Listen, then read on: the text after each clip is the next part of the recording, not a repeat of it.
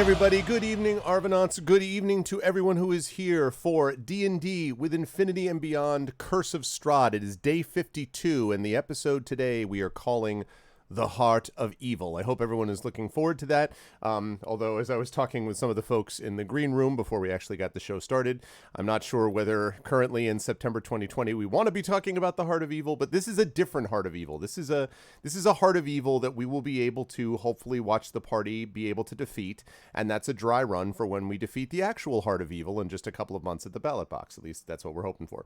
I hope everyone's doing well, and I hope you folks are looking forward to the stream tonight. And I also want to welcome, as always, the audio listeners, the audio listeners here who will be part of the, I love that name, by the way, Seventh Sumerian. Welcome. And yes, there's nothing on screen because I just ended the one video, but we're getting up the other stuff now. But thank you to the audio listeners as well for being with us, and we hope you are enjoying the podcast, which you can find at arvaneleron.com and other places as well, including, of course, many of your favorite podcast aggregators and places like that. That podcast is getting more and more attention, which is lovely, so please spread the word if you haven't done so already. And thank you, as always, to our audio editor, Nomadic, who is the one responsible for doing the COS audio podcast editing. So welcome, everyone. As far as my Twitch folks, thank you for the host echo. Thank you, Arudinel, for the gift sub before to the gift sub to live. I'm never going to pronounce this right. Is it live sui? Is it live sui-ing? Is it live? It's not live suing. Is it live sui-ing? I want to make sure that I get it right because live is always here for these, and I feel bad that I don't seem to get this name pronounced right. Am I coming anywhere close to the pronunciation? Live? I should just call you live. I should just call it live, and that way I won't have to worry about it. Because I feel like if I say live suing, and you're like, no, you fool, it's live sui-ing, silent Q, then I'm going to make sure. So let me know how it's pronounced. Anyway, but thank you, Rudinel, for that gift sub. And yes, welcome to the crew, live. It's however you want to pronounce it. No. There must be a better way to pronounce it than other ways. I want to make sure I get your name correctly, if I possibly can. But anyway, thank you for being here, and thank you, Rudinel, for the gift sub, and thank you to everyone else who is here as well. Before we get started, just a couple of reminders about ways to support us here. If you haven't done so already, please follow the channel. Please check out our YouTube with !ArvTube, which has past broadcasts of this and other streams. Evil Genius was taken. ! ArvTube for that. ! ArvCord is our Discord, which we can always appreciate people joining. There is always lively conversation going on in our many channels over on that server. So you can check us out with ! ArvCord. My Twitter, where you can see when I broadcast about streams or about family or about writing, music, streaming, teaching. And occasionally politics, because 2020 is a thing. That can be found with ! ArvTweets. And again, the website for all of this is arvaneleron.com. On the financial side, ! ArvShop will let you get to my merchandise area where you can get some Infinity and Beyond material. I'm currently sporting my I&B shirt tonight, as are several of the other players. So we've got that, and then we've also got Adventures of Middle-earth material, and there'll be other stuff soon. Oh, it's just Evil Genius backwards? With a typo. Well, that's what makes it particularly evil, because you can't totally figure out, because you're like, wait, Nius? Evil Nius? I'm going to call you live, because otherwise I'm going to keep forgetting one way or the other, but that's pretty cool. I answer to evil too. But yes, it's always, so anyway, we've got, ! ArvShop for that. ! ArvTreon is the Patreon, which, is currently sitting with 22 patrons, $225 per month. This is really the financial backbone of the channel, and it makes a big difference in terms of the work that we're able to do on the channel, and allows us to put together different contests and, various events and things like that for the community. It also allows us to put this money back into overlays, videos, music, and things like that, including some of the music that you'll hear on the stream tonight from, for example, Greenforge Studios, which we are working with now for some of our music. That was paid for. The licensing fees are paid for by Patreon money. So any support that you can give goes back into the channel / into my writing, which helps the channel. So thank you all so much if you've done it already. And if not, please consider doing so. You can also get individual rewards, like a copy of one of my band's albums. You can get inspirations to help the players in any of our tabletop games that are held on this channel per month, and so on and so forth. So please consider jumping on board with !Arvtreon and that sub button right underneath the video window. We currently are sitting at about 65 subs, I believe, at last count. So again, that also makes it a big difference. So thank you so much if you have done that. If not, please consider doing so. It is September, so it's 20% off for the new subs here. So it only costs you $4 instead of $5 to do this, and that also goes into helping support the channel. You can get custom sub badges and emotes and things like that to help the players, and if you support at a high enough tier, you also as well will get an inspiration to help the players also. So thank you so much to those of you who have done that already. Last, the publishing stuff, !Icarus for details about my Icarus and Jelinek graphic novels. Thank you, 7th Sumerian. I appreciate the follow. Icarus for my Icarus and Jelinek graphic novels from Athos Arts. The retail date for those is November 10th, so we are in the process of getting those out there. I noticed a few more people have added some Goodreads reviews, and that's lovely. If you liked what you've seen, if you did get a copy of this as a Kickstarter backer and you like this, please go over and give it a rating or a review on Goodreads, because that really does help us. So that's !Icarus. !Library will get you over to Tales and Tomes from the Forbidden Library, which is my 5th edition adventure and source book from Alligator Alley Entertainment, with contributions from Ed Greenwood and many famous authors, Carlos Hernandez, Cat Rambo, many others, James Introcaso, many others from the field of gaming, writing, and so forth. So please consider jumping over there and giving us support. That also is doing very well on Drive-Thru RPG, and the print edition of that is coming soon. And last, !Grayshade KS, which is about my Grayshade Kickstarter that is going live February 2nd of next year. Book, RPG, board game, and an audiobook, and that's just for starters. There's a lot going on with the Grayshade universe, and I'm very excited to share it with all of you, so please check over that if you would like. And then last but certainly not least, !BLM, Black Lives Matter. This is something we're continuing to push, have continued to push, and will continue to push going forward. It makes a big difference here. So please consider jumping over there. Thank you, Echo, so much. Over there and checking out that card, which has details and resources, education for yourself, for your kids, for others around you, information about police reform, political advocacy, protesting, and so forth, and of course resources to which you can donate, and places you can donate resources to. As we continue to move forward in that cause, we will continue to highlight Black Lives Matter on this channel because it is important. Schedule-wise, we have got tonight Curse of Strahd. We will be going for you until about 11:30 p.m., so just about 4 hours or so.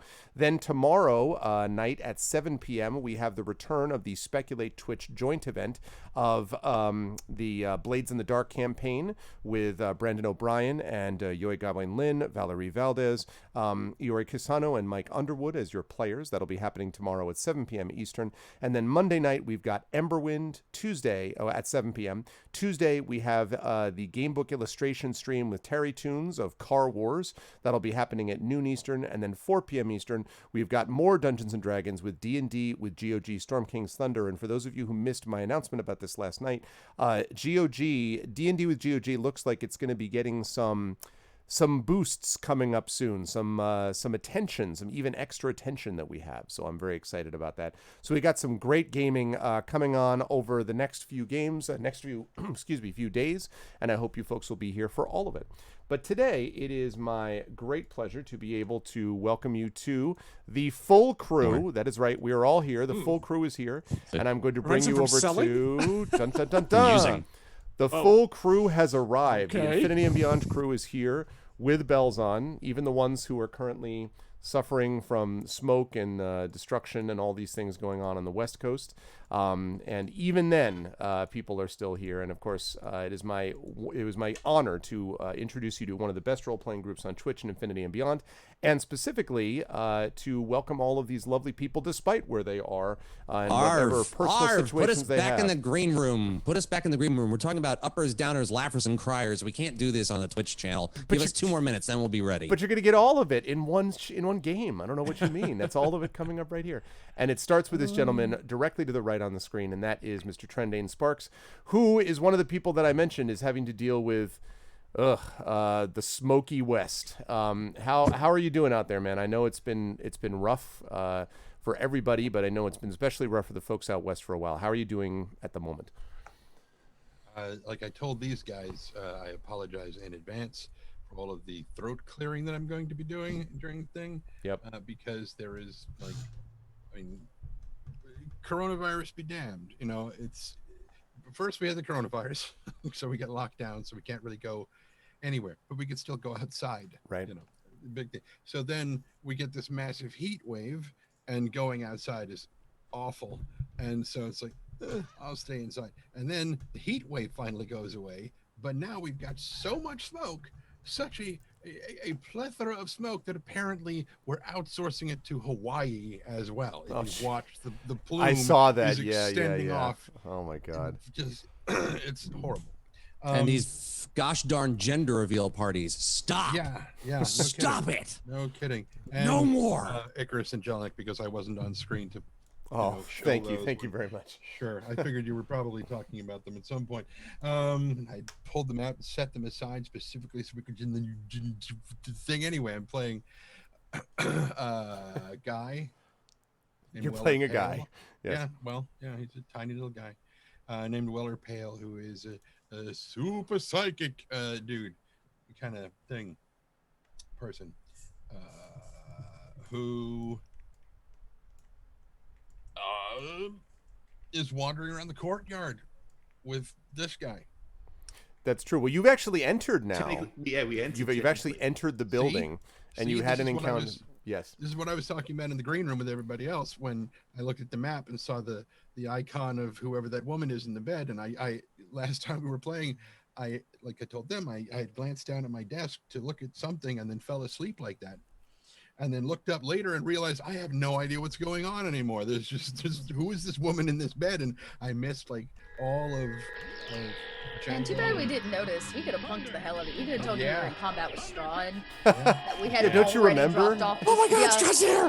Yeah. You were fighting Strahd on the back of an ancient dragon. Don't you Trent, remember? wake Like, up, what? it's your turn. That's You're about to stab the heart. I half expected that to happen because I'd be like, Weller, Weller, it's your Little turn. Weller's back. As we remember, as we all remember last time. Strahd taps you on the shoulder. Gee. Welcome, Mr. It's Pale. not very No, nice God. to fall asleep at the dinner table. Oh I man. am the Weller. dinner table, you stupid shit. But anyway, then there's and then there's And then there's It's good to have Trent with us. Yeah, hang in there, Trent. Obviously, no apologies needed at all for any throat clearing, and hopefully We're we can having them take you away to a new world, to a world that somehow is somewhat vaguely less dark at the moment, slightly than our own. And that is, of course, Strahd, who is in a place in the world right now, which I guess is. You must be one of the few places We're not at the currently oppo- affected by smoke. We are post what's happening to Trendane right now. Right. That's probably the best way to describe. Because you went through it early in the year. Yeah. So it's all last good. year. Yeah, Yeah, last year. exactly. technically, but- It's just sweeping across the globe. That's all. Yeah. But yeah, hello everybody. Other than that, I mean, like we're recovering from it. We had lots of good rainfall this season, so it's really helped out. So you'll get that Trendane hopefully. I hope not. Oh, okay. Because when things in California burn like this, there's nothing holding the topsoil in place when it's torrential raining and That's right. Oh, great. Oh man. And now Sorry, please continue. Now, Johnny, how would you solve that? Well, first Obviously, of all, not having take money from the police department and give it to the wildlife department. Here. And maybe Or just give make more funding to PG&E the wildlife. maintain their equipment so it doesn't and cancel all. Yeah, because that's what happened here. They took money away from it, and the bushfire people were like, "Hey, we need that money so we can do backburning and fire zones so it stops spreading." And the CDC. Because a lot of our firefighters come from prison inmates. So since they are crushed with COVID, we don't have as many firefighters as we normally have. Yeah. Sorry, please. Oh yeah, carry on. and I think we'd be sending people over as well, like we always do. Like every country usually helps out each other. Got it from Mexico. And just to double Recently. down again on what Trent was saying, and morons, don't use incendiary devices for fucking gender reveal parties, maybe. We live Like, for don't fucking do Use that. cake. Just have a cake. More importantly, There you go. Or just don't have gender reveal reveal parties. doesn't matter. What do you need a Right. gender Gender reveal party reveal. for? Doesn't It's called a matter. Twitter or a Facebook post, and you're done. No. What I'm saying Yeah. is, it shouldn't matter what gender your baby is. Just- We don't need a Well, but reveal it's- party. Your gender don't matter. But it's still a thing for a lot of people. Jesus. I Yes, get what but you're saying. everybody's impending hellion is a ray of sunshine that should be worshipped from on high. It's just as it grows more and increasingly the case that people are like, why are we doing these things in the first place? People get more and more like, oh yeah, well I'm gonna throw up some effing fireworks to prove that, like, haha, you get it. You know, it's like it's peak 2020 is like peak Phil Donahue game show, talk show at its worst. Yes, but let's move back to Sod. Go ahead, Trent. Yes, thank you. Yeah, No, that's let's what I go was back going to say. I was going to say, shut up. So I'd go. I was already there. I'm playing a half-orc paladin who is probably a vampire named Oleg Denekor, and I'm currently hanging out with my buddy old pal, and we're going deeper underground than everyone else is currently. And it's probably not going to be a good thing. We'll see. It's going to be an interesting tripartite episode. At least we signed in. That's very important. Yeah. We signed in. You did sign. You signed the guest did. list. That's true. We did. That'll be the final conclusion: is that everyone actually ends up failing, except for the people who signed in. Yeah. Those are the ones. Anyway, it's always a pleasure to have Sod with us, and it's also a pleasure to have Mr. John Helfers with us. John, it's good to see you. I'm glad to see the beard is still in full effect, and that Full force, baby. we're going. I do think you need to get rid of the mustache so we can, and then if a stovetop hat, if I could recommend, and I'd like you to begin everything with 7 years. If you could do that. I thought you were going to have me great. like start cooping things, See ever coop. That's true. Baby. That's true. Yeah, Yes. exactly. Yes. But, Yes. No, I wanted to put you with, Abraham Lincoln. I don't do that kind of cosplay. So what can I say? True. What kind of cosplay do? Presidential, Lincoln-esque, Hey, listen, John has done cosplay. Presidential cosplay. Yep. Presidential cosplay. That's a hell of a niche. Cost president, they call it. Take a look there at you go. I mean, Press I play. only do Press play. I mean, presidential there's cosplay. better if we have one doing it in the White House right now. So. Exactly. Hey-yo. Let's just So- say, take a look at his Twitter and look at the last word in his Twitter name, and you'll see cosplay Don't- work that may have happened I was gonna say, before. don't even in look at his John's Twitter. career. Don't do that to yourself. I'm just saying. No, not the. I'm talking about What? John's Twitter, not the. Oh, not John's Twitter. Now that Twitter, well. Yeah, I was I should, Sorry. honestly, I should get those photos from a certain You source. should. Yeah. You should. But how you doing, John? How's I mean, life? speaking been, of Twitter, enough? you could make a killing in the Trump parody Twitter account. If you just God. just go there, just do it. It's been done. We're beyond satire. We're beyond parody. Anyways, I'm doing well. Otherwise, all good. I mean, rage. There was nothing more to say. Nothing more to say. Yeah. Anyone who saw my tweet on that book and how it came about, we're done. Anyways, John Helfers, glad to be here. Glad the whole crew's here. Not really super thrilled where we are in the adventure, but it is what it is.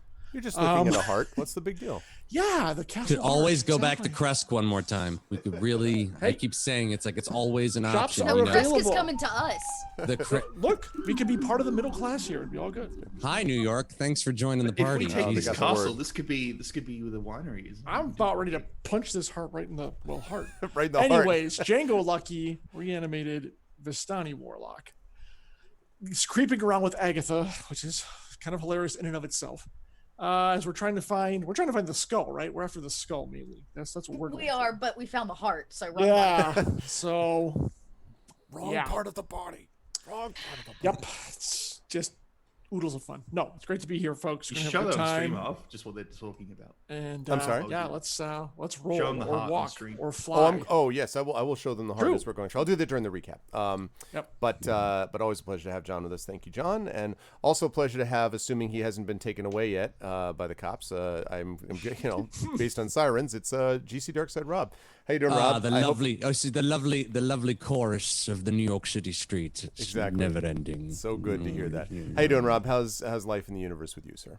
Welcome back, by the way, from your vacay. Good. No, I'm great. I had a very relaxing, restful week on a beach in Cape Cod, and then came down with a bit of a cold afterward, which sucked, and I've just been getting over that now. So a week of vacation and then an unintended week of staycation, where I was Flemish, let's just say. And I didn't even know I was becoming Flemish, but then I became Flemish. So there you go. I'm sure they love that joke. Anyway, hi everybody. I'm GC Darkside Rob. I stream on Twitch TV. I am a professional video editor. musician, composer, videographer, photographer, voiceover person, blah, blah, blah, blah, blah, blah, wearer of many hats. You can catch my streams on Twitch TV at twitch.tv/Rob. I cast Wednesdays, Fridays, and Sundays, and other days whenever I have a schedule, kind of. It changes. Follow me on Twitter. I tell everybody, it's like, if you want to catch the stream, follow me on Twitter or follow me in my Discord, because I let everybody know when I go live on Twitch, like a good 30 seconds before I actually no. I always mention I'm lying. I go live, then I tweet, and then so hey, guess that's who's live? The best way to but at least to this day I've never actually put out a tweet and not had the stream go live unless it just and then it didn't work, which I always blame Twitch for, even when it's not their fault, because reasons. Moving on. So that's everything on the performance art front. As far as the Infinity and Beyond front, I am playing a human blood hunter. There we go. That's the class. I was like, yes, you are playing a human. Yes. Well, no, because I did it in the reverse order this time. Usually I say the name first, then the whatever. No one cares. Yeah. I'm playing Mason Brockwell III, doctor and blood hunter, hunter of many strange creatures and things that go bump in the night. Also British. Also, I guess I can say that now. That has been revealed for a while now. Not of the Sword Coast or of Barovia, for that matter. And also split personality with his other darker half, Dr. Xavier, who are finally, after many episodes, working together in order to wield the sword of light brightness, which I can't actually remember what the name of it is right now. The sun. What is the name of that sword? The sun sword. Oh, it is. Name's Yes. pretty simple. It is true. That's the it overlooked works. story of the season, is the fact that Mason and Xavier are simpatico because they have an awesome sword at the moment. So I think that's exactly. basically why. It's like so yes. Accessories matter, Arv. No, I know Accessories matter. it's definitely very true. So, but always And a it's a pleasure. hell of an accessory. Thank you, Rob. It's always a And Dot. pleasure. And yes, and last but certainly not least, Dot, who has probably been streaming for 7 million hours at this point, or been in front of her computer that long. Is it 5? 5 I hours? clocked Okay. 5 today. Well, for you, I mean that's actually wow. I mean, That's just I know. a small Clocked 5 number. today. I did have a business meeting early this morning, but I was on a stream. Okay.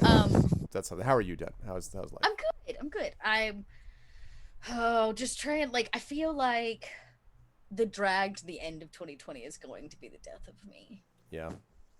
Like, there's this hard part of my heart that generally thinks, like, we're gonna just cross that 2020 line, and it's gonna get better. It's gonna get better. It's got to. So yeah, that's where I'm at. I'm working on a lot of projects, so I have a lot of time at the table at the moment. So most of which is not going to sleeping. Jealous, Rob. I'm Agatha Massey. What? In tonight's game. Your sleeping schedule. Jealous of it. We'll see how long it lasts. Yeah. So I'm back with Agatha Massey. She's our dusk elf druid, who is also a little torn in personality, kind of reflecting the land of Barovia under the reign of Strahd. She snuck into his castle. She found what she wasn't looking for. she's I think we're all a little in over our heads, but she's ready. And she's recently gained a new familiar. That's true. Indeed. She has Yes. gained a new familiar. Oh, I Have need you to message named? you about something, Strahd. I did name it. I named him. What did I name him? Did you just say you have to message Strahd with something? Am I Strahd? No, I need to message. I need to message you about Strahd. Wow. Okay. Arv, No, I see how it I is. have something It's to fine. tell you. It's fine. It's you fine. are Strahd. You are Oh, Strahd. the Great. Strahd. Let me tell you, that is definitely my aspiration. I must have written it down. I'm gonna look for it. I did. DM name him, goals. I can't remember. But you get a lovely castle with a heart in it. And, Yes, Trent. and what does Agatha look like right now? I- Is She's she, young. is she- She's young at the moment. Yeah. I'm not She's old. still young. just- We have I the rest wanted of her them. to be old because that would have been hilarious. I was trying to skulk around the castle like, wake up. How yeah, dare by, you. by That would've been- hilarious. It's like that would have been "God, awesome, but Give no. me your skull. How dare you beat in front of me, Hart? Look, it's gonna have to come to me. I'm not going to it. Just, that's it. So we'll Give me a Marlboro yeah, Sim. fall Yeah, because I end want to of the know massive- for sure, like what I definitely want to know what the name of we He already only switches when we rest, right? right. For long rest. When we long rest. I think I meditated 4 hours because I can get away with that. Right. But we'll That's right. rest when this is done.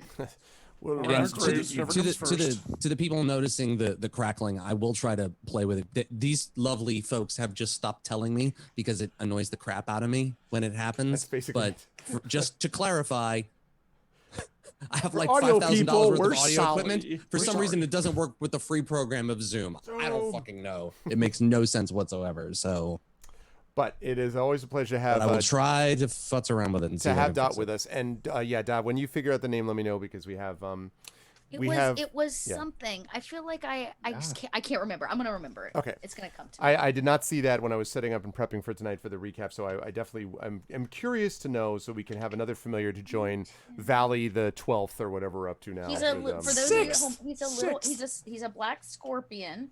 Yeah. right, I remember that. He's a He's a black scorpion and Are we on? No, 5. Sorry. Wow, even I'm getting ahead of myself. It's Valley 5. Valley 5. Okay. God. I'm not that careless. Jeez, just partially. How did Valley Forge end? Valley Forge end? 4. What was that? Never mind. Never mind. So, it wasn't fire. It was something else. Lightning. I think it was lightning. I think it was the Mordenkainen battle. Yeah. I just wanted to say Valley Forge. It was for execution of Oh. the joke. How did Oh, Valley by the Forge way, happen? speaking of Icarus too, I got mine as See? well. See? Ah, look at that. I love to stuff, see it. yeah. Thank you. Yeah. I'm glad to see that. Thank you for the support and Looks fantastic. That artist. Gonna have to yeah, Attila did a great check job. on that artist guy. He's pretty sharp. Yep, You know, he's great. script, you know. Yeah, I know. He's like, John, that I'm thing. I gonna mean, the be- story is whatever, but the art, Now that you've done that and you've disturbed the cat, I'm gonna be waiting for that moment where I see the paw just reach out from the side. already and did just it. Like, she already did You it. missed it. You missed it. Yeah. Wait a minute. What do you mean, Shadow? The ability to drag people's positions in Zoom? What? Yeah, he mentioned this on. You can now lock people into place. And I said, "What?" And then Yeah, you should be able to right click and it's like lock frame or lock image or some Oh, pin video. Word. pin video. I- there you go. No, but that's no. No, I did not sign up for this Rearrange locking them, in that's place all. thing. You can There's Hey. there's them also a new update from Web Captioner direct into Zoom, which is really cool. I've now heard you about can that, and capture I'm thinking people's, about audio captions direct, which is bitchin'. Yeah, I That may would end be up really doing something nice. like that. I do want to add a captioner to this. I saw that. I saw that. Sod. I saw it. I did it. Wait. Sod. Wait a minute. How did you do that? with magic and style and grace. You tell me What? right now, sir, how you did that. How did you move the That window? negotiating. How did I do it? I didn't do it. I just Turned his Saul camera didn't- off. He turned didn't off do my anything. cam. If Oh I turn my my- cam off and on, it puts me to the bottom of the list. But like, how do I But move you the can click- windows around? You can click click and drag their each, positions. Just click and drag each window, and you have to like get into the right spot, and it'll move them. But It's I really don't. weird. Does it have to be full screen when I do this? No. You don't do it. I just got to. Oh, yeah, I can do it in full screen probably. D&D has been it's delayed really hard. until You have to further try and get notice. the We will be perfect doing the Zoom location. tech cast. No, but I'm Thank not you so much for understanding. joining Well, us. I'm like, if you I put left, it in windowed mode again, and then you just move everyone around. but I mean, like, I'm in mode and I'm clicking and dragging and nothing is happening. I would love to know how to do this. I apologize for everyone who's going, "Why is this So- important?" This It is gonna really blow my helps mind. a lot. This so is gonna blow my finicky. damn mind. Do I how have do to we- go into full screen to do it? I don't have to. You're saying go into full screen? Let me do this. Let's see. Let me if just this check helps something them. here. No, it doesn't do it. This is getting confusing. Okay. Yeah, deleted it. Yeah, hang on, everybody. That didn't do anything. Yeah, you're down at the bottom now. It didn't move anything for me. I'm Are- still in the why- same place. I don't on have my the newest screen. update. What do you mean the newest update? Oh, you have to update it manually. That's right. Yeah, Marv, you didn't updated update your manually? drivers. See, You need to update all your Why? drivers. Oh, Here, this you know is what? We'll hilarious. wait. Yeah, You go Zoom's update all your finicky as shit. drivers. Chat, Dude, you'll wait, dude, right? what are you, It's fine. insane? Stop that, Rob. No. Jesus, man. So wait, so you update manually? Oh my goodness. I updated after we finished the last time. So. But I mean, see, that's acceptable. It would be nice if Zoom Yeah. let me know there was an update. But knowing I mean- Arv, he'll like break everything and we won't even play. What do you for mean, tonight, knowing so- me? You're talking to. I'm You'll not have Rob. To do the intro. Come on You'll have now. to do the. Wait, what? Wait. I did that on purpose. Much love. I just, Well played, sir. Well played. how dare you? Do you know how much money I spent on the blah blah blah? Oh man. Okay, no, I'm gonna move the windows in. I'm gonna update it afterwards. That's really amazing. dare you, sir? I had no idea that such a thing existed. I'm very excited. But take umbrage at this offense. take umbrage at this offense at this thing of stuff. Okay, I'm gonna do this for now. Did I try taking it out, blowing on it, and putting it back in again? That always worked Yes. with Nintendo cartridges. And Yes. so version And everything 5.3 technically is a Nintendo cartridge. You learned for the a lot one of other technique that things, will too. serve you for all other gear moving forward. Yeah, Trin. Yes, Trin. You heard correct, sir. I know I heard correctly, and I know you're right. All Wait, right. what was uttered? Nothing. Tra la la. All right, I will fix that. I will fix that later. It's not as fancy as you think it is. The rearranging. It's just basically like I can put one person's cam where the other person's cam was, and that's it. Are you It doesn't, like, kidding let me? you- That's huge. That's like all of a sudden you invented the wheel. I'm like, for Zoom, I've been begging for that. It doesn't for years. work I'm half just the like, time though. oh That's my the problem. goodness. I mean, Now my 50-50, God. it's fine. All right. so- I'm Now keep my dragging my myself shot's to try and cropped do in the it. wrong place. Thanks, Arv. Oh Oh, well, for listen. God's sake. Okay, I'm gonna update Do what I do. Lean. Zoom. I put in all caps. All right, I will do that after the stream. I is hate over. not. It actually it's one of those OCD things not being in the center of the frame. Just, I'm just like, give you a second. I'll fix it. Good why? lord. There, see. Indeed, Trish. We'll There. get there someday. All right, there we go. Welcome to the AV Hey, Trish, how channel. you Start doing? now. actual play. Yes, yes, Thank yes. you. Listen, Thank they you, they thank told you. me this thing, and they're like, hey, guess what? You have Yeah, an I blame- awesome was new it thing. Sod And that I'm said So like, that there first? goes Arv blaming everybody else. that's right. No, I It actually was- totally blame Sod because I think he said it first. So, Like our it current was president, mentioned I blame on nothing on Discord anybody else. It's Days always- ago, yeah. he has no reason to not know about it. What that's was fair. mentioned on That's fair. Discord? Really? That's fair. Was it mentioned on Discord? Okay. Yes. Well, anyway, I now have it marked, and I will do this next time. I apologize to everyone who is waiting.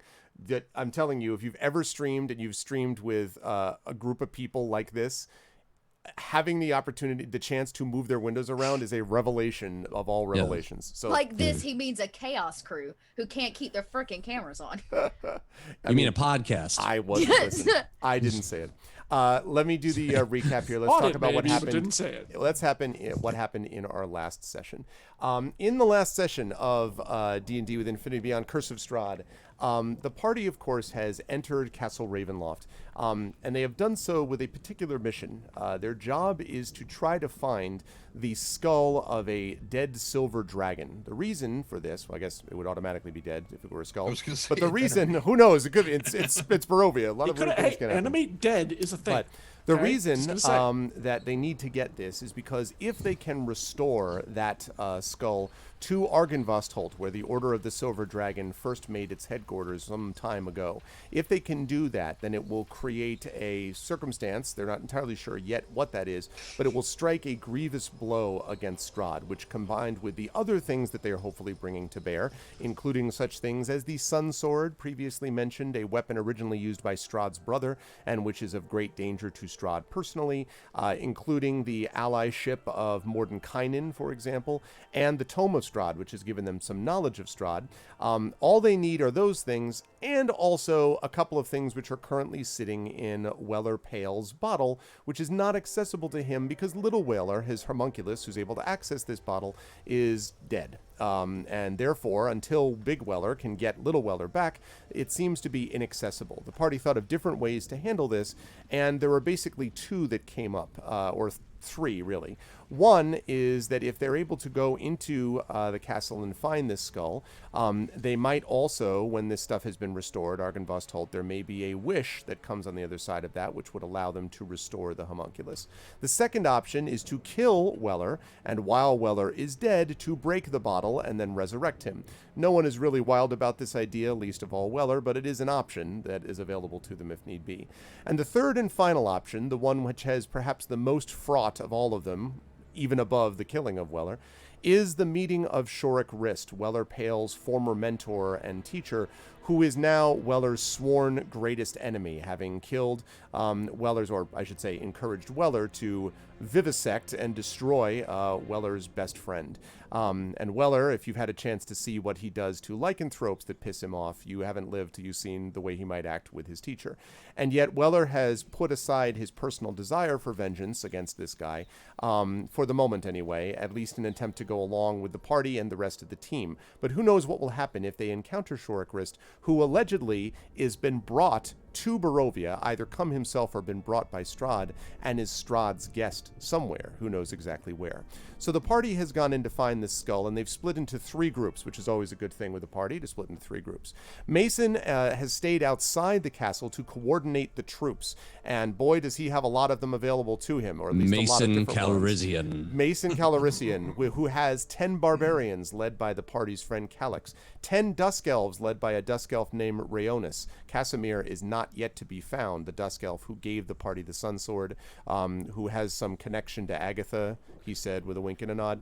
25 Barovians are there, led by Ismark, who is the one, of course, who was the son of the former Burgermeister of Barovia and was Irina's brother as well. And so those 25 Barovians are there. Basically, some village guardsmen, some peasant militia, kind of the irregulars, I guess you might say, of the crew, and 30 ravens, the ones that survived. And it should be noted, I don't think I mentioned this last time, but that 30 ravens, Mason, there are definitely more, as far as you knew, more than 30 were-ravens that exist in Barovia. Like, 30 is not a lot. You thought there were more, but all that you see for now are these 30 that are there before you. And so with this troop, this guerrilla force, let us say, Mason is preparing to launch a frontal assault on the castle when the signal comes through, which is supposedly going to be coming through fairly soon.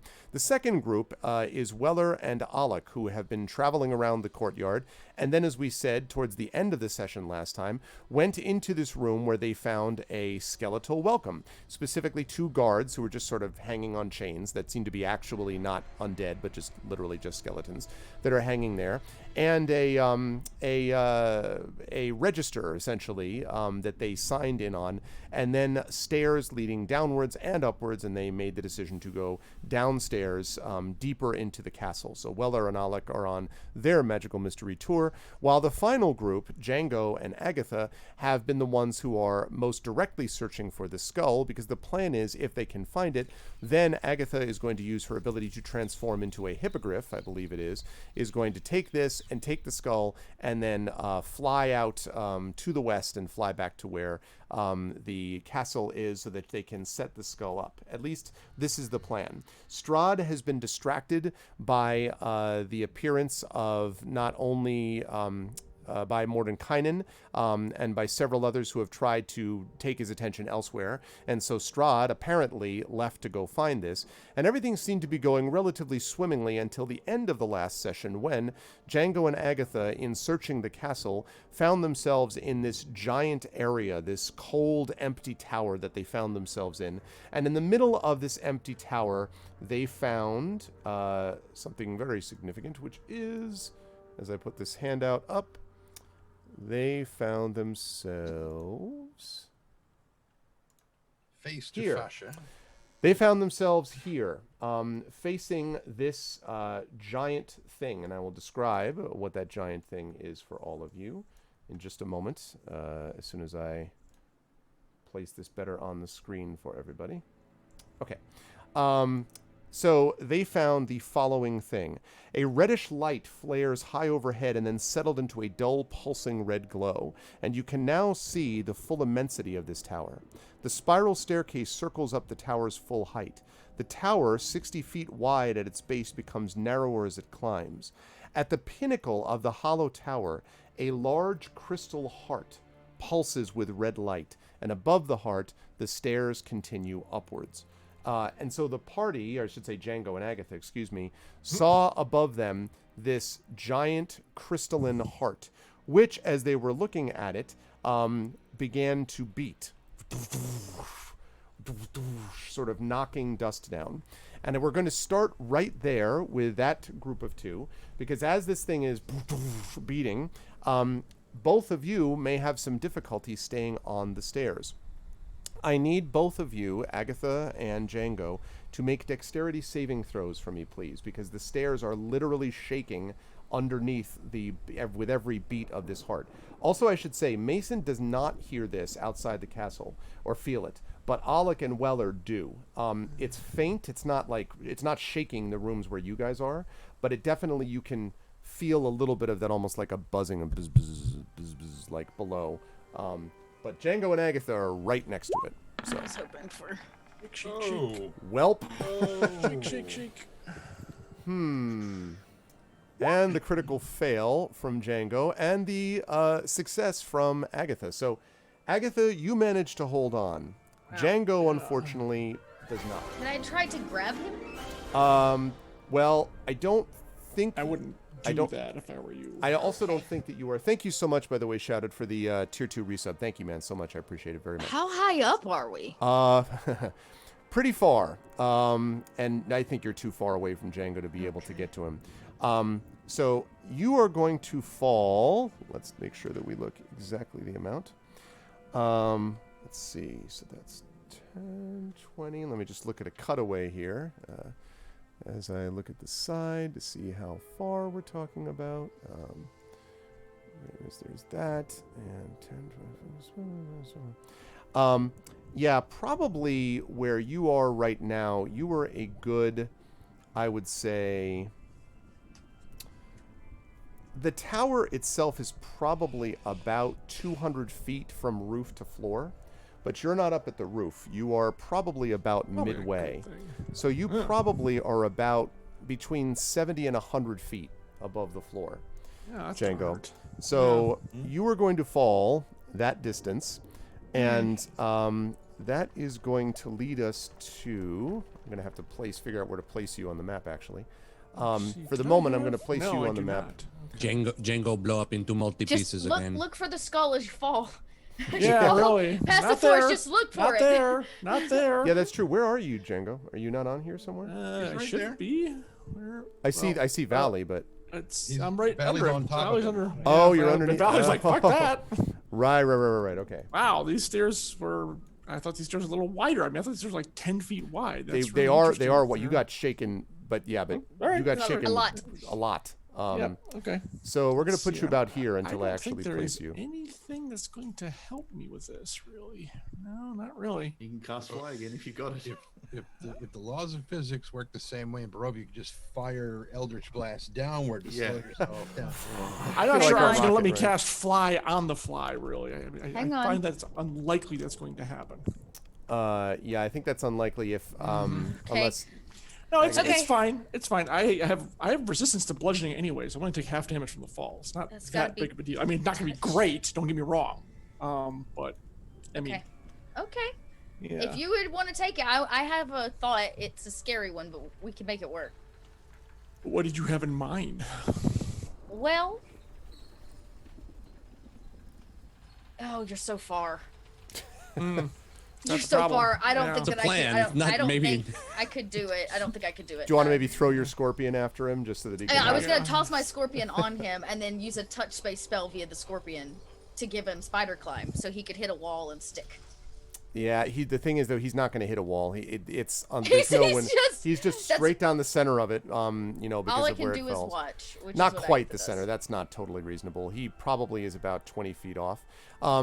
Yeah, I mean, yeah, I think. It's Yeah, cool. just have to take it. Let's take the express elevator so- down to the bottom. Hey, what's up, Square Nachos? Oh, and Arudinel has just inspired Agatha, by the way. So Yeah, because she needed it right at Rudolph. this moment. you are going to take what would normally be 30 points of falling damage, Django, but because of your bludgeoning resistance, you will take 15 points instead of damage. It's funny. I'm now down to 55. It's all been damage I've taken from secondary sources, which I think is hilarious. Yeah. So Just you like- hit the ground with a like just an absolute thud, which means that for the moment we managed to have somehow split ourselves into 4 different parts. So I want to thank the party for that. That's tremendous. Just give me a second while I figure out where the hell that leads you to, actually. Did Django split into any extra parts, though, when he hit the ground? I didn't take that much damage. That's slashing damage. Last It's time not I impact. checked, Arv, Okay. you made him fall. I mean, Yeah. I am You the, separated the that is party, not a Arv. choice I would have made. I on am my the own. I'm just the messenger. I'm the referee. I call balls and strikes. That's all I Well, do. at least I get that critical fumble out of the way at the beginning. He said, Yeah, early hopefully. on. Yeah. Okay, let's see. Well, you hit that To before quote, later, to quote a well-known line from a musical, some don't like the way you've been calling it. Perhaps we don't appreciate the fact that you've been knocked off by this heart. Okay. I think it's actually Technically, it's the dice's fault. here. Okay. Okay. It was Into the Hey, Woods, Squire, by the way. good Into night. the Woods was the musical I quoted for anybody who doesn't I mean, know. keep in mind the campaign Okay, goes good. differently for every group, by the way. But Yeah, it I is understand your different for point. everybody, Squire. Yeah. But I hear you. If you don't want to get anything spoiled, I totally Spoilers, get that. yeah, totally makes sense. Totally makes Okay. sense. That is where you are. Oh, that's okay. So this is actually Pick interesting. myself up, pop my I shoulder back into place. You know, I things want like that, Weller you know. and Alec, please, to make perception checks for me, and I'll tell you why in just a moment. I hope so. No, I'm just gonna have you do a perception. I have to figure out. Aaron, no, look at where we are, for God's sake. You know. 26. Okay. And 5. okay.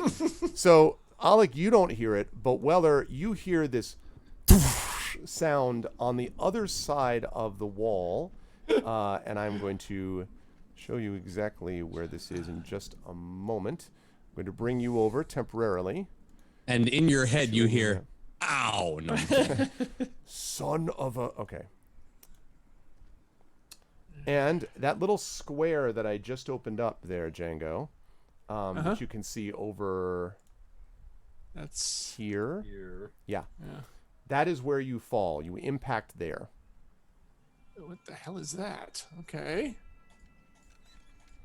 And this is you were on a mosaic floor, Okay. basically, which is now somewhat broken under the weight of your body.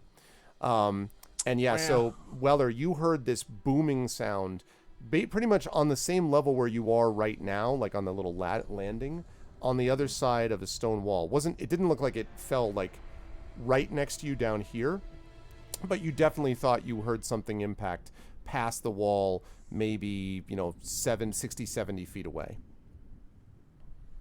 for what that's worth. So I'm not going to go to you for permanently, but maybe just you can certainly react now and Yeah, sort of do you want to? We'll up here after. Like, if you yeah, wanna I'll keep switch going back to you together. guys later, but I do want to know what you would there we say to go. Alec, if anything. Okay, so that's a weird feeling. What do you feel that? The beating, whatever that is. Going with us now? I thought you were going back. No, I just wanted you to tell me what your reaction was, Weller, to the hearing the sound, yeah. if any. That was slightly arrhythmic, don't you think? Yeah, it's like a drum. No, not the boom, boom, boom, boom, but the boom after that. There was a boom after. You didn't hear that? No. It was right over in that direction. I'll start feeling of the wall, and then we'll go back, just to make sure there's nothing there. All right, we'll come back to you in a little bit. So, Django, you have just impacted the wall, and Agatha, if you look, peer over the floor, and Agatha, if you peer over the edge of the stairs, you can, I imagine you can see, probably from the heart kind of below you, holding onto the stairs because the heart is still beating. You can see Django sort of picking himself up, I guess, somewhat gingerly at the bottom here. Okay. I will mind speak with you since it looks like, I'm going to reach out, and since you're within range, we'll be able to contact and say, that's when I say, ow. Well, are you all right? It's nothing, a bone popped back into place with not a cure. What is down there? Well, Arv, what is down here? Since I'm here. Stone. Yes, a stone floor that is very hard, first of all. Yeah, mosaic. So you've got this mosaic floor. I seem to have broken it. I doubt our host will be very pleased with my inadvertent vandalism. which adds a bit of color. There is something which is very different about this area, though, and that is that at the bottom of this floor where you are, Is you his can pancreas? see- Oh, sorry, Yeah. sorry. Yes, this whole thing is an extended, like I said, Castlevania metaphor. No, you can actually see that there is what looks to be there's kind of a wall with what looks like something that might be descending, like maybe a stair. Or you can't tell if it's the beginning of a stair or not exactly from where you are. Let me just reduce that a little bit. So you might actually be able to just see the edge of that. You'd have to walk around to see it more clearly. Oh, I see. This is a barrier. Okay, gotcha. Yeah. Yeah. Okay. Well, I might as well. Yes, I will go over here because I'm also curious about this part right here. This part that seems to go off into another area of the castle over here. There. Yeah, Yep, so thank this you. is, first of all, a set of stairs which do seem to be leading downwards. It is some kind of what looks like a sort of a hall stair that descends further into the darkness. Up here, you can actually see from where you are that there is another wall that might just have the suggestion of another stair that might be leading up, but you'd need to go, to check that out. Well, And then there's a passageway that you can see up here to the north, which extends off to the just kind of west. get this one out of the way. Okay. And yes, that is indeed a set of stairs leading upwards. Okay, and so that's the one that goes around the perimeter. See, yeah. Okay. All right, stairs going down. The perimeter stairs that I misstepped off of, going up. That is a passageway to the west. And I don't know what's through here.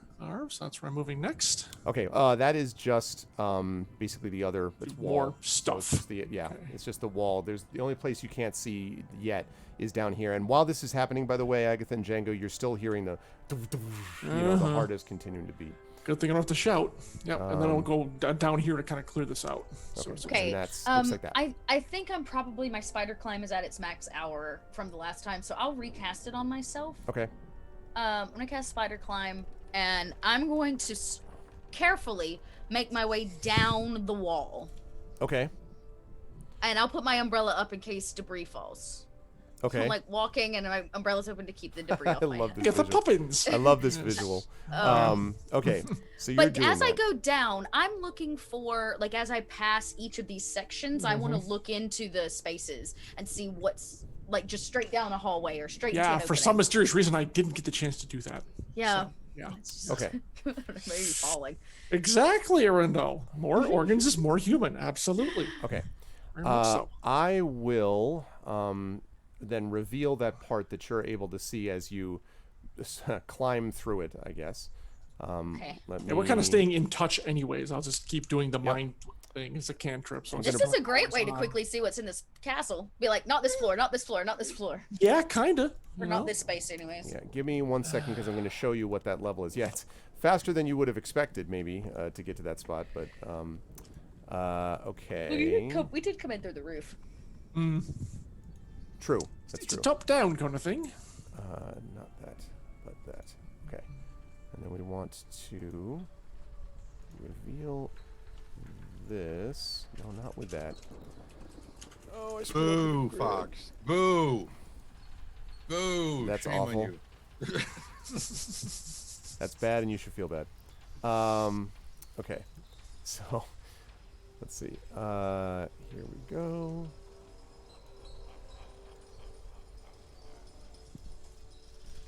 Okay. Let me bring you then, as you are going farther down, I want to bring you to the sort of medium level, I guess we might say, of this. And this, Hey. Agatha, is the area that you can see as you're sort of climbing down the wall. These stairs continue to go Right. around, basically. And the only thing that I would note that you see as you pass by is that there is an opening here that leads off to the west in the stairs. Other than that, though, the level as you descend it seems to be more or less just the stair Kinda winding barren. around and around. Yeah.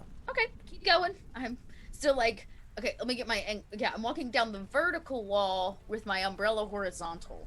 That's what I'm trying to say. My Right. body and it. Also, are you going down the western wall here or the eastern wall over here or the That's northern? a good question. guess? I think I was on this wall. You were on I this was- wall to begin with. I just didn't know if you were that staying would probably be the one I would stay at. Okay. So I would see this opening from across the way, but not necessarily anything more. there. Gotcha. Okay. Yes, that's right. So then the rest of the way down, and that causes you to eventually end up down here. That's all you basically see. not Okay, counting so the there's area not where you really. were. We weren't actually. Okay. Yeah, I mean, there's obviously you didn't go up the stairs yet. To and- go even higher. Right. Yeah. Okay. You did not go towards the heart. Let me fix my spells here. All right, I come down. I As did you not reach see the much. floor, the heart stops beating. As you reach the floor, Agatha. Interesting. Reactionary. It's almost as if it is some sort of alarm system of some kind. Or it just reacts to the living, theoretically. Well, the skull is not down here. Have we? I take a peeky round. These are going down. Correct. That's right. I And have these not stairs, investigated the corridor up to the northwest. these yet. go up, and these are going down. Agatha, down where here. are you in the? Oh, it didn't drag myself over. I'm sorry. Yeah, yes, please. I would have come down. Oh, yeah. Yeah, hang on. I say that. There I am. I would have come down this wall. And I'd be about there. Okay. You see the little Django divot there. Yeah. Yep. I walk around it. Can I just peek around the corner up here? Sure. As you peek around the corner, Very stealthily, possibly might add that. then at make the a end? stealth. I was going to ask that. Make a stealth check for me, please. Okay. Let's see. I have so many special things for this. I do. I have Duscale Stealth. Too much. There we go. Okay. When you take damage, okay. Oh, I gotta start using this. Okay, as a bonus action, I can grant an ally within 30 feet advantage on a dex stealth for simply being around me. So take advantage on your stealth roll. That's cool. That would have been great last time, but you know. I'm thought- learning. Gotta start using this. Oh, that was a bad roll on my part. The John Snark is real. The John Snark Right. has arrived. You know know it. nothing, You John know it. Snark. I do. We have an accord. So, all right, you make the so that you make a little bit of noise, and the noise that you make actually, Agatha, is related to the fact that as you come closer to this corridor, you can see that it is absolutely filled with cobwebs. So many cobwebs. It's a narrow corridor which runs east to west, but it's so filled with cobwebs that it's literally obstructing sight beyond a few feet. So this is not an issue of dark vision or anything like that. This is an issue of the fact there's just too many damn webs in the way. So there is more corridor down here, but there are a lot of webs. I produce flame, Okay. and I hold it to these dense cobwebs, and I let them burn up. Okay. Okay, do they seem magical in any way? I guess because normal cobwebs would just dissipate away from the Which flame. is exactly what happens. What's up, Red Lair? Good to see you. And yeah, they go. I So know the entire hallway actually just Okay. lights on fire faster than a gender reveal. Okay, I'm sorry. I just. you are never gonna get that scimitar dragon slaying now. I can tell you that. And so down this way. Good to see you, Red Lair. And you now Wow, can that's see so that it long. extends a long way before finally Oh, it gets holy crap. past your sight. All of this was cobwebs. You see mostly a few, scorch marks from the flames here and there, and there is still dust kind of cascading and around this corridor. This thing just doesn't look like it's been used in a walked while. through for a while. Yes. And no big evil crispy spiders either. No, you Right. do not It see just any looks spiders here. naturally untouched. At the moment. Hey, what's up, Laden Passion? And hey, Crutchwitch. Yeah, no, at the moment it does not seem to be Okay. anything there. And the it just room keeps past going. Arv, I'm gonna Just send. keeps going. I'm gonna send Valley out there to check it out and see what's at the end. Nice. All right. My little guy doesn't move as fast as Yep. Valley. Flap, flap, flap, flap. All Yep, right. Valley exactly. Valley Yeah. the fifth but for how long, goes forth. Indeed. And I'm sight beyond sight. I have Raven sight right now. So yeah. Okay. And shows two Valley, things. Valley. Oh, sorry. Yeah. The first is you can see that to the west, it seems to be opening up into what looks like an octagonal room of some kind. Clearly one of the end rooms in the castle. You need to go a little further into it because this is where there's still a few little cobwebs lingering. So you'd need to send Valley like over there. Sure. Okay, so if you're willing to do I was that, about to say, yeah. Can then he just make a loop and come back? That'd be jam. could do that. That'd be jam. We're gonna see. We're gonna see how far I can go. There's a limit here, but Okay. Okay. Okay. Look at that. There we are. It is, in fact, an octagonal room, and it has a high domed ceiling above this, which caps this 30-foot wide octagonal room before you. There are frescoes fading with age which adorn the ceiling, but their images are impossible to make out. They might have been of, like, countryside or something at some point, but they're now well beyond, seeing. It's been a long time since they've been able to be seen. And there are tall, thin arrow slits in the walls here. other than that, nothing here. That's right. All right. Find familiar. What is the range? Dot, do you have the range of the familiar bond? I think it's 100 feet. 100 feet. 120. 20. Right. Thank you. I think we're probably at the range here. I Yeah. don't think I can send Yep. it further down. This looks like defense of a corner. Okay. I am not sure if going down. We're at 10. These are 10-foot squares, right? 10-foot squares, yeah. I think Yeah, we gotta be at the edge here. I think pretty close. we. Go down. I think we should go up. Because we know that there's nothing here at this level, right? Well, other than this hallway that leads to something. But And are shouldn't we we? sure, Arv, that like as we go up levels that there's not more? Oh, hang on a second. I got an idea. Well, in the tower room, not so far, except for that one area you remember you saw when you were, But we don't by know the if there are tower. other like landings. Well, Correct, right. So, but that's so right. I have Valley go hop to the nearest window and look out. And how far up are we on this level now? Let's see. So, I was let's see. incorrect. It is 100 feet. So let's see the main. So no, I need. Probably cheating a little bit, but let's get this over with. Okay. From where you are probably. Let's see. Exactly, live swing. It's already been flame and lightning, and I can't remember the other one. Looks like maybe like the main Yeah. floor. You're probably about 60 feet up here. You would guess. Okay. All right. Yeah, from the ground below you, and it does. Okay. In fact, they do look out on the courtyard. All right. I'll bring them back, and then actually, I actually suggest we keep moving down. If we believe that the skull is in some main hallway, you would think that would be on the ground floor, not on an upper level. We should take the stairs down. Is my suggestion. That is our mission, not to try to run around here looking for who knows what.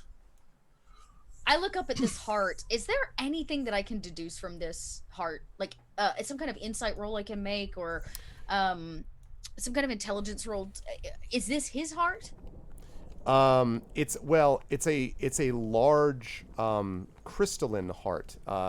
At least 10 feet in diameter, you would guess. Is this? So Did somebody make this? Is it organic? you'd need to get closer to see. Damn That's it. something you Okay. would not be able to tell from here. Okay. But it is definitely made of crystal, and it's definitely big. I mean, 10 feet in diameter is it's. Is it dangling from the ceiling? Is there something holding it up? Does it seem to levitate? You don't see anything below it. There could have been maybe a chain or something above it, From but the you did top? not see it. All you saw was it almost looking like it was suspended or floating in space, but you don't know if there was anything holding it in place or I not. just don't want Since I see you staring up at the thing, I actually ask did you wish to get a closer look? I cannot decide if it is a good idea, and it does Well- take us from our main mission. Well, it may be vital. I have one more fly spell that I can cast on both of us, so we can You need both that go to up go there. with me.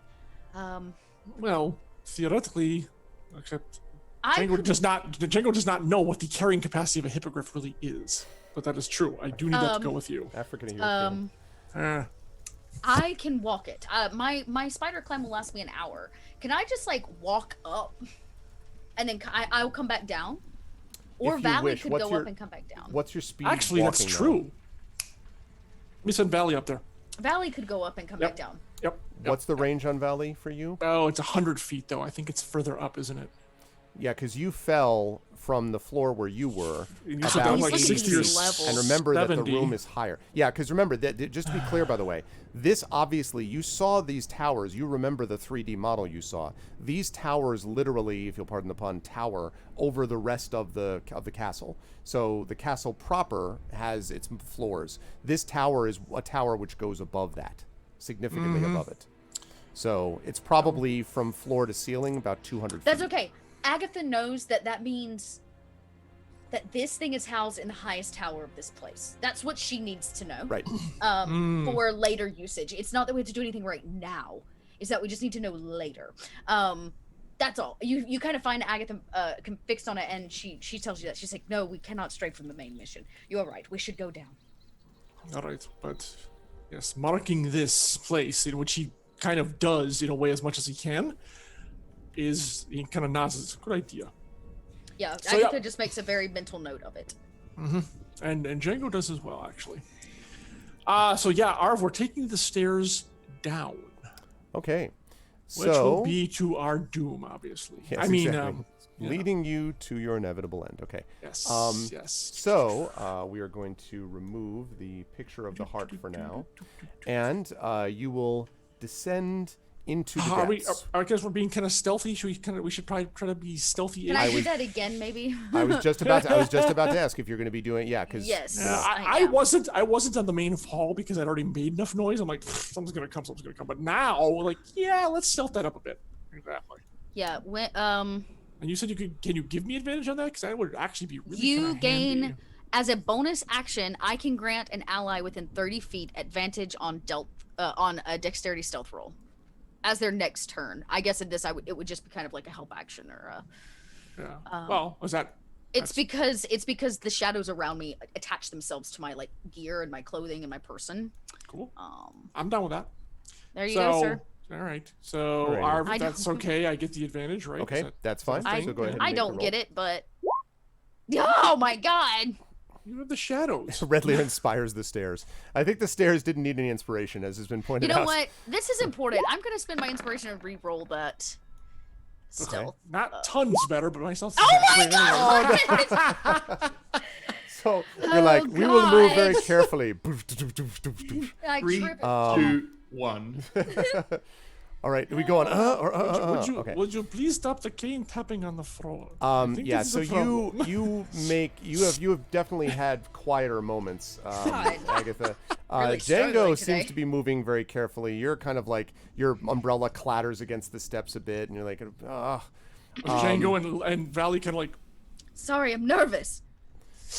And I have another map for you. The good news is we don't have to talk to speak, which is a plus. So we're just It's kind of all true. moving around in total silence, which is kind of nice. Okay. Well, nearly total silence. All Nearly. right. Now, give me just 1 second. As she goes shambling through the. I know. Tap, tap, Or- tap, tap.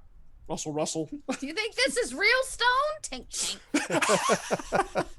Okay. I've seen better construction. So if you folks Cobweb. could, Ah. if you folks could move yourselves here, No, yeah, we're back. Oh my god. you could move yourselves right there. We're at the landing, basically, right? Yes, and you are making your way around. And at this point, just so I can double check, who has methods of seeing, like vision, dark vision, etc.? I have magical seeing in the darkness without a problem. So yeah. Yeah, and I would have Dusk Elf Dark Vision. Okay. So so neither of you needs to be carrying torches or anything like that at the moment. So yes, these stairs continue to descend. And as well, I don't know, are you coming around the corner to... Where you see me is where I am right now. All right. Yeah. I don't see you at the moment. I see you below. Oh, there you are, with Valley. Okay. So right at the moment, you can't see anything else Crystal until you clear. come around. Until you come around the corner, you won't be able to see anything else. Come around the. Oh, I see what you're doing. Okay. Well, actually, you know what? Hop. Actually, no, he's gonna stay here. Valley, come here, you little rascal. There we go. Hop. He's gonna take a look around himself for me. Thank you. Okay. Except I just realized Valley, I don't think can see in the dark. So Valley, go, which is another way It's of like dark. what? Dark. No, he does not. So that's not going to help, and I don't think I can grant him that ability either. If I'm not mistaken. I don't believe so. I don't think so. All right. Well, fuck it then. Come back here, you. Like yes. All right, then I will step around the corner. Screw it. So this dark passageway runs for about 20 feet or so, and there is an archway to the west, which you can see over here, and an ascending stone staircase, which you are currently at the top of, to the east. There are some, you can't quite make it out here, but you think that there is something to the north and south here, like little alcoves, but you would need to go a little further down the stairs to see what's actually there. And we are in, this is pitch blackness or moonlight or what? No, this is blackness down here. Okay, just checking. Yep. All right. And you can see that it kind of extends into there. Yeah. And just as a note to the party, I'm going to be coming to Weller and Alec momentarily, and then Mason, so fear not, I haven't forgotten any of you. I'm going to tell Agatha to hang back for a moment, and I am going to start cautiously going down the stairs. Okay, when you get to, so assuming you're coming down to, let's say, assuming here-ish? nothing comes out, yeah, exactly. Yes, Okay. that's right. Okay, make a perception check for me, please, Django. Okay. God, going through all my crappy stealth, perception. These are not things a warlock has to worry about, sir. Time to be a rogue. Remember the cage. This is exactly what Agatha's good at, except today. Exactly. I got an 11. So. Okay, so and yeah, I can see perfectly well here, so that should. to the north and the south, you see there are these 10-foot square. Basically, actually, this down here. Actually, you know what? These down here, these grids, this imposed a different sized grid. These squares are 5 feet down here. So just be aware of that. Sorry, it imposed a different grid, and I didn't realize that. So 4 10-foot square alcoves that are cluttered with rotting cots and dirty rags. And the ceilings here on both levels on both alcoves, I should say, are covered with some kind of yellow lichen. No sign. Can I identify that? Can I identify what that Yeah, is? Don't know that it's there yet, unless Django I'll wave you okay. forward. No, Okay. I'll send you the picture. That's fine. I mean, I can come yeah. forward if Yeah. you give me the go. I was just holding back till you said Right. it was It clear. seems clear, Arv. There's no sign of any inhabitants, undead or otherwise, that I can tell. Not at the moment. I'm gonna try for some kind of nature check Not at the moment. Okay. Part. Oh, about the lichen specifically. for the lichen. And you're yeah. going to do this from where you are, or do you want to climb up the ceiling and, like, up close and I personal? mean, yeah, if I can get a little closer without letting it, I like I said, I don't know what it is, so yes, we can get closer. It seems like it's not harming me. Okay. Okay. So I'll climb up the wall and get a smidge closer just to get a good look of it. Okay. Go ahead and make a nature check for me, please.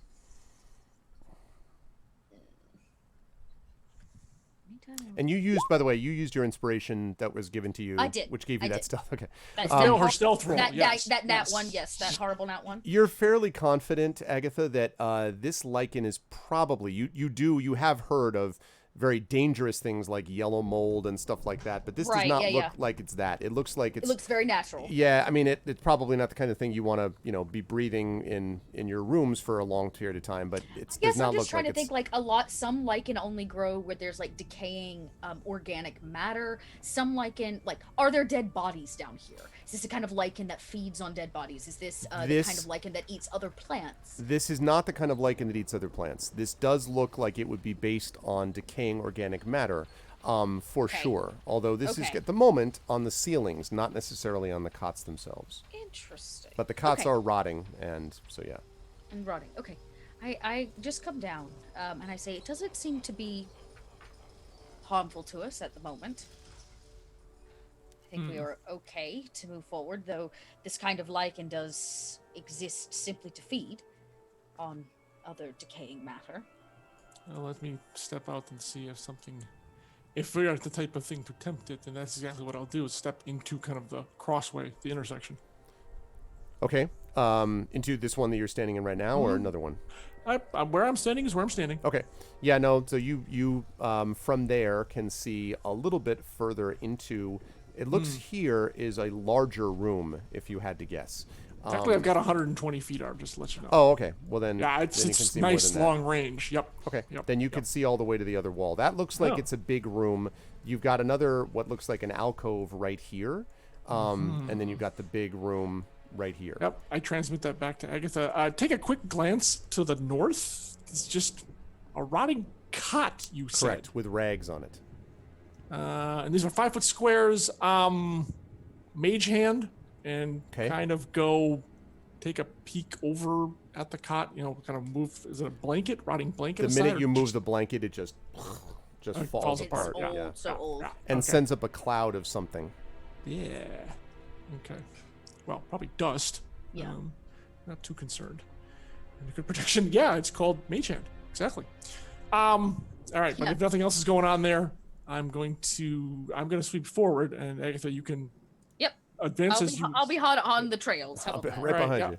Alcove 2, I think. Here looks exactly like the one you previously left. Again, rotting cots north and south, and yellow lichen on the ceiling here. Only big difference here is that the northern cot is not destroyed, as the one is now, thanks to your mage hand here. Yep. Okay, but still looks just as crappy as the rest of them. All right, Correct. well, we might as well finish off the floor. So, whoops. Yeah, Arf. Yeah, These sure. little alcoves, did they look like they once had, say, a door or jail bars on it? If you go up to the edge and look at them, I'll allow you to make an investigation check to see. It doesn't just look trying to like see. that just from the naked eye, but Okay. but investigation may tell you something different. Yeah, exactly, Sod. That choice was not one I made. No. Nah, I mean it looks more or less like this is the way it was built to begin with. The ends, for example, the edges here of the walls are rounded, and there's no obvious like slots Places where like, yeah, got it. exactly, Yep. rivets or anything. Yeah. Okay. Cool. Okay. That's all. I'll keep following. Yep. And finally, whatever the heck this is. And this is indeed a considerably bigger room. This is a 30-foot square room, and it is in a shambles. There are scattered furniture lying in heaps near the walls, and there are also, quite obviously, broken bones which lie scattered amid crumpled and crushed plate armor. Shields and swords are jutting from the walls here as if they were driven into them by some tremendous force. There are 2 doors which stand opposite one another in the center of the north wall, which is over here, and the south wall, which is down here. And the archway, of course, is the one that you just left. Yeah. Gonna quickly here. Mage hand on the rubble here, whatever that is. Oops. Okay, let's just bring everybody over there. Yeah, there we go. There, that's right. Okay. Okay. Sorry, I just wanted to move that. Allie, to me. Okay. Doesn't really want to be off my shoulder at this point. Yeah, gauntlets, not just for throwing down. Okay, you wanted to. I'm sorry, mage hand. What now? You that wanted to, rubble that's near to in the upper left-hand corner. What is that? Okay. So up here is where you have some of those shields and plate armor and stuff like that with the broken bones, and there are a couple of like quite literally shields and swords that are rammed into the wall, like through the stone. Through the stone. Wow. And the stairs, that's 1, 2, 3, 4, 5. It's a 10 stair step case, and it was a double stair, so we probably went down, 20 feet roughly, Arf? I would say more. Well, let me think. Yeah, 10. Yeah, you're right, because it wouldn't go down all at once. Right. A little farther. It might have been. So 10, 20, 30, 40.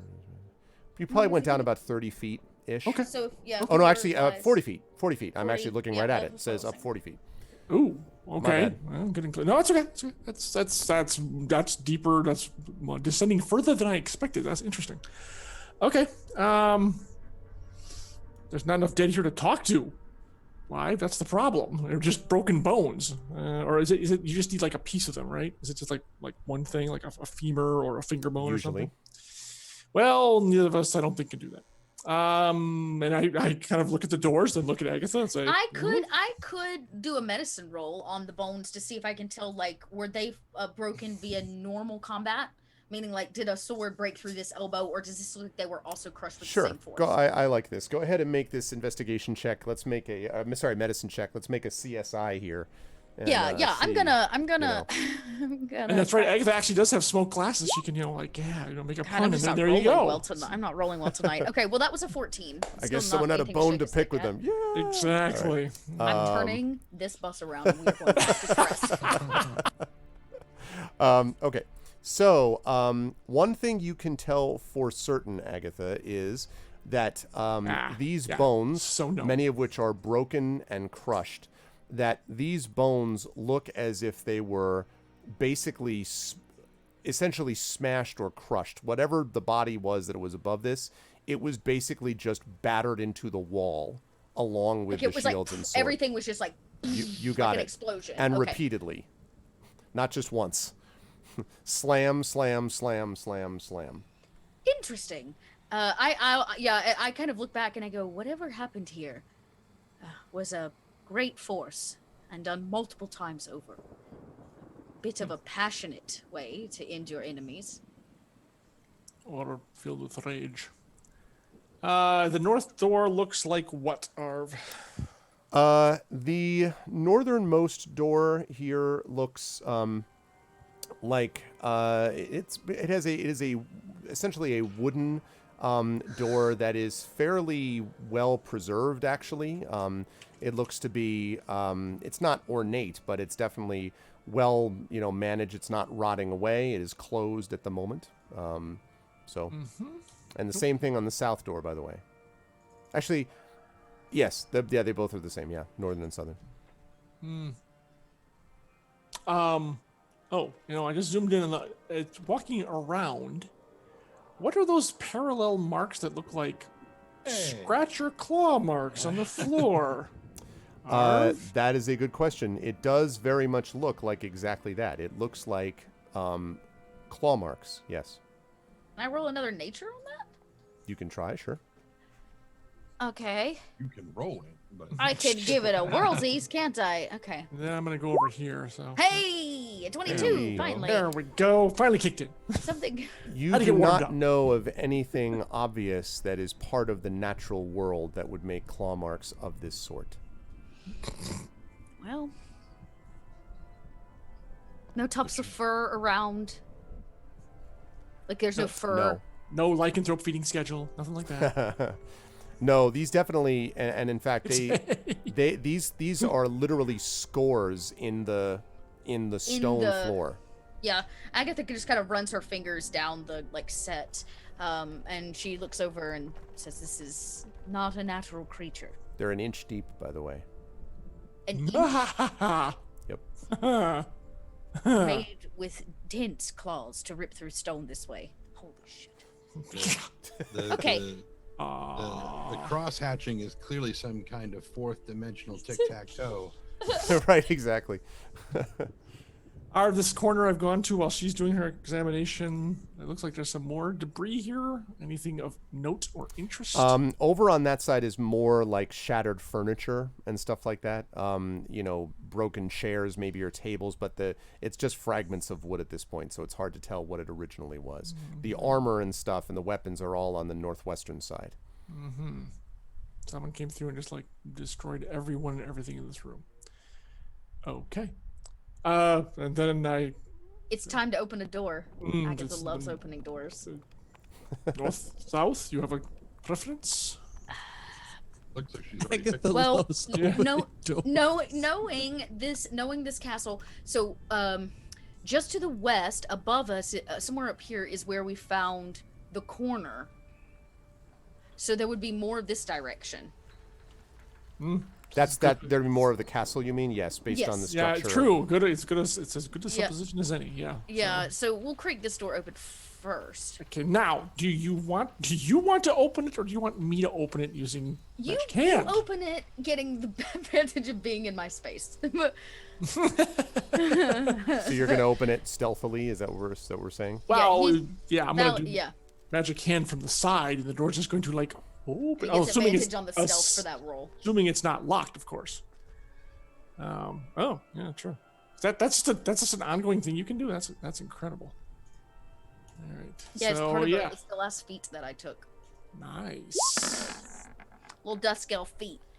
It Well- only really benefits me in combat. So once I'm in combat, I'll be super stealthy, but it doesn't help me when I'm not in combat. Right. I got the 22 though. So All Hey, right. that's not complaining. great. The door, so you noiselessly sort of, glide up, in your practiced warlock. I'm just kidding. No, you don't go noiselessly, but you are very, very quiet.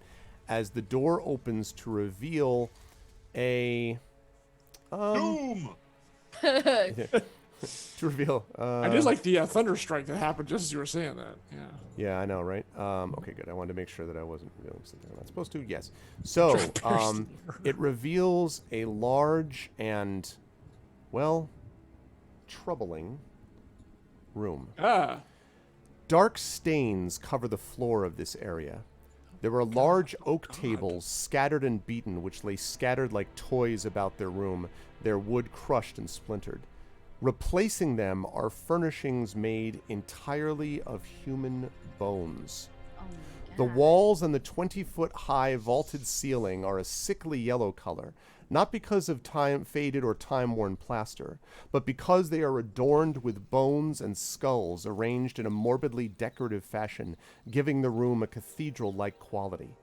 4 enormous mounds of bones occupy the corners of this ossuary, and garlands of skulls extend from these mounds to a chandelier of bones that hangs from the ceiling above a long table constructed of, guess what, bones, in the center of the room. Sensing a theme here. 10 chairs made of bones and festooned with decorative skulls. Wait, I'm sorry, I missed it. Are you saying there are bones in here?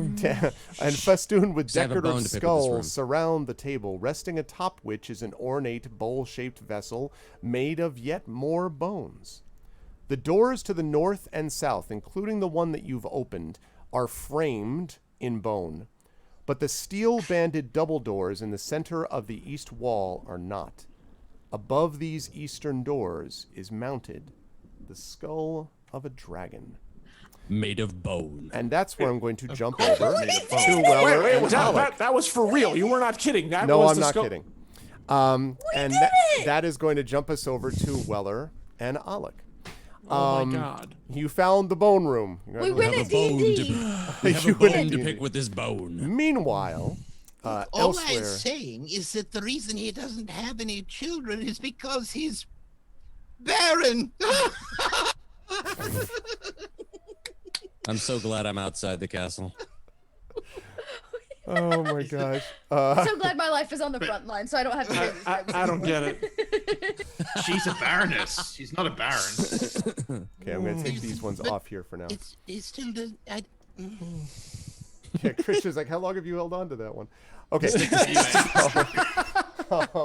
About a week, actually. I stole it from the Netflix series Musketeers, which I just watched like a week ago. So, That's pretty good. Okay, so Stick to sample So taking. Weller said he heard something along that wall. Just want to quickly inspect to see if it's like it's no secret door or secret. yeah, the wall that you heard this from, actually, Weller, is like literally here.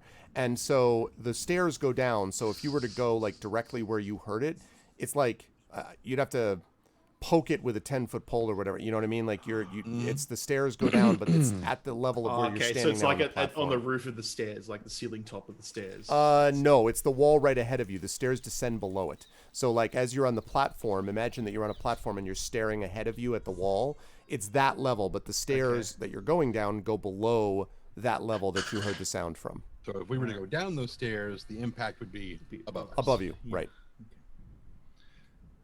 Oh, I don't think it's trapped, unless you think that that's some kind of trap that got activated. I just heard something. That's all. We didn't step on anything. No. We'll just take it slow. How slowly do you think we should take it? Well, as slow as possible. That's very slow. I mean, Yeah, well, we could take a step and then wait a day, and then take a step and then wait a day, and take a. yeah, I don't think that'll work in the time that we have. I don't either. That's what I'm saying. All right, we'll take it carefully. Okay. Okay, so you begin to descend. So you are attempting to be Fly casual. stealthy, I believe. Is that what I'm understanding? Okay, so I'd like both of you, please, to make stealth checks for me. and I had disadvantage because I'm in heavy armor. We don't have a stealth person at all in this party, do we? Not one. I mean, Agatha Agatha is. technically. Agatha can. Agatha is definitely high stealth. She's just rolled really shit. She's I just like how not you just showing like it this time. Yeah. right No, back into Agatha's got I'm- stealth. She I'm just here. can't, You Oh, were so stealthy, I didn't see that you were gone. and then you natural were 20s. back. I was just about to take that hit. Wow. Holy If cow. only you Okay. weren't tasked with someone who makes that completely useless. So Weller is just like, so Weller, you're just like a wears breath all on the cloth, wind. that's why. You Yeah, know, you're yeah. just sort of like moving down, and behind you hear, crap, God, son of a, oh God damn it, stupid Strahd. Did you roll 2 20s like a few sessions ago? Probably. Oh man. So yes, half of you are delightfully stealthy. The problem is that since the two of you are together, this is going to make the effectiveness quotient not very high.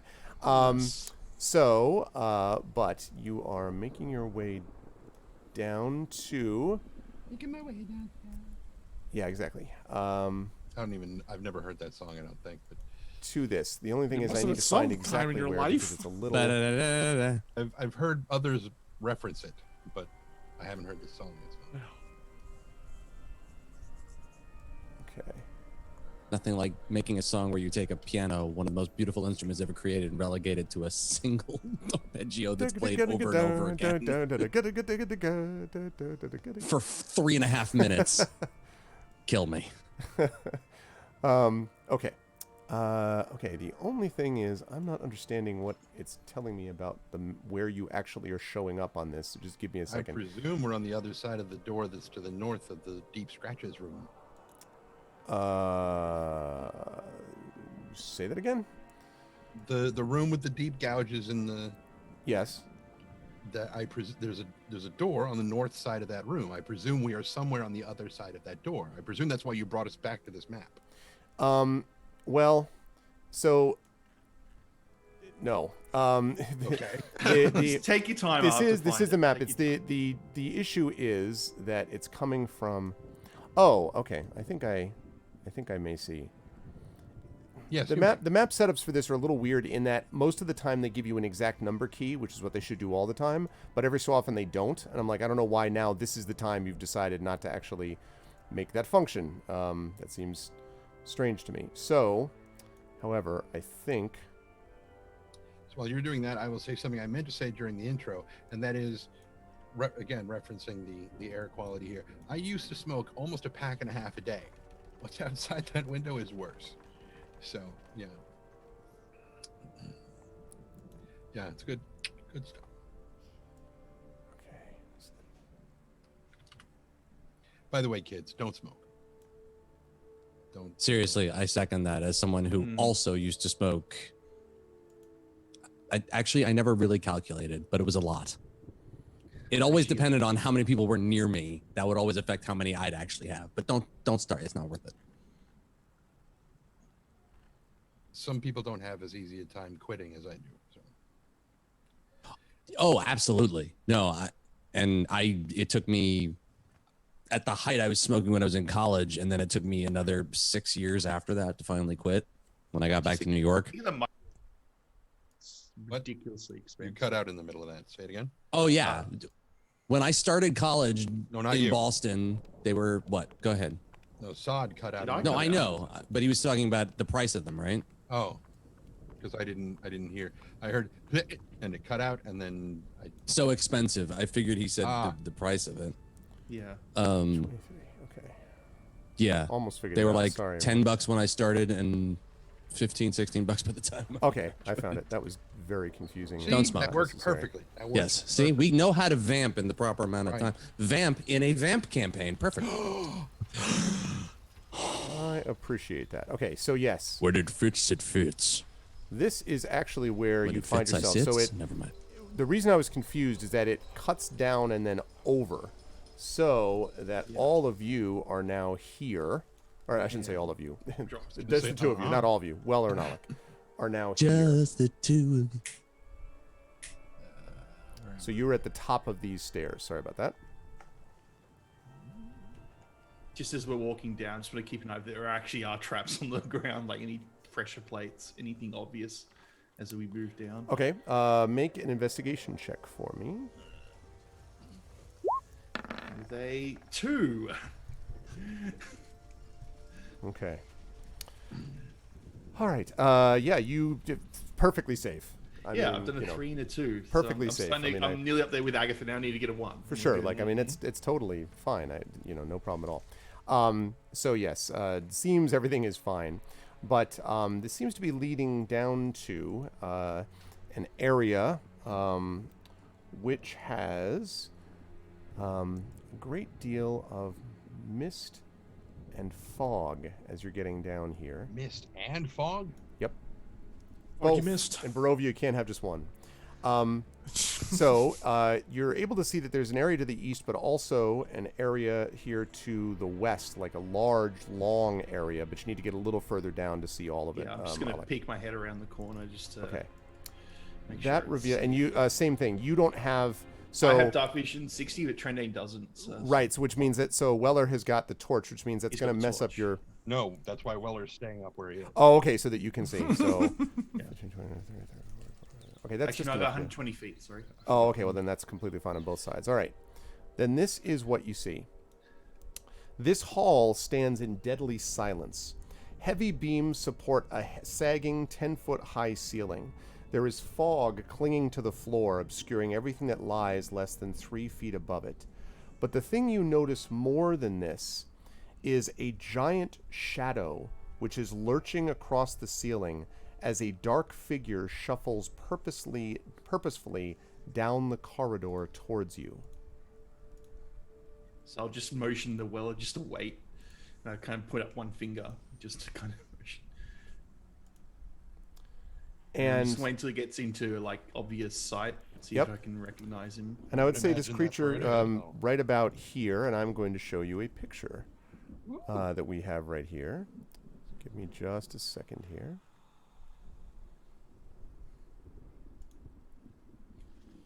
Okay. So, the creature in question, I'm going to have to, again, I'm going to have to show you the name of this creature. He's going to introduce himself in a minute anyway, but just quick note to wizards, please don't put the name of the thing you want me to show to the players if you don't want me to know what the name is immediately. But anyway, you see this. A creature which stands not quite 5 feet tall, is hunched over. The left side of his face is covered with lizard scales, and he has the ears of a panther. His left foot looks like a duck's webbed foot, and his arms have patches of black dog fur. And the light in the hall is coming, which is kind of messing up your dark vision at this point, Alec, is coming from a lantern which is on the floor behind him. And as you get a little bit closer here, he sort of sees you and is moving closer. And then comes a little further and says, "Yes, masters, welcome. You've come too far below. I would ask you to retire to your room in the tower." So I'll motion towards Weller to come. It's okay. And I'll just say, so you're the welcoming committee, party, whoever? I am a servant of the master. "Oh, actually, you know what? I have even a better prop for this. Hold on." You Then have a he's person? gonna land. He's gonna got land. cat ears. He's got cat ears. Oh.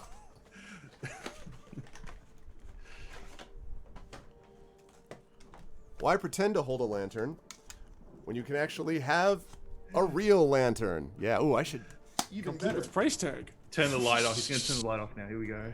I already know. And you how can this get works. yours now today if you order right away for $29.99, $95.99. And find out the post office is sending it to Guam first. I for was some very reason. disappointed. I thought There you we have go. cat ears. And he I picks have it to up say, and is I'm holding it. disappointed. Yeah.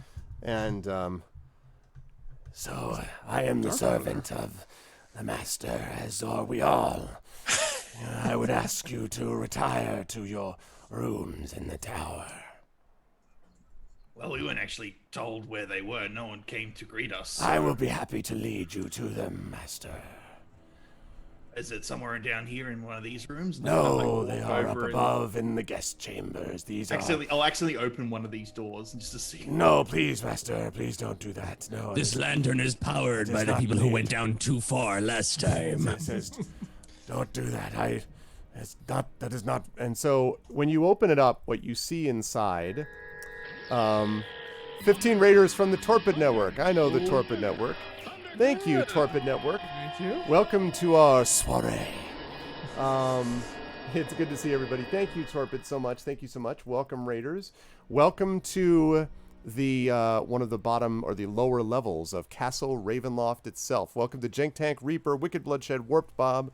Welcome to Lady Bedivere, Mrs. Warped Bob, and of course Torpid Network. Welcome everybody. Torpid Network does D&D stuff and other things. They did. I think I first rated them when they were doing Jedi Fallen Order. So welcome, Torpid folks, and yeah, welcome into the stream. Hello, Pylos, and you know, we at the moment, if you're wondering why the room is dark and why I'm holding up a lantern, it's because they are facing this creature.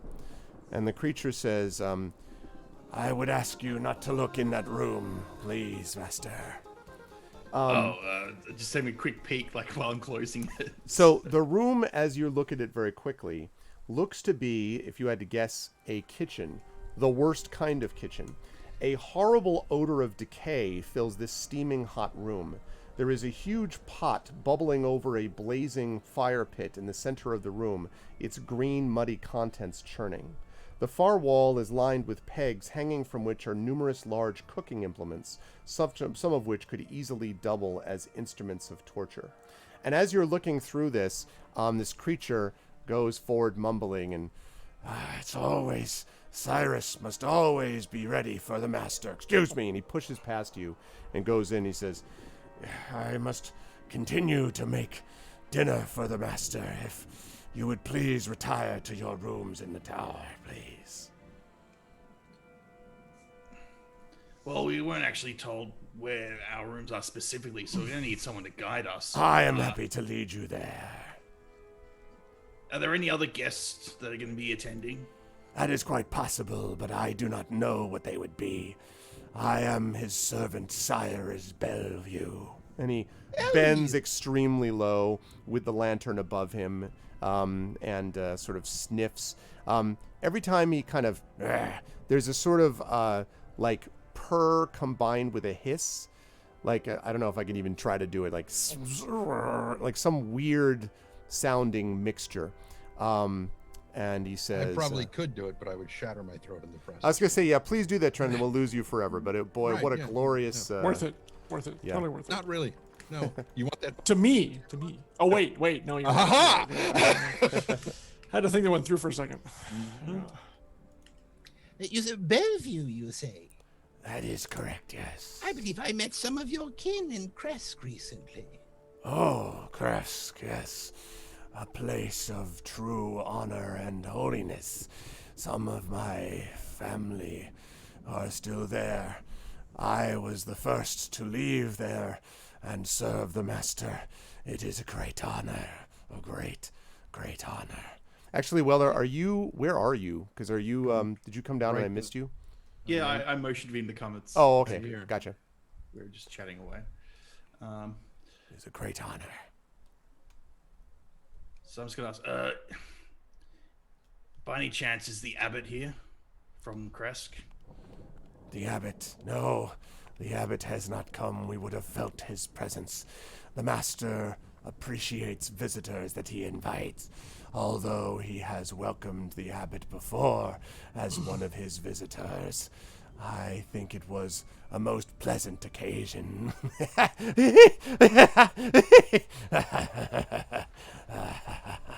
Oh, he seems stable. So, and he kind of pulls himself around, and he says, perhaps I could lead you to your guest quarters in the tower. I thought you said you had to prep dinner. Yes, but it is my job to bring those who find themselves lost down here and have them return to where they belong, their more comfortable guest accommodations. Well, you see, that works out perfectly well because we're not lost, so you don't have to help us at all. Well, but you are not supposed to be down in the servant quarters. But you didn't say that. The servant quarters are off limits to all but servants of the master. Not even to guests who No, are invited? no guest should be forced to go to the place where servants hide. This is for servants we came only. Here willingly. Yes, but the master views any contamination as dangerous. Oh, so we're Well, we won't touch anything. How about that? We'll just stand here and look. Is that okay? It is not most irregular. Irregular. Sometimes you laugh like Clovis. Like Clovis, yes. Yes. Clovis found such wonderful new path forward in life. Yes, as have all of us here. We have found a new way of being. Are there any other servants down here out of interest that we need to know of if they're going to be there attending? Well, there is, of course, the Master's Chamberlain. He, of course, lives nearby. He is in charge of us when the Master is not. I love that Weller is straight up trolling this guy right now. Like, totally trolling him. And he has no idea. We're so mean. Weller did the same thing to the Bellevues at Kresk, so he's just kind of rocking back and forth. So, may I bring you to your guest quarters, masters? So, where is the Chamberlain right now? The Chamberlain is in his room to the west. Oh, we'll go say hello to him. You can... Oh, his room is completely off limits, Master. There is no getting into the room. It is locked, and were you to find your way there, he might be very angry. Yes, very angry. You don't want him to be angry. Cyrus had him angry at him once, and when he was angry at me, well... And he looks down and at his foot, sort of stares at his foot for a moment, like very purposely. The webbed foot? Yes. And I don't know whether do you follow his gaze down or you just keep Yes. So if you look down there, you can see that his web foot has been scorched and it looks cut. The Chamberlain was displeased with us. We must know our place. Displaced. Our place. Placed. Replaced in our place. Yes. Is Chamberlain his name? Or is it he have another name? Oh, his name, Master, is Rahalin. But he must be careful to use his name. He does not like it when others besides other servants use it. He is impulsive, masters. So, much like Clovis, you seem to have been remade, featuring some very interesting bits and pieces. That one looks very waterfowl aspects of it. I had to ask, do you like gigantic bowls of peas? And he looks up. I don't understand. If someone were to come to you with a big bowl of peas, would you just shove your face in it and splashing water everywhere until you'd eaten all the peas? He kind of rocks back and forth, the lantern next to his face. Absolutely silent. I'd probably do that, Weller. And then suddenly... Interesting. Well...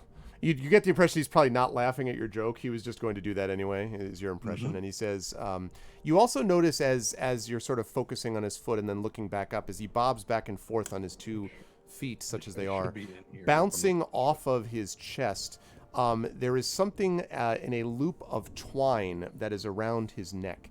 And there are 2 things attached to it. One of them looks to be a decorative of some kind wooden pendant. And in the middle of it is what looks like a shiny human eyeball. Right next to it on the chain is an iron key. Sorry, not the chain. Next to this piece of twine is an iron key. does it look like an actual eye, or? You might have to get. It looks very realistic, but you'd need to get a little closer to see that. So, I have further questions. Yes, master. And I cannot take much more time, though. The master I do understand wishes that. his food. I do understand that, yes. And so Weller will kind of lean in and say, So, we were honestly meandering around the courtyard upstairs. And we went into the stable. and while he's leaning in and just sort of rambling about Mm-hmm. things they saw upstairs, he's going to try to get a closer look at the eye. So the eye indeed looks like it looks like a human eyeball, but the pupil of it, no, not the pupil, the iris, the iris of it is a dark, almost forest green. Not normal eye color by any stretch that you've seen. It's not moving around though. It looks like it's almost been varnished, but it does look like it was at some point a, human eyeball that was in a human. But it is now varnished, but it does look like it is an eyeball, although, as I say, lacquered almost. Which leads me ultimately to my question, and this will seem a bit disconnected from everything I've said so far. I was looking at I noticed your ears. They seem very, very soft and fluffy, and I was wondering, if I were to rub them, would you start to purr? He stares at you.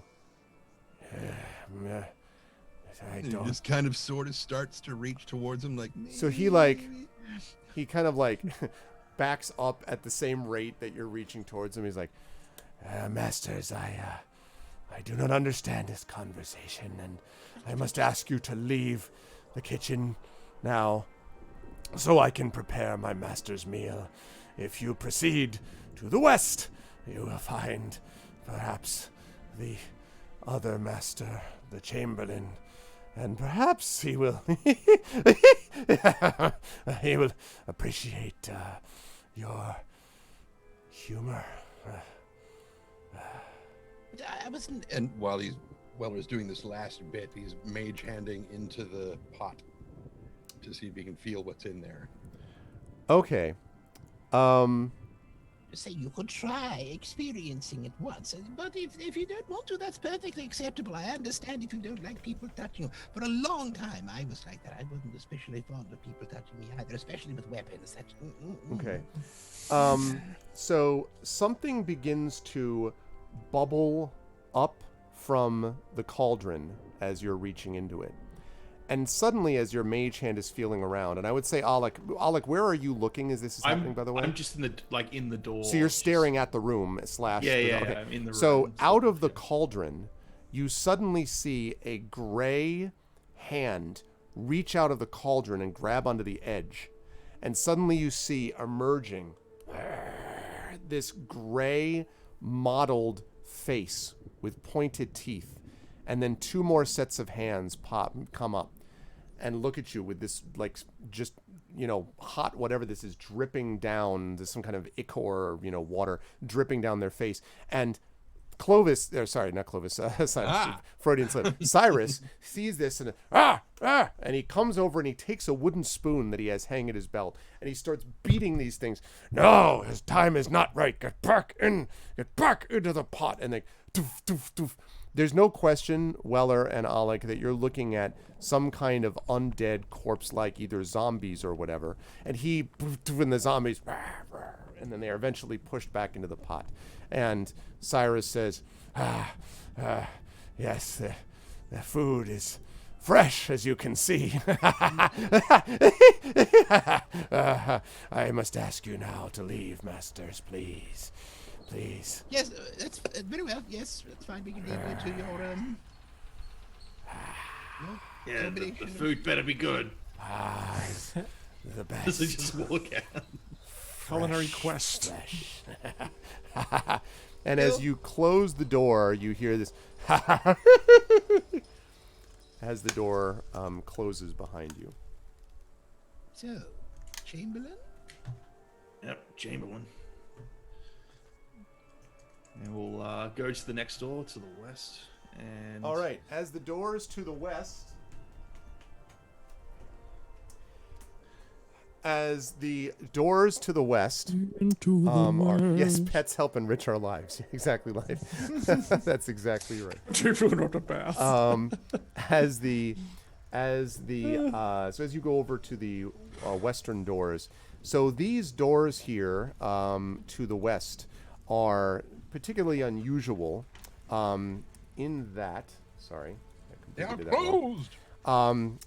They are unusual, not because they're closed, but they're unusual here in that these are steel banded double doors that you see to the west. Steely unlocked, locked. They do appear to be unlocked at the moment, although you haven't opened them yet, but you know. Okay, I'll open it up then. When you open up the door and you look around here, you find yourself in a room which, for the sake of the audience, I will not repeat. But I have previously described it as a room that is filled with all kinds of bones. There is a bone table. There are bone pillars. You're thinking of a different door. Nope, not this. You talking about this one? Yeah, the little one to the north. Oh, the little one. Oh, I beg your pardon. Yeah, no, not that one. Sorry. I thought you were going to the west I was one. like, wait a minute. No, sorry. That one's coming up. Oh, okay. Sorry about that. I beg your pardon. So no, this one to the north is not steel bound then. Sorry. When you open this room, what you find instead is this is a 20-foot square room which is filled wall to wall with clutter. There's a long, sagging bed sitting to one side under a huge faded tapestry that clearly depicts Castle Ravenloft. Dusty lanterns sit in various places, and there are bright curtains draped haphazardly about the room. Literally thousands, it must be, of pieces of junk cover the floor. There are broken swords, crumpled shields, and helmets which lie in piles all about. And I'll just shake my head no and close it and go to the next one. I just go big one or the small one? Yeah, I was going to say little or big.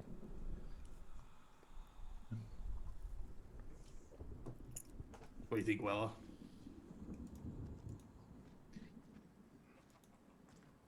Could flip a coin. All right, odds is the small one, evens the big one. Small one it is. Small one it is. Okay. Right. So when you open that one. Yep. Okay. Wait, how the hell does that work? It's an odd side of a coin and an even side of the coin. That makes no sense. Well, Never mind. Open the door. Don't worry about it. I have a dice set. Seriously. Why didn't you say roll a die instead of flip a coin? Well, I Never don't have mind. a. Just go. Just go. So It's easier to get my dice out than my coins. So when you open this up, this dusty 10-foot wide, 30-foot long corridor has a flat ceiling about 10 feet overhead.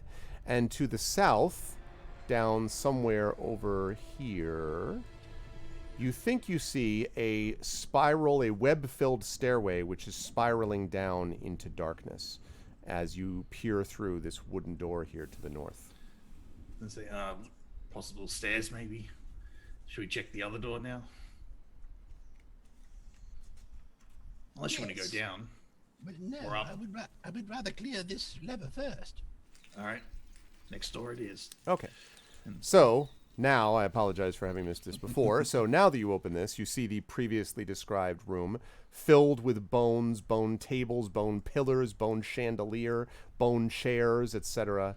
And also, you notice as you get here, as you're looking into the room, I think actually, because you took the extra time to look in those other two places, it's right about now that a door quietly opens.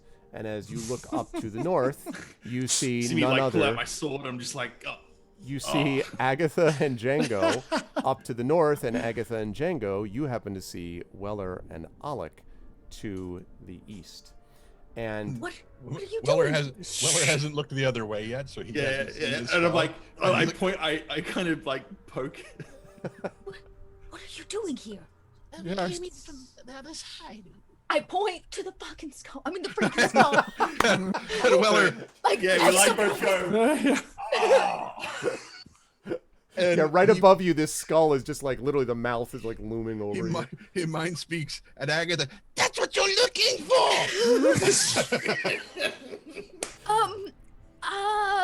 I want you to be hold that moment of and ah, because we're going to jump to Mason next, as we've unified part of the party, albeit by accident. Soon to split up again in like 5 minutes. I was just going to say. Yeah. Enjoy it while you can, stream. Is anyone shocked by these turn of events? Really? Because It seems like the most genuine way it would have happened. So. Oh yeah, totally. Absolutely the way we do stuff in a nutshell. Everything is proceeding according to Chris Perkins' design. Exactly. Accurate. Let's see. So. Hi, I'm awake. What's up? Let's zoom this back out a little bit. So. Mason, we will remember, is the one who has been, as I said, has been tasked Mason to doesn't remember wait anything. outside for the signal and has been gathering his troops together. That's the, that's the picking news the of the day. dirt out from under my fingernails. And as I recall, you've been training the phalanx. Yes. Yeah, exactly. There's like literally a wedge maneuver, like the whole bit. Like we have the whole thing that was kind of set up. Punch. That was set up in chorus play. is coming along swimmingly. Yes, exactly. I'm Pa Rapper the Rapper. So as you're sort of in the midst of doing the last bits of training and kind of getting ready, Such good training, let me tell you. Calix and Ismark both come up to you. Actually, all three of them, I should say. Calix, Rayonis, and Ismark. Friends. And they come up to you. Are you prepared to die? And so Calix is kind of like... I don't say that. Nods immediately. Oh, okay. Calix comes up to you and... Point me towards a door. I'll knock it down. And he says... Ismark, I guess, would be the first one to speak here. Ismark says, there is some doubt amongst my companions. The Rayonis here has sensed something. Some change, perhaps, in the weather. I can feel nothing, and Calix thinks that there is nothing at all, but I have learned that the Dusk Elves sometimes have prescience beyond what humans can reveal. And Rayonis kind of nods and lowers his voice so that only you and the four of you can hear it, basically, and says, a few moments ago, there was a shaking or rumbling, as if something stirred within the bowels of the earth. And then the air changed. Can you feel it? It's as if the wind reversed direction. Suddenly... Oh, don't worry. That was just Django falling off the staircase and hitting the floor. It's okay. It's really no problem whatsoever. Oh, good. I'm glad to hear it. It's all perfectly fine. So he says, something has changed in the air. I do not know, Mason, but I am worried that something is going wrong. You should have received this signal by now, yes?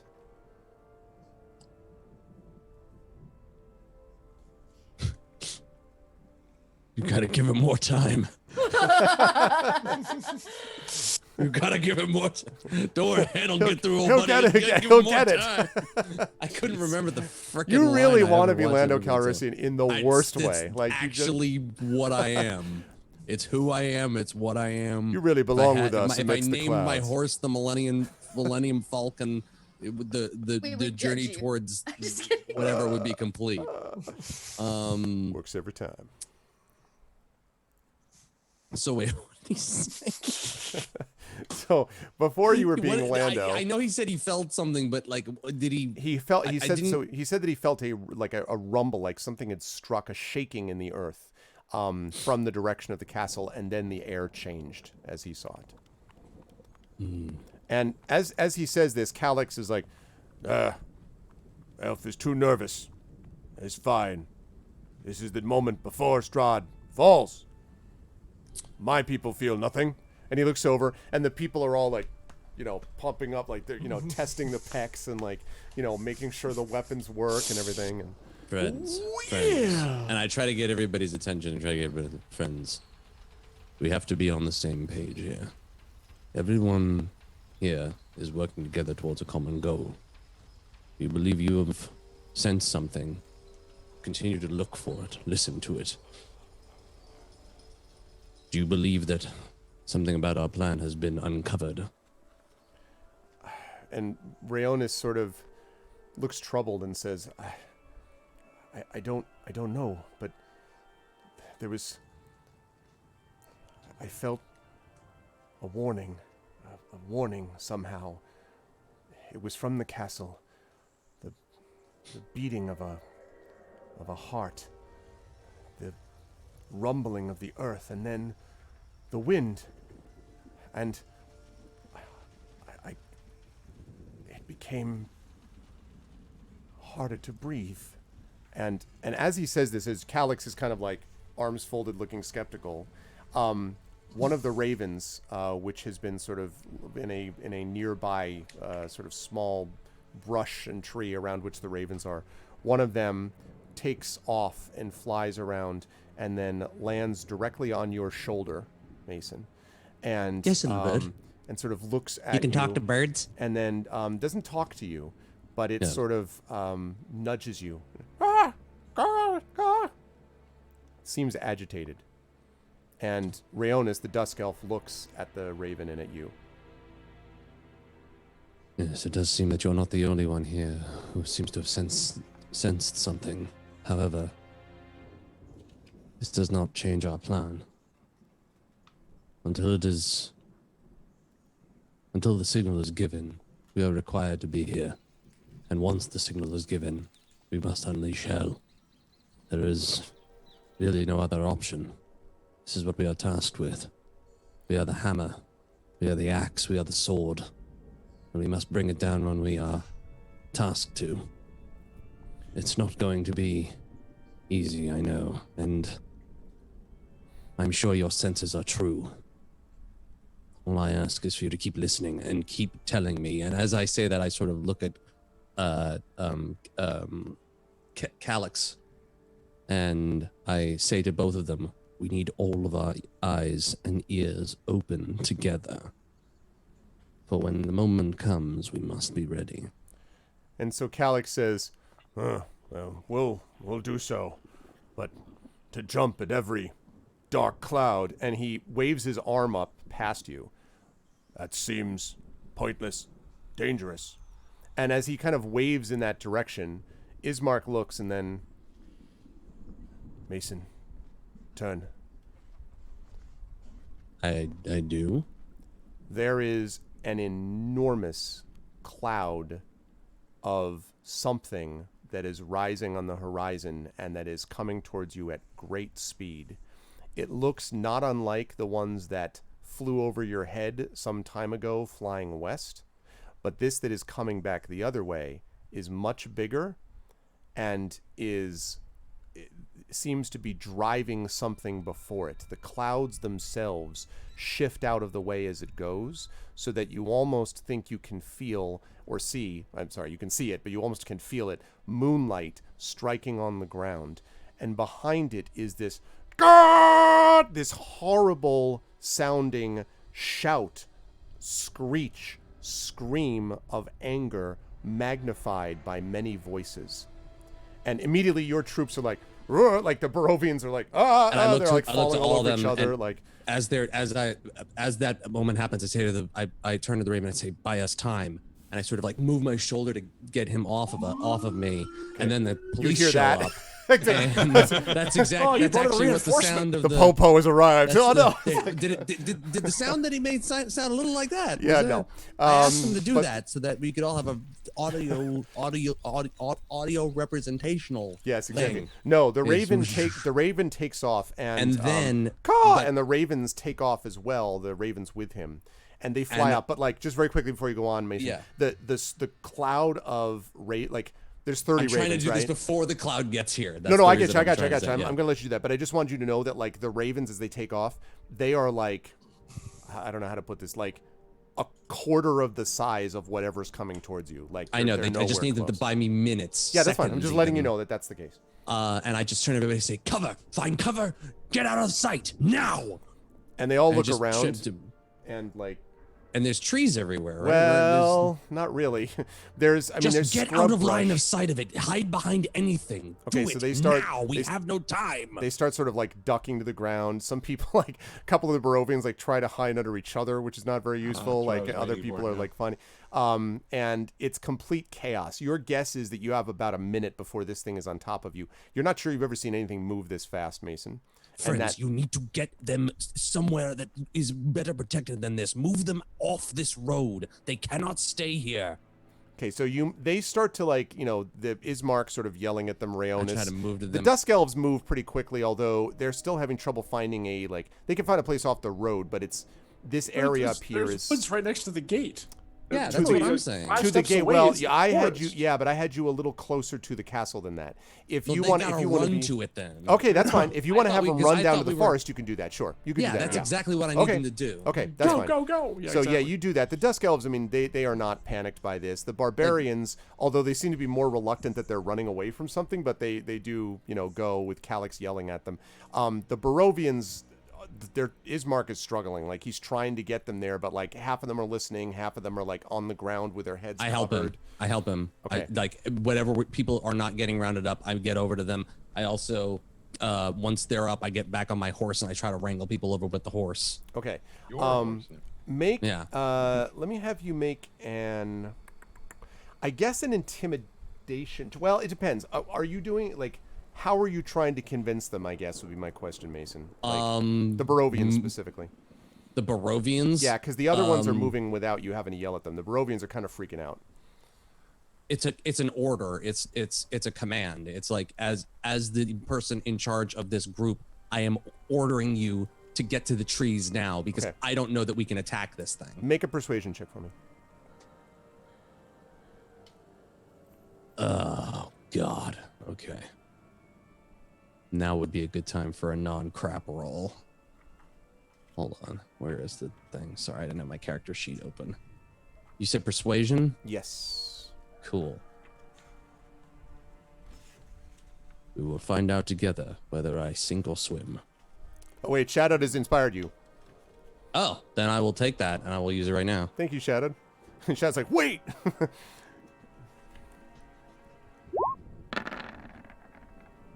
Didn't matter. My God. Wow. So you yell at them and so again, there are, I would say, roughly half, like 12 or 13 of them definitely pay attention and they're trying, but a lot of them are just absolutely abject panic. I follow that up with saying, you must run to the trees now. We must survive long enough to reach the fight. If you do not move, you will die here. Move now.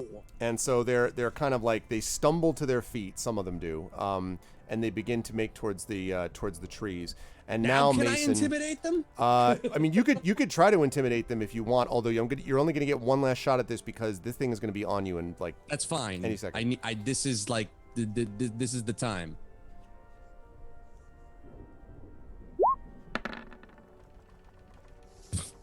They're like masterful, Rob. I fucking hate this game. The thing to be clear about, by the way, is that this isn't anything about anything wrong in Mason's doing. They are panicked, so you basically yell at them, and they're just sort of like, they seem like now they're just like really, we're sorry, like they're just sort of we're sorry. And now the cloud is upon you. Specifically, the cloud descends, and you notice now that there are several constituents.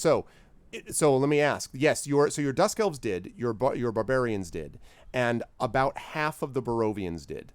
You are now with. So that's. I'm heading towards the trees with the troops. Okay, so you are with them, and what I'm saying is the Barbarians and the Elves are now in the trees, but you and plus about 12 of the Barovians, but 13. Let's make it an unlucky number. Plus you have a cloud of bats that descend in front of you, or what looks like a cloud of bats. Where are the ravens? And the ravens are, at the moment, swarming around them. And as you look up, you can see that the ravens have kind of peeled off a part of that cloud. So you're not dealing with the entire cloud. But as it reaches the ground, you can see 3 figures emerging from it. I'm going to pull out the sword. Okay. And activate it while the bats are showing up. Okay. Like right at the edge of the trees. Okay. two of the creatures that appear before you. Let me see if I can pull out these things. Give me 1 second. Right down here. I think a really good example of that level of terror is in Aliens when Ripley's like, "Pull your team out, Gorman," and he's just. It's one of my favorite moments in that entire film, and that entire franchise, because it's the moment you realize that Ripley this is her movie. It's the moment that entire film shifts from being about this group of Marines to being about Ripley getting out again. It's so brilliant. I'm planning an Aliens campaign, y'all, and I have binge watched every ounce of that franchise. What? That sounds freaking cool. I look forward to admiring you from a distance. I am frightened to death of the movie and will never watch anything associated with it. It's great at scaring people. Love 'em. No, thank you. We can just forget the fourth film ever existed, but I did go back and I'll watch all the prequels. Oh no, it's not. It's not about the quality of the films for me. It's just they terrify me, and I hate horror movies. So like that's it. I love horror RPGs. It's okay, Arb. There's no fourth movie. Don't worry about it. Okay, good. As long as there's no fourth movie. Okay. Some might say there's no third movie either. So A lot of people, it's very divided. So two creatures, first of all, are the first ones to emerge from the cloud of bats, basically, that surround them. And they look exactly like this. They're gorgeous. They have these Bit of an long overbite. hands with nails. You can see that they have hair drifting behind them. Their eyes shine with a holy red light, and they spit and growl at you as they come towards you. Their feet and hands both look feral, as do their teeth. And they march towards you, and behind them, as you see them sort of coming towards you, first you hear the voice coming from the cloud, and it says, "I believe you have come unannounced to my home, Mason Brockwell III." And marching out of the cloud of bats, which around him as he appears, the clouds just vanishes, you see Strahd himself emerge like this. Emerge from the shadow of the bats, and he strides towards you.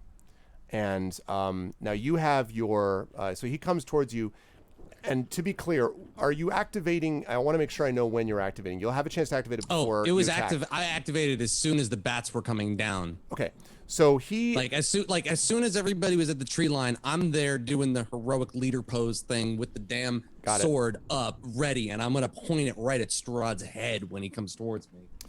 So yeah, okay, that's reasonable. So he comes towards you, and I need to get his token, and I don't want Strahd's armor. I want Strahd. God damn it. That's interesting, Von Zarovich. I thought we were invited. And so he looks like he's about to open his mouth to reply, except that he then catches sight. I don't know why I cannot find. This is where I see the Robin Hood Prince of Thieves. Recognize this? It belonged to your brother. Recognize this? Okay, let's see. I miss him.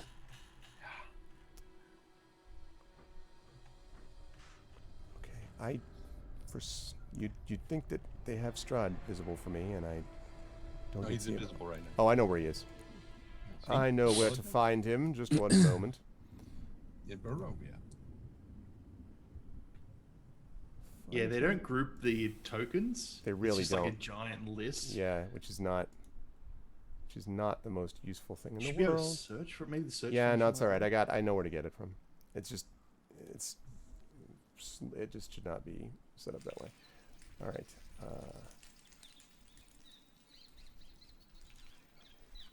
Okay, and that leads us back up here to this. Okay, which finally, at long last, is going to bring me back down to here. There we go. He's so tiny. Never mind. So he is about to answer, and then he sees the sword, the sun sword, which has sprung to light, and behind him, the two creatures to his left and right, and they sort of put a hand over their eyes, shielding themselves from the glow, the deadly glow of this sword. And even Strahd maybe winces a little bit and kind of stops, and he says, "So, you have found my brother's filthy weapon, I see. It appears..." Yes, do you like it? No.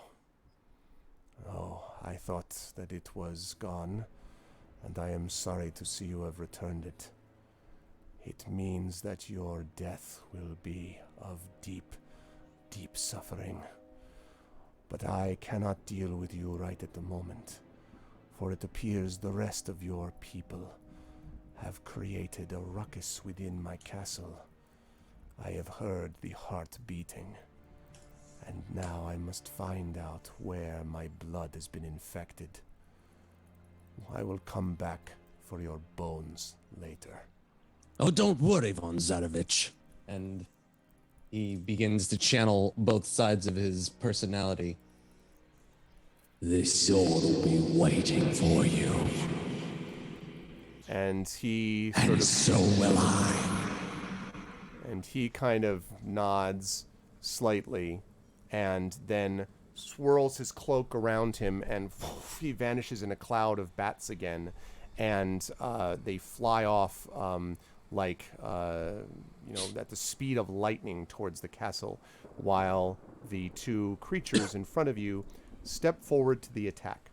And just before we get into a combat, which is going to be multi-layered, multi-mapped, and multi-involved, I'm going to have us take a 5-minute break before we get there. This, folks, that you are watching is day 52 of D&D with INB, Curse of Strahd, The Heart of Evil. I hope you folks are enjoying it so far, and if you are enjoying it, I hope you will follow the channel, support the Patreon, and do all that good stuff, and check out all of these amazing players in their individual channels / individual, activities and endeavors throughout the world of the internet and elsewhere with Tren, Saad, John, Rob, and Dot. But otherwise, I will be back this is to you gonna be lovely interesting. folks in about, let's say 6 minutes at 10 p.m. Eastern. Until then, everyone hold tight. We will be right back. Oh, boy.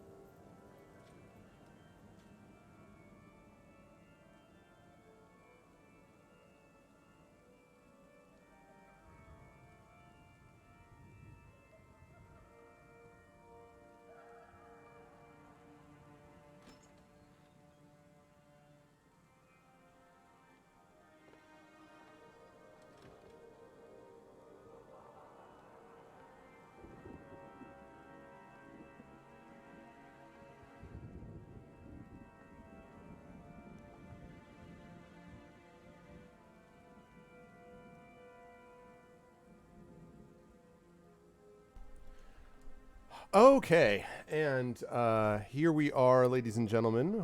Welcome back to day 52 of D&D with Put your IMB. pants on, Robert. Curse of Strahd, the heart of That is evil. never an issue with streaming. I repeat again. That never It's becomes just where a the problem. camera is located. Okay? Welcome back, everybody, to what is going to be an interesting, little bit of an interesting situational that we have got now presented before the party. As always, again, I am joined by Trendane, Saad, John, Rob, and Dot, who are doing an amazing job as always. We hope you folks are enjoying them as they are doing this amazing job. And yes, so what I'm going to ask for here is I'm going to ask everyone to roll for initiative, please, and I'm going to start up some new. Quick question. Yes. Quick question. Do if we I have am still to on ask the, for that? I'm sorry. Sorry, Trent. No, it's okay. That was for Trent. Put up the dice roller. Rob, ask your question. I will roll dice for both of those things. I mean, initiative That's- tracker. it's Turn fine, tracker. yeah. Turn tracker. It's like Oh. yes, Thank you. Oh, wait a second. Don't Make roll sure you yet. It is clear past first. 10 Yeah, p.m. yeah, We yeah, can don't be roll mature yet. now. that's Okay, now do it. exactly. Thank you. Well, the stream gets a little blue. So does being on this horse or attacking while on this horse change anything at all? Only if you Your height off the ground. I'm about to say your viewpoint, yes. Yeah, I mean, like, so the answer to that is maybe if there is something that they would do, which would be an attempt to make you prone, it would be going after the horse instead. Okay. You're not necessarily, skilled at like cavalry charges, like something out of Rohan or something, right? You don't You're know not my necessarily like life. that. I spent lots of time in the streets of London working on my horse. I mean, riding I'm skills. from an age of London where horses are the only, like, the major mode of transportation. Well, yes, but I mean, A carriage, gentlemen. Okay, might be like the first car that ever. I don't know. I had a used one. It was like a Honda Civic horse when my dad gave me. Yeah. So, Hand me down. Yeah. okay. So yeah, everyone roll initiative. everyone. Please. Yeah, right, Everyone. right, That right. It was a includes Ford people who are- Eclipse. Yep. Oh, nice. Wow. 1 horsepower, right? Exactly. Okay. Oh, shoops. Oh, sorry, I forgot to. Yeah. Touch Well, yourself. I'll take What the is it with 15. all the people on motorcycles tonight? It's the, Yeah, it's that's the other them. horses. That's Yes. the. I swear the one of those class. guys like ran into a class. car earlier. Yeah. Where the hell? I'm not even on here. All right, I'm still doing. I take the 15. I'm re-rolling this, but I'm taking the 15 I rolled the first time, but just to get it on the damn turn order. Right? Yes. Yes, No? you are taking the 15. Okay, that's my best roll. Of I'm the night not. so I'm far. not even There we on there go. though. I guess I'm going let me first. fix that, John. I mean, you rolled Yeah. another 15, so Oh, see, it was fate. Is There you are. Uncle. Well, nope. Mine's not rolling, so I'm gonna refresh. Okay. Me too. I think that's the problem. Okay. How about that? There we go. It's being weird. I'm I rolled you refreshing. critical, so- John. You're Okay. welcome. Okay. So There we go. I have to do this correctly. So Aw. I have to click my token. yes, you do. Click my token. Roll it. John, what are you talking about? Strahd is Boom. coming your way, boss. I'm aware. Yeah, but we're leaving. Actually, you're not aware. You're aware? Agatha, Okay. we are leaving. Speaking of aliens Yeah. comments. Right. Okay. Right. So Mason's got the big 23, which seems appropriate under the circumstances. Like Mason's like, She's gonna need it. I am ready to go. Okay, then we have Agatha, who's sitting at 20. We have Django, who is sitting at 15. We have got Alec, who is sitting at 6. Alec is like, wow, skull. It's incredible. And Weller's like, I know, isn't it amazing that we do something? Yeah, we ended it with Alex going, oh. And I love the fact that Mason, who's off by himself, is at the top. The next two are the two who are off looking for the skull, and the next I know two, it. I where know it. the dice follow the narrative. It's amazing. just It perfect. just is First just thing that worked incredible. out tonight. Let's see. All right, so there's that. All I it just took was vote we keep Django this falling initiative down. forever. Just always. Just can- always. I This can- is I it. can This is tell it that, through yeah. this battle. Just like to leave, unless we like all come back together, obviously, or something shifts majorly. But like, it would just be easy to keep us in our little groupings. All it took for all of this was Django falling down a set of stairs, falling off a set of stairs. Yeah. Into the plot. Yep, exactly. Into the plot. No, hey, listen. Still cannot believe we lucked into this thing that what was relatively quickly. All things I considered. know, right? And I was gonna say, and Unreal. the luck of it really has to do with like falling off a tower and being one of the few characters that could be like, oh, no big deal, I'll just take all that damage without. Brush myself off, yeah. Although Into the plot and down the well. On we the other found hand, hypocrite as well. the fact that you found the heart, it started beating, and then all of a sudden, you know, it may not have all been sunshine and roses. Indeed. Let's say. Okay. Not all smiles and sunshine. So we are good to go. Let us start here, first of all, then, with Mason. You are up first. These two creatures are coming towards you. Again, claws, feral, looking very angry, and having been given the, you know... I point this sword at them, and I say, I will slay my swords. Thirst on you two first. So... Charge them! I say that to the people behind me, and scare the shit out of them. Yeah. Yes, that's They right. piss themselves and go home. Exactly. Yep, I'm out. Nope. Well, no, I figure what will happen is the elves and the what are the other barbarians? ones? Barbarians will they'll do it. Yeah. Will do it, and then the rest of them will stay in the trees, which is what I'm expecting to have happen. I'm gonna attack the one that's closest to me off to the left there with the sword. Okay, and just to be clear, as we're looking at this, I think I gave you the details about what this thing does, right? Yes, Rob, I have them. Can you also list them sorry, off go for me? ahead. I'm going to find them also. No, I mean, I just want to make sure that I know what the thing is going to do to them besides the sunlight thing. So, okay, I have it now. Instant obliteration is perfectly fine, Arv. Yes. No biggie. And do I have any tokens near me for the people who are assisting me in this fight? Because it seems right now like I'm alone. And I don't think I am alone. As you look around, you realize that you are. Who else knows what you've seen in the bitter watches of the night? I mean, technically I'm supposed to have an army with me, Arv, so I'm a little bit... Listen, they all I'm gonna call scattered, bullshit all on right? that. This is what happened. Okay, no. No. So, No. Okay. So Look, Mr. Where are you Echoey moving deep me voice, to? you scare the shit out of them. Wait, I don't understand. Where you... Wait, what's going on? Where are you yeah, moving me just to? just relax.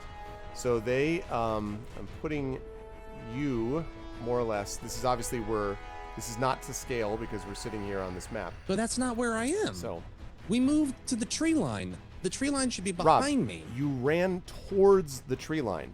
The Dusk Elves and all these people ran into the trees. I said that you and the people, this is not your fault, it's the people who are freaking out at, this cry that is coming. They got a late start, as did you. So you are not at the tree line. You were heading That was towards not there. what was... That's... okay, that's different. I know told what you everybody wanted to go, to do. and You had to spend time helping them. You had to spend time helping them. I know what you told them to do. The Dusk Elves and the Barbarians went into the tree line along with half the Barovians, but half of them didn't go. So and I didn't stay with the ones them. who were still out there. You said you were You made running a persuasion with your, check and an intimidation check. It certainly check. You seemed said like you were did. running I thought that with was them. beforehand. Okay, Oh, that's yeah, not... That's not... Whatever. Sure. Moving on. But I will give you tokens for them. And there you go. The Barovian I mean, Commodore. to be honest, I'm not gonna just leave them out there alone. But I figured I wasn't gonna be on the opposite side of my soldiers. Why the fuck would I do that? Well, because because most of your soldiers, again, 2/3 of your soldiers are in the trees, but you were trying to get these people with 2 separate checks to try to get them up and get them into the tree line, and I thought, some of them stumbled on their way up. I'm just gonna say there, this one more time because this is the part that doesn't make sense to me. That was to everybody, and there is no point in leading troops if I am not with those troops. I understand that these people didn't make it, but I thought I got back with the troops. No, because that was the ultimately this was the point. while you were helping them. Right. You can't do checks from a distance is the point. You can't yell at them from the tree line and say get over here. You had to go towards them. We are remembering this in different orders of operations. You're the DM. Fine. I disagree. Moving on. Okay. It's because that's not the way I did it. Sorry, but continuing. Let's move on. Okay. Here's the thing, because it's important to sort of understand this in terms of direction. The only way to do an intimidate check, the only way to do a persuasion check is if you're near these people who are on the ground. These things came on you extremely, extremely quickly. So you, doing the right commander thing to do, ordered your troops to get into the forest, and most of them did, but not all of them. So if you're going to intimidate and persuade the troops that are on the ground still, you can't do that from a distance. They eventually at least got on their feet. So the only way that would have happened is if you had said, I leave them, run with my troops back to the tree line and leave the people on the ground there. And if that's what you wanted to do, you should have told me that. But really, Rob, I'm not remembering it incorrectly. So let's please move on to the combat, okay? So we have the two of them that are coming towards you, and you said you were going to go after the leftmost one. Your troops are behind you, although at the moment they're kind of just like huddled back waiting to see what you're going to do. All right, well, I'm going to change my attack because currently where are the ones that didn't make it to the tree line? They're behind you right now, like right here. I just put the little thing up there. They are right behind you, and also the your troops in the tree line are right on the edges. I guess I could put those out there if you want to. Just like, this is a token to indicate 13 of them, by the way, because I don't want to put 13 separate ones out there. Are they going to be able to? Are they going to be making any kinds of attacks? Unclear if this group behind you will be. The group in the trees certainly can if you yell at them. You'd think that they'd be able to come out and do stuff. Yes. The group in the trees should be able to. Yes. That was the plan. Yeah. But They're not out of earshot now because of where I. Yeah, they're not out of earshot. Attack them from behind. It's actually an even better plan, Rob. Yeah, they're not out of earshot. Catch them from two sides. Absolutely. Yeah, they're not out of earshot. Except, Yeah. You did tell them charge. Yeah, right. Absolutely. Right. They heard you. All right, so they just can't do it till their turn. But who's this ugly goat? That's your representative of your 13 Barovians. Those are my people? That's the ones behind you. I never said they were attractive, Rob. The ones that didn't move. Wow. Those are the ones that didn't go. You're like, charge, and they're like, like, Come on. They're represented by the goat creature from the Guillermo del Toro film. I mean, they're doing what they can. It's a true dirty dozen. Do not body shame them. Some leader, dude.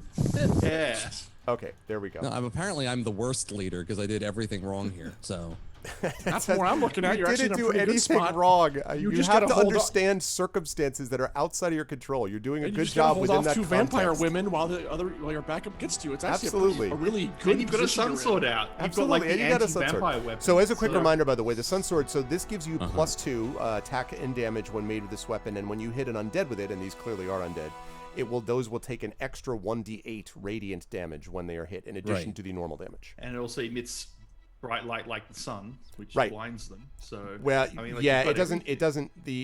That will have more of an effect maybe on Strahd than them. They won't be blinded, but they are getting more damage affected by them. This sucks. They hate all this. So So to be fair, let me just say this real quick, just to air the space out. All friends, all is well. Yeah. I'm over it. No problems. I just was confused, That's fine. clearly, and also apparently punch drunk because I had no idea what happened. So now it's all good. Now I understand what's happening. Tally ho. Okay, you have an so army with that and there's said, two vampires. Just think yes. So what I'm actually going to do now that I understand where all the checkerboard pieces are, I'm going to turn to the forces behind me and stay close. They're like, and no. Well, I mean, okay. They agree with you completely. Let's not play in the extremes here. Let's just say some of these people have weapons with them, right? Oh, of course, Hold tight, of course. Yeah, Of course. Hold tight to your weapons. Stay close to each other. Protect each other, and let's get them. I'll say something better than that, but that's all I can come up with right now because I'm flustered. Anyway, moving on. I'm going to attack this one on the left. Okay. On my left, with the sun sword. Okay. Sounds like a plan. I don't even know where that is on the. Hold on. Let me close these things. Did I put this on the? Yeah, it is Sunblade. Okay. Also, Mason, Let's see if we just to double check, you're 83 out of 83 right now because you used your little infusion, I believe. Yes. Okay. Because normally you'd have 91. I think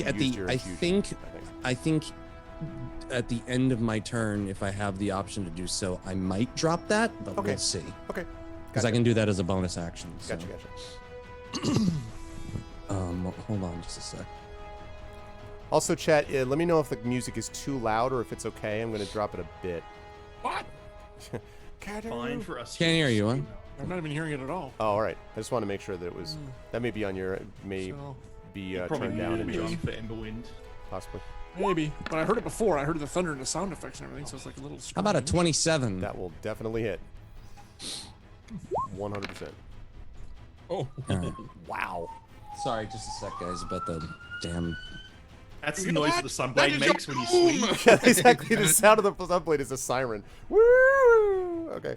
I imagine it So sounding like a lightsaber. is there another roll with that? So what I'm looking at here is it says 14 radiant and then 1 bonus versus undead. I don't. So yeah, because Yeah, the so plus the 9. 1d8, the bonus for undead is the extra roll if they're undead. And the left is the main damage roll, which is. Oh, the so it's 1d8. 15. 1d8 plus 4 plus 2. Yeah, so total 15. 15. Okay, so it hits and there's this psst, and the like pulls back your sword.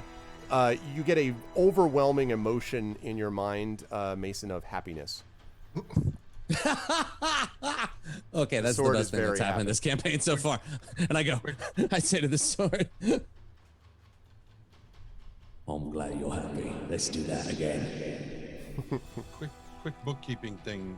A vampire spawns vulnerable to radiant damage? A vampire spawn is not vulnerable Okay. to All right, so radiant it damage. wouldn't double that damage. No, it wouldn't then. double the damage. Yeah, but thank you Okay, for looking very at it. good. But no, it's not. All right. So It says just languages. to The languages it check, knew in life. Those were its languages. Anyway. I'm just checking the order of my attacks before I Yeah. go further. Yeah, you got what, 2? So you have 1 more? He has This turn, 2, I mean. and then his offhand. Yeah, your offhand crossbow. deal. Yeah. What is wait? Curse of the Marked. As a bonus action, creatures within 30 feet take double damage till end of turn. What? What the hell is that? I have to Yeah, double Rob, check. you could what that also roll means. your right damage as well, because remember My- you got your right on the sunblade. On the sun. Oh, it is on the Sunblade? That's what I thought you did, didn't you? Did you put it on there? I imagine that's what I did, yeah, but I actually don't remember from last time. I think. You have a Did right we say? on right well, now. I don't know which question. weapon you Did we say we could put the rights on the Sunblade? I don't see why not. Okay, so then yes, it's definitely on that blade. Because I honestly don't remember what I did last time. I'd leave it up to the DM. Yeah, I don't see why not. Okay, I'd have cool. to think about it if you wanted to switch, like, That was the right decision. from weapon Arf, to by the weapon. way. Oh yeah, good. I'm glad you approved. From weapon to weapon, like I'd have to think about weapon to weapon how long it would take. My guess is it isn't just like No, okay, here's just the quick here's transfer it. I'd have to here's think the about thing. that, I can put it on as many weapons as I want. It's not limited to one weapon. but- oh, okay. Yeah, just he keeps losing. It's max just I health. have to keep You lose using hit points each time. Okay, 100 blood hunter points gotcha. Okay, every I time. didn't So it'd actually be know that. it'd be another 8 points of health every You get a weapon I right, want to and place you it get a on. right, and you get a And right. then and then I fall over, and then I run out of blood. Now everyone, Exactly. Okay. Okay, so which right did I put on it? Because I have storm and I have lightning and acid. I imagine I put my guess is I put lightning on there because I didn't want to have something on there. I didn't know if the acid was going to do more damage to them or less damage to them. So I think I put lightning on it. So I'm going to say it was lightning. It's an extra 5 points of damage. Okay. All right, and then you have second attack, I believe. Yes. Same Don't tell me what to creature? do. Same one. Yeah, I'm going to attack the same one. You turn and strike down your own troops. You deserve this. Better if it comes from me. At least here you'll die like men. What? Exactly. Oh, God. He's got the bloodlust. 22. We'll hit. Oh, 19 damage. Okay. And that's before the right. Yep. Yeah, let me see the right also. Okay, well. You know, listen. To get a 1 at least in one of the rolls. A shock. That is a lot of damage. Okay, so those are the 2 attacks. And let me just double check that I don't have one more. I think Seth said Because something about a bonus attack, but I may have one more. Okay. I do believe I have a bonus attack. I just have to double check with which weapon.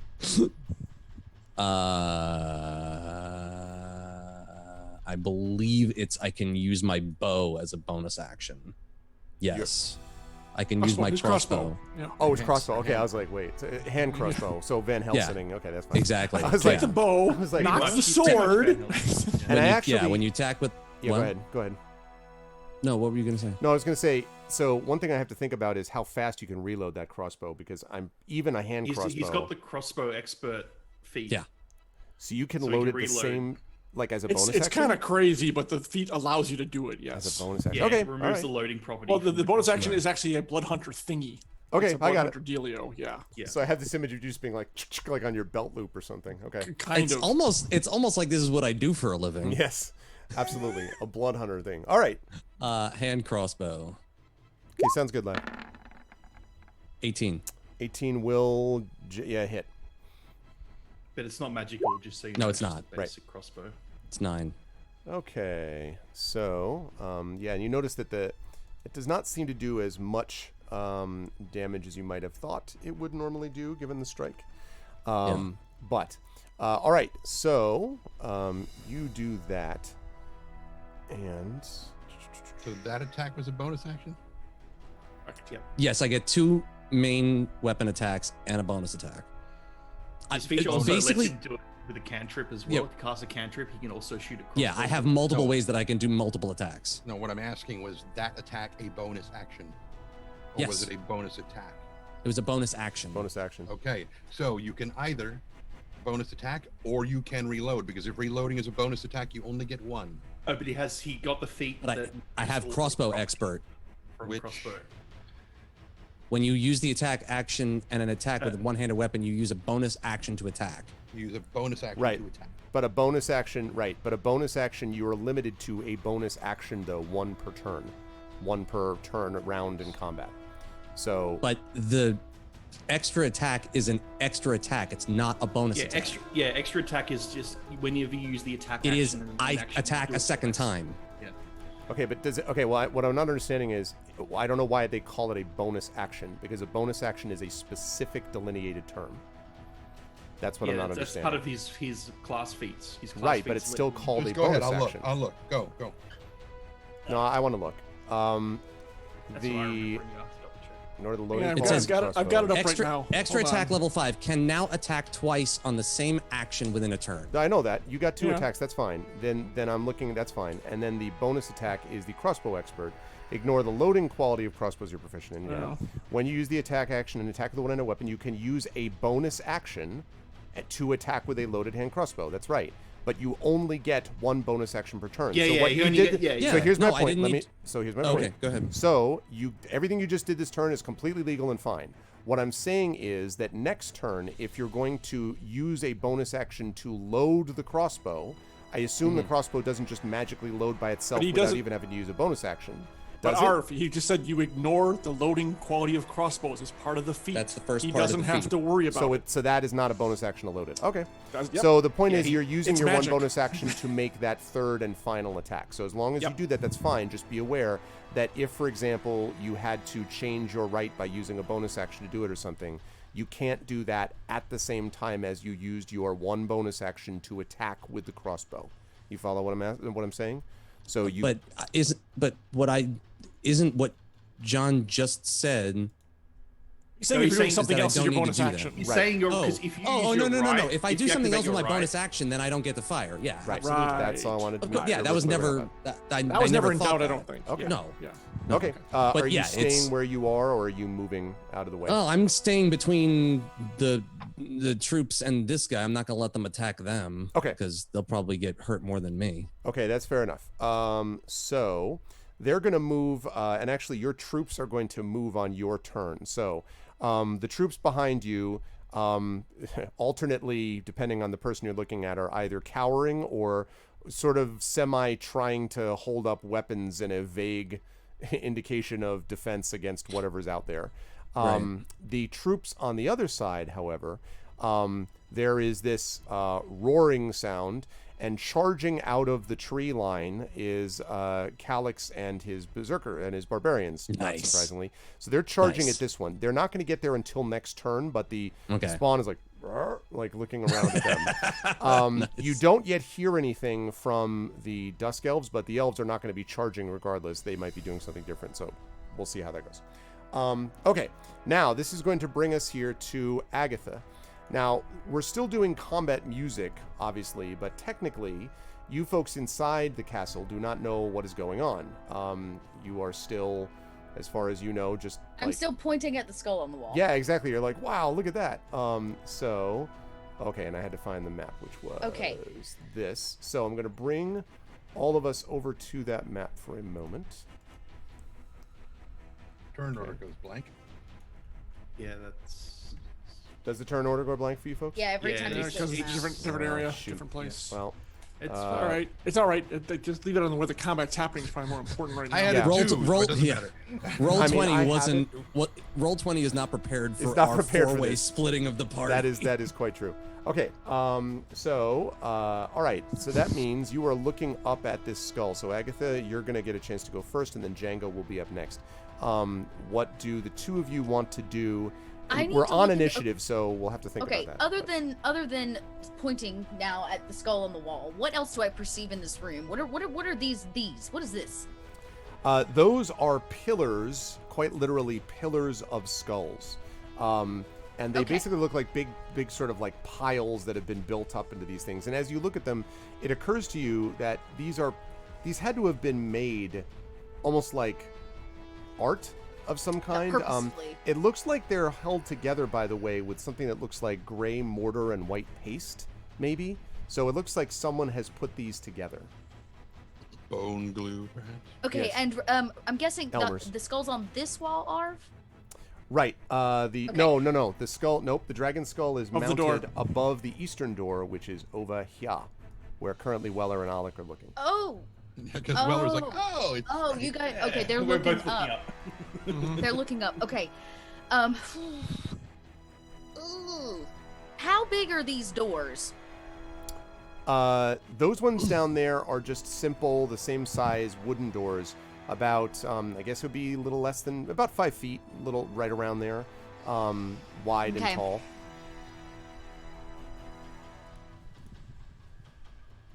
Okay. I don't know. I say, the time is now. Are you ready? I look at, because like, this is when the timer starts. If we grab this skull, You can go through here if you want. There's big stairs and stuff. we need to get this out. way. I need to get out quickly.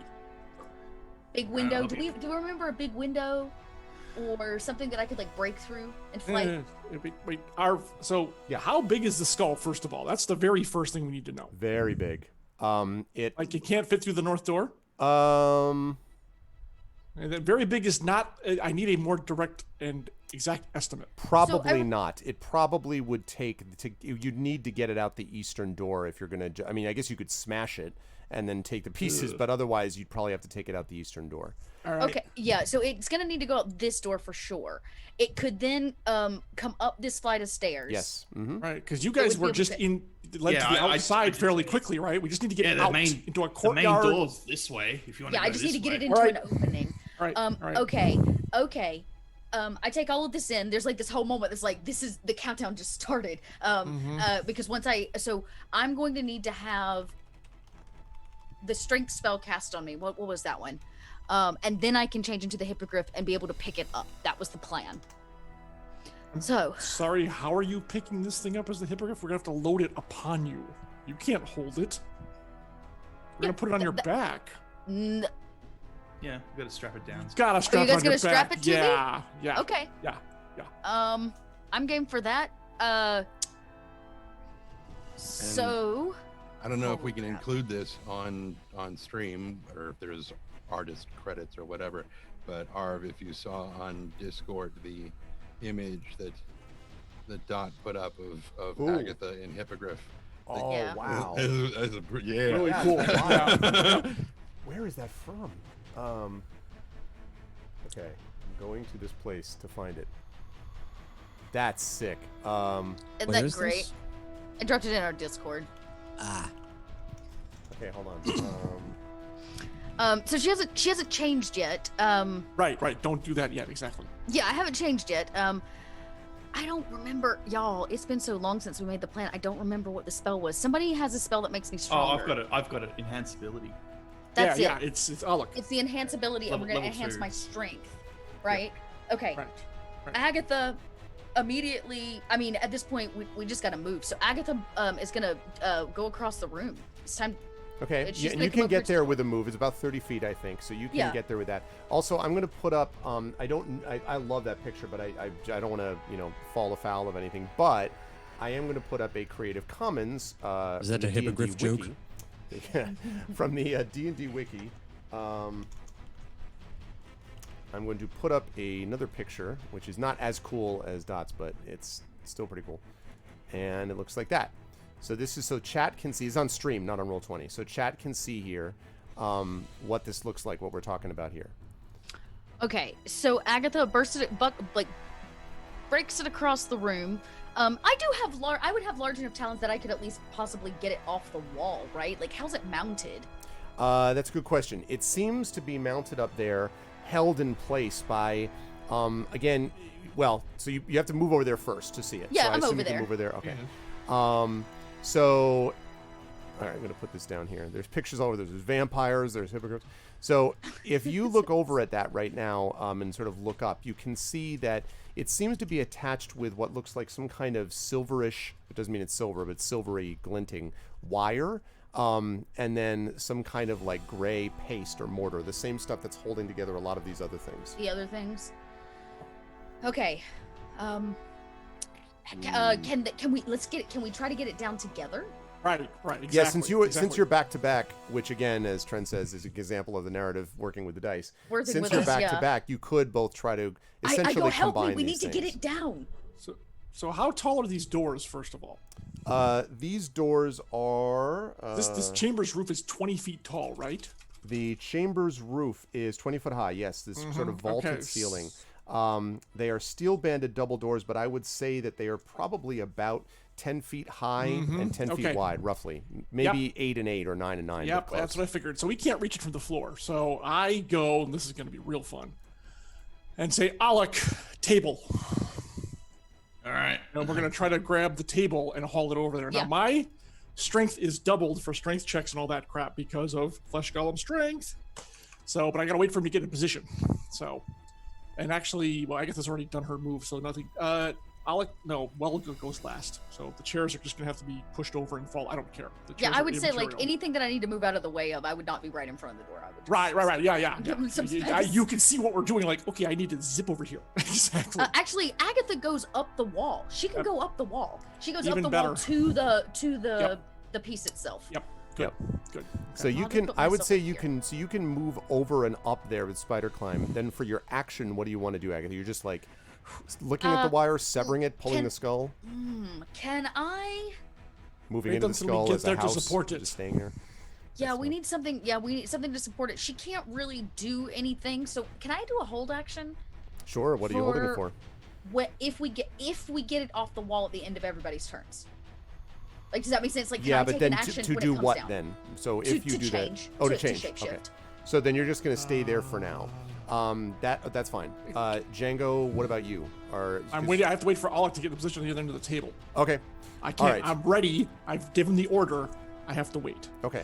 I am going to send a message to, however, since I'm not doing anything else, I'm going to send a mine to Agatha to tell her to, let us have you transform when you're outside, not here. Because every minute you're in, wait, you don't have a time limit on your transformation, do you? Or is It's it the an hour? time limit on the strength, not the hippogriff. Okay, right. It's the Okay. strength spell. So basically what needs to Okay. happen is I can at least be in hippogriff form and help move it up the stairs That with is... everybody.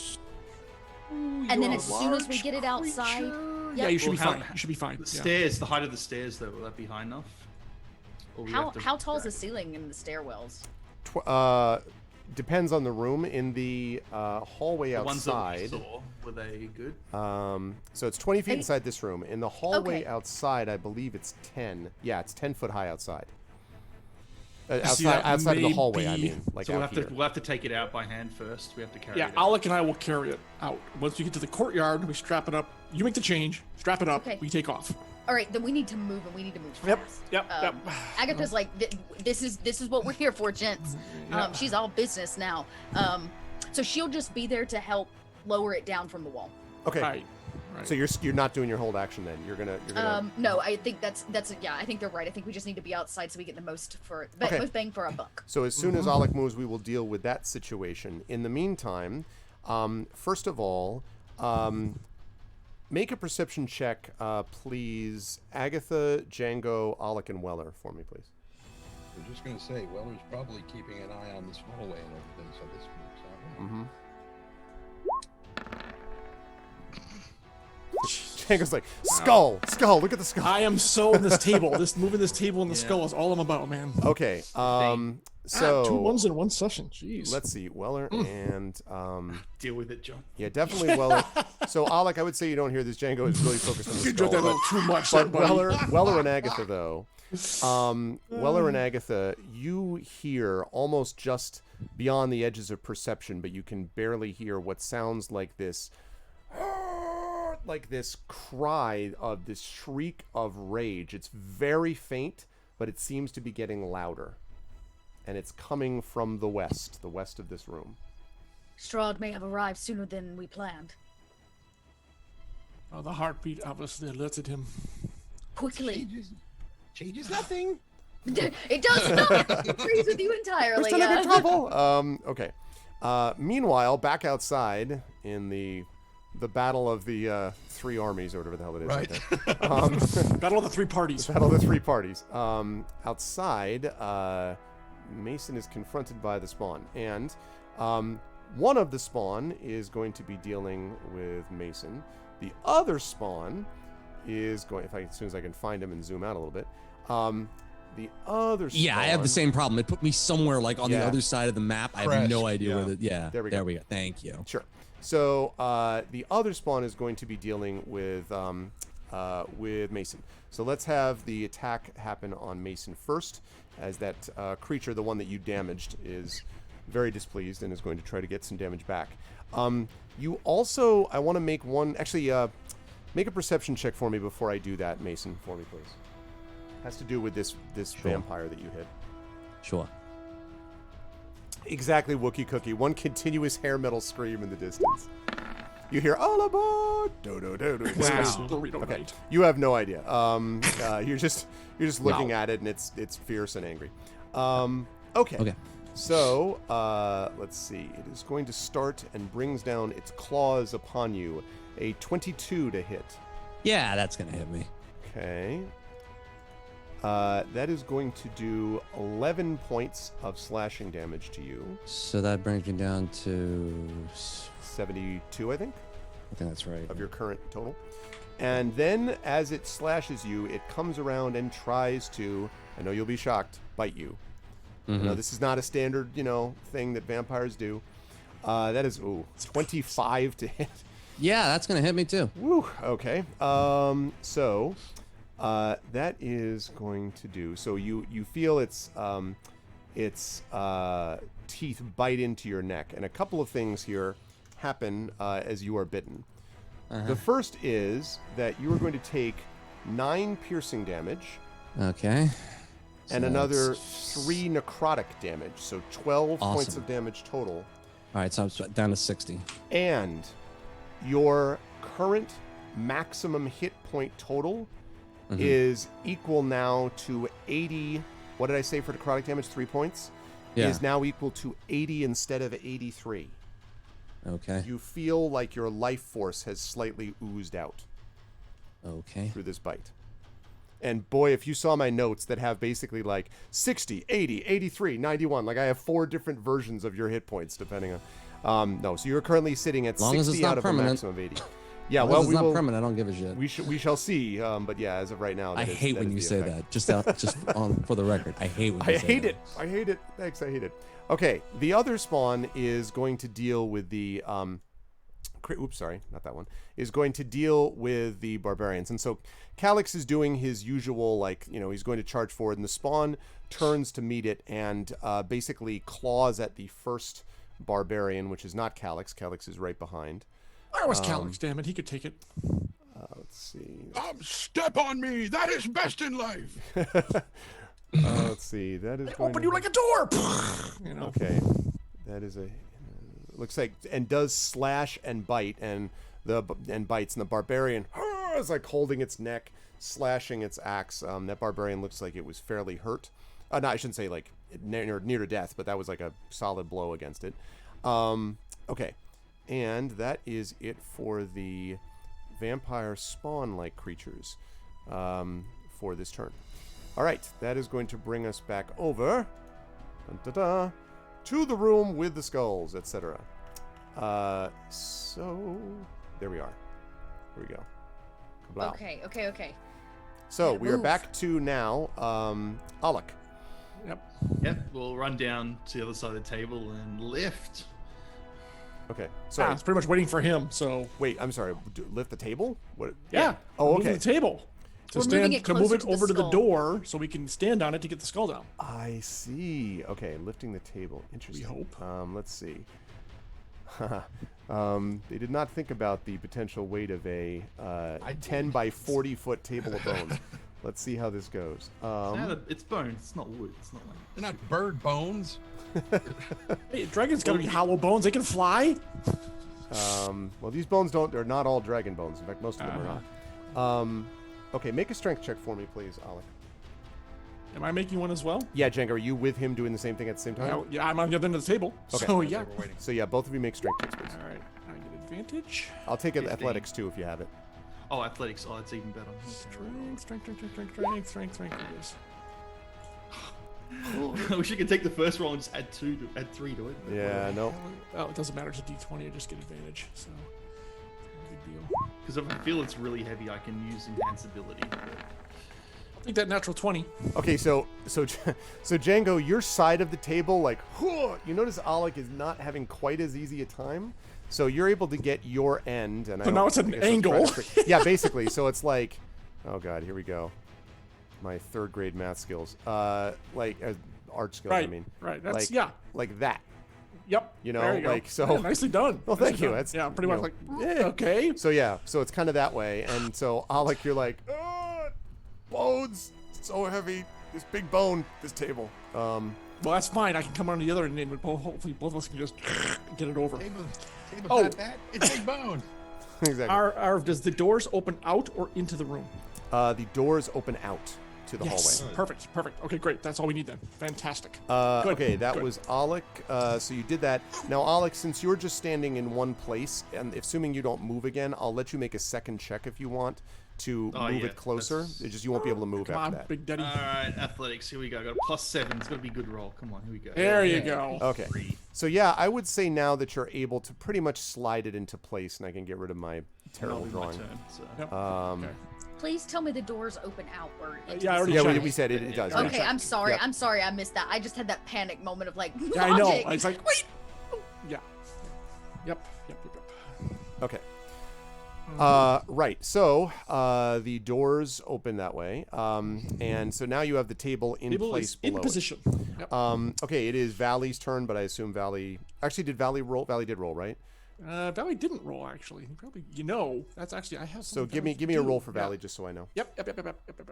And then I'm not going to do it on this turn. I'll slot Valley back in next turn. 16. 16. Yeah. So I'll slot Valley back in next time. That's fine. I'm probably gonna have him go and do some scouting for us. Okay. So, yeah. All right. And actually, now that I think about it, Agatha, that would be the same case for your. Do you want to? Are you okay with Evan, me telling the or name? whatever your scorpion's name is. Do you want to tell them the name? Oh Agatha, yeah, of your- Nero is his name. Nero. That's awesome. So Nero technically should have his own initiative roll here. He should, though I don't know what. You're just using your Dex, the same initiative count, like, or not a count. Just the have same- him roll basically. Right, is what you're exactly. But saying? using your same initiative bonus that you would use for your own character. Okay. I was about to say I don't know that I'll have him do a whole lot, but that makes sense. Yeah. Okay. Oop. Are you gonna have him fiddle, like set He the room on rolled a fire, and then have him fiddle because? He rolled a 12. Yeah, I'm gonna have him piddle in the corner, and then rub Strahd's nose in it. Actually, our Valley will go on 18, not 16. Oh, okay. He brings it to +2. Got it. All right. Okay. Also, and Nero is just 1 hit point, also, right? I would need. I believe so. Let me pull the.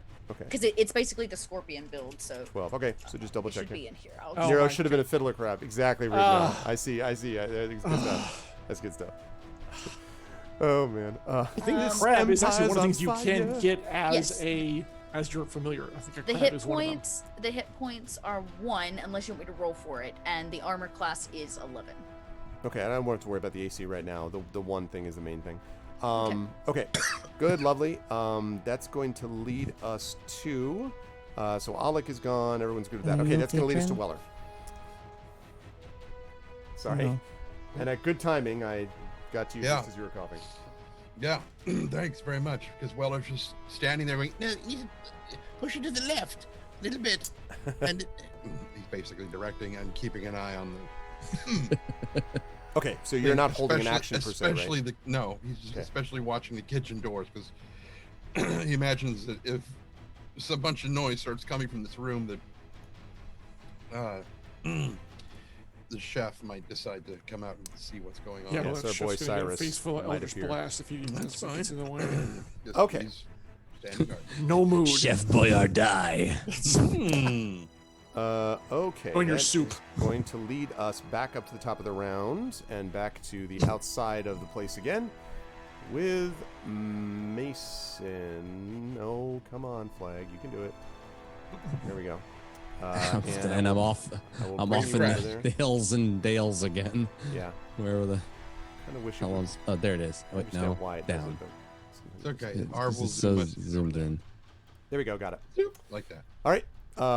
Okay, so Mason, you are up. You have one, quite injured creature. Spawn. How injured does he look? Pretty. I mean, you hit him pretty. She hit him. You hit her pretty hard. Doesn't look close to death or undeath. I don't know. All right. Well, we're gonna fix yet, that. So I am gonna use my bonus action for something different this time. So I won't be able to take the crossbow attack this time. But what I'm gonna do instead is I'm gonna use my bonus action first. And I'm going to use Curse of the Marked, a bonus action. Creature within 30 feet takes double damage until end of turn. I'm going to use it on the one that's injured. I'm going to use my 2 attacks. Good stuff. With the Sun's Whatever the hell it's called. The Sun Sword. Oh, also clarification on the hit to my maximum HP thing. So when and barring that I don't lose any more off my maximum HP, which is possible depending on how long these rounds go for. When I ever get rid of my rights on the weapons that I have, that'll go back up to potentially 88, correct? At the moment, yes, that's right. Yep. Okay, just double check. Yep. I pulled my headphone cable out of my headphones. That's not good. And also, when your death comes upon you, oh, hi, Rob. Yes. No, just Hi. Okay. Yes. No, yes, that's correct. Yep, you're right.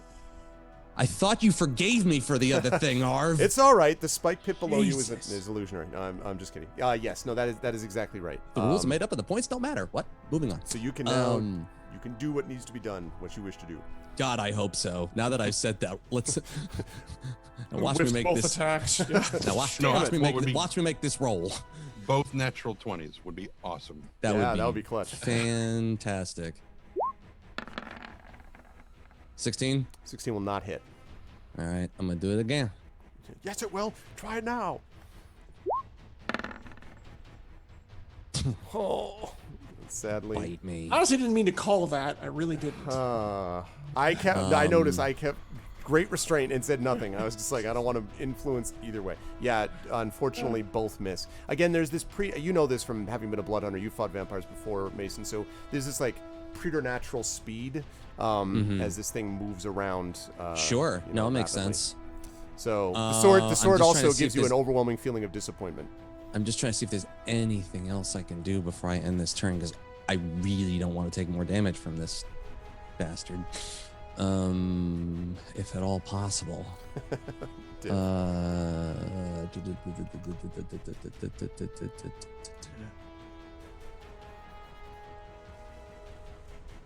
don't think there's a damn other thing I can do. Shoot. What was that? I used my bonus action, so I can't do the other thing that I wanted to do. So that was a waste of the bonus action. Yeah, I'm done. Okay. It was the marking was a really good idea. It's just sad that unfortunately the hit didn't work. Yeah, especially because if I had known those rolls were going to come up, I would have done something different because now I'm going to probably take more damage. Yay!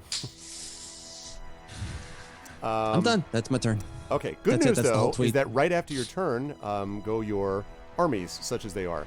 The army behind you is still kind of huddled around. They're trying to kind of stand up, but they're still freaking out. Most of them. The barbarians, of course, are not in this position, and so they come just like charging in full bore and just like surround the spawn. Multiple attacks come raining down on it, and let's see if any of these... At least a couple of them strike home. Of course, the creature is like, again, doing the like, like moving around incredibly fast. Right. But two of them at least hit the creature. You note that as two of them are hit, that the wounds are not as severe as normally a hit from these, creatures you would have thought it would have been, but also, you also think it is possible that you see one of those wounds maybe starting to close up a little bit.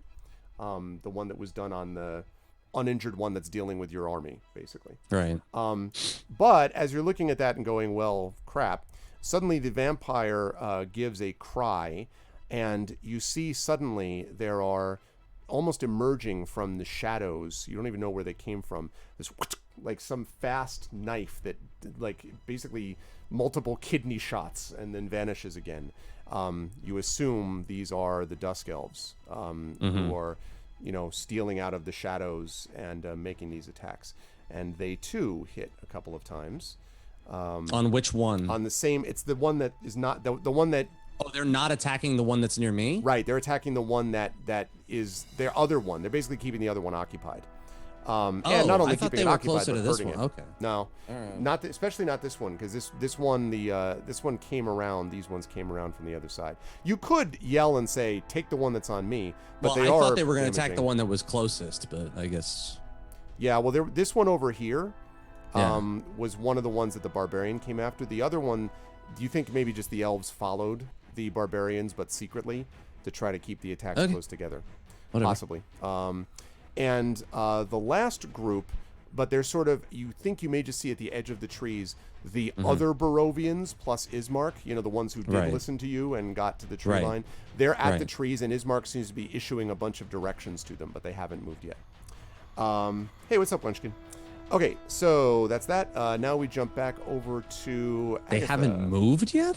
They not in the tree line. Well, they seem to be they seem to be preparing to do something, but you don't know what yet. Scotty, now would be a good time. Anytime. Gentlemen, beam me aboard. Okay. So, we are back over here. And, Agatha, it's your turn. Are we ready to take this thing down? You got the table underneath now. We are, but you gotta, I don't know if we can... I was about to say, can we do like a group roll to take this thing off the wall? Well, that's what we're all going to be working towards doing, right? Right. What you could do is Agatha and Django, you could both basically drop down in the turn order so you can be right next to Alec and Weller, because Alec and Weller are next to each other. And then have all of you work operating together. You can do that. It just means that you are dropping down in the turn order, but you'll still, that way you'll all be working in concert. As I basically just hold my turn until we're ready to move this thing. Okay, Django, you want to do the same thing? Yeah, so we're dropping to, what is it, 6? I'm gonna drop you to yes, that's correct. Yeah. I'm gonna drop that's right. So I'm gonna drop you to 6 basically, and I'm gonna drop Agatha to 6. Agatha will be ahead of you still. Yes. That's fine. But okay. Lovely. Okay, and single digits. And then Valley. Yes, Valley. Valley does have something to do before we do this, and Valley is going to flappy flap flap flap flap flap. Gonna hang out here and watch the stairs for me. Okay. Oh, hang on over there. Okay.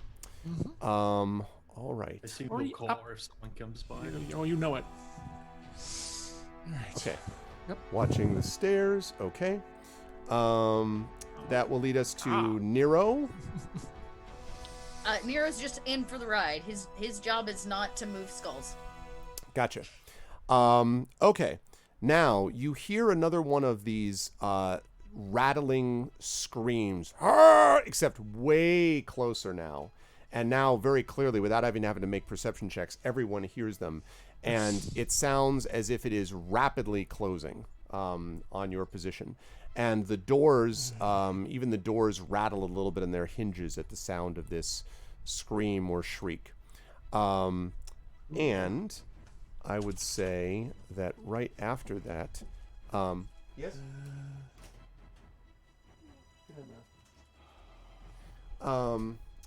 That right after that, you hear I would say, let's see, Weller, who is still looking. You're looking up at the skull, yes, Weller? Not like outside towards the hallway? You're muted. Said he was going to keep an eye on the hallways. Trying not to choke to death. No, I get it. Yeah, since everybody else is focusing on the skull, I'm paying more attention to the hallway. So you notice that the door opens and Cyrus peeks out and sort of sees you and is like, his eyes widen a little bit. You don't know what that means or what he's going to do, but he can definitely see that the doors are open and that you're standing at the edge of the doors, or like in the doors looking outside. Okay, there is that. Meanwhile, back outside, back outside in Barovia, it is the vampire spawn's turn, and they are going to do as follows. First of all, it's definite now, Mason. The creature that is currently being attacked by the combined powers of the barbarians and the dusk elves, you can see its wounds close a little bit. It's definitely healing a little bit.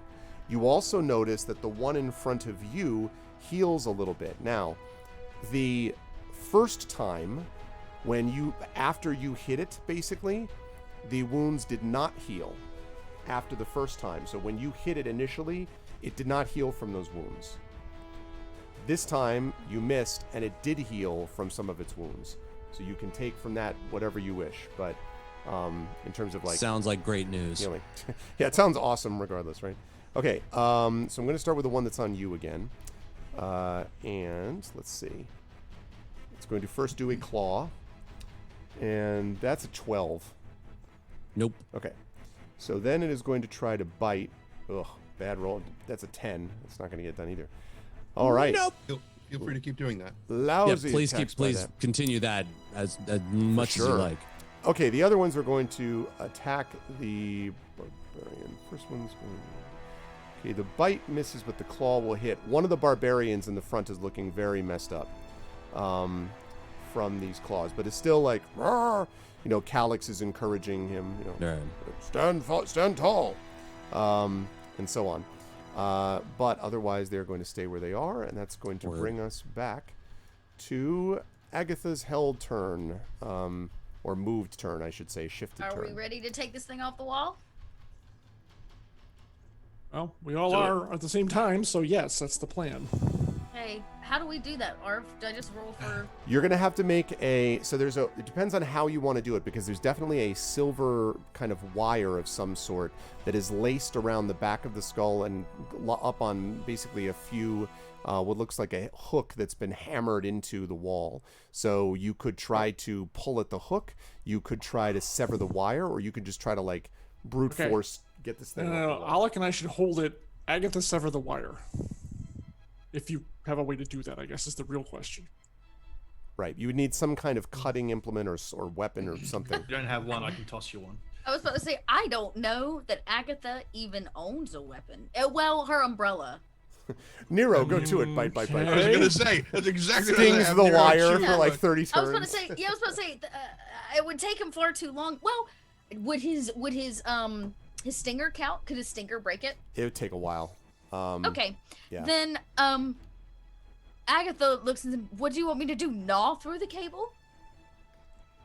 She looks herself. I just assumed you could do everything else. It was a thief. You could just exude acid from your hands. I don't know. Oh yeah, I guess I could. I'm trying to save my spells. use this, and I kind of like toss her my hand axe so she can grab it. while she's spider climbing. Impaling Nero. Oh, sorry. Okay, yeah, okay. I'll pick it up and try to cut the wire. I'll go 3, 2, 1, and try to slice through. I'm gonna have you make an attack. This is not gonna be a difficult one, but it is an awkward position, and you're definitely not proficient with this. So I'm gonna have you make an attack at -4.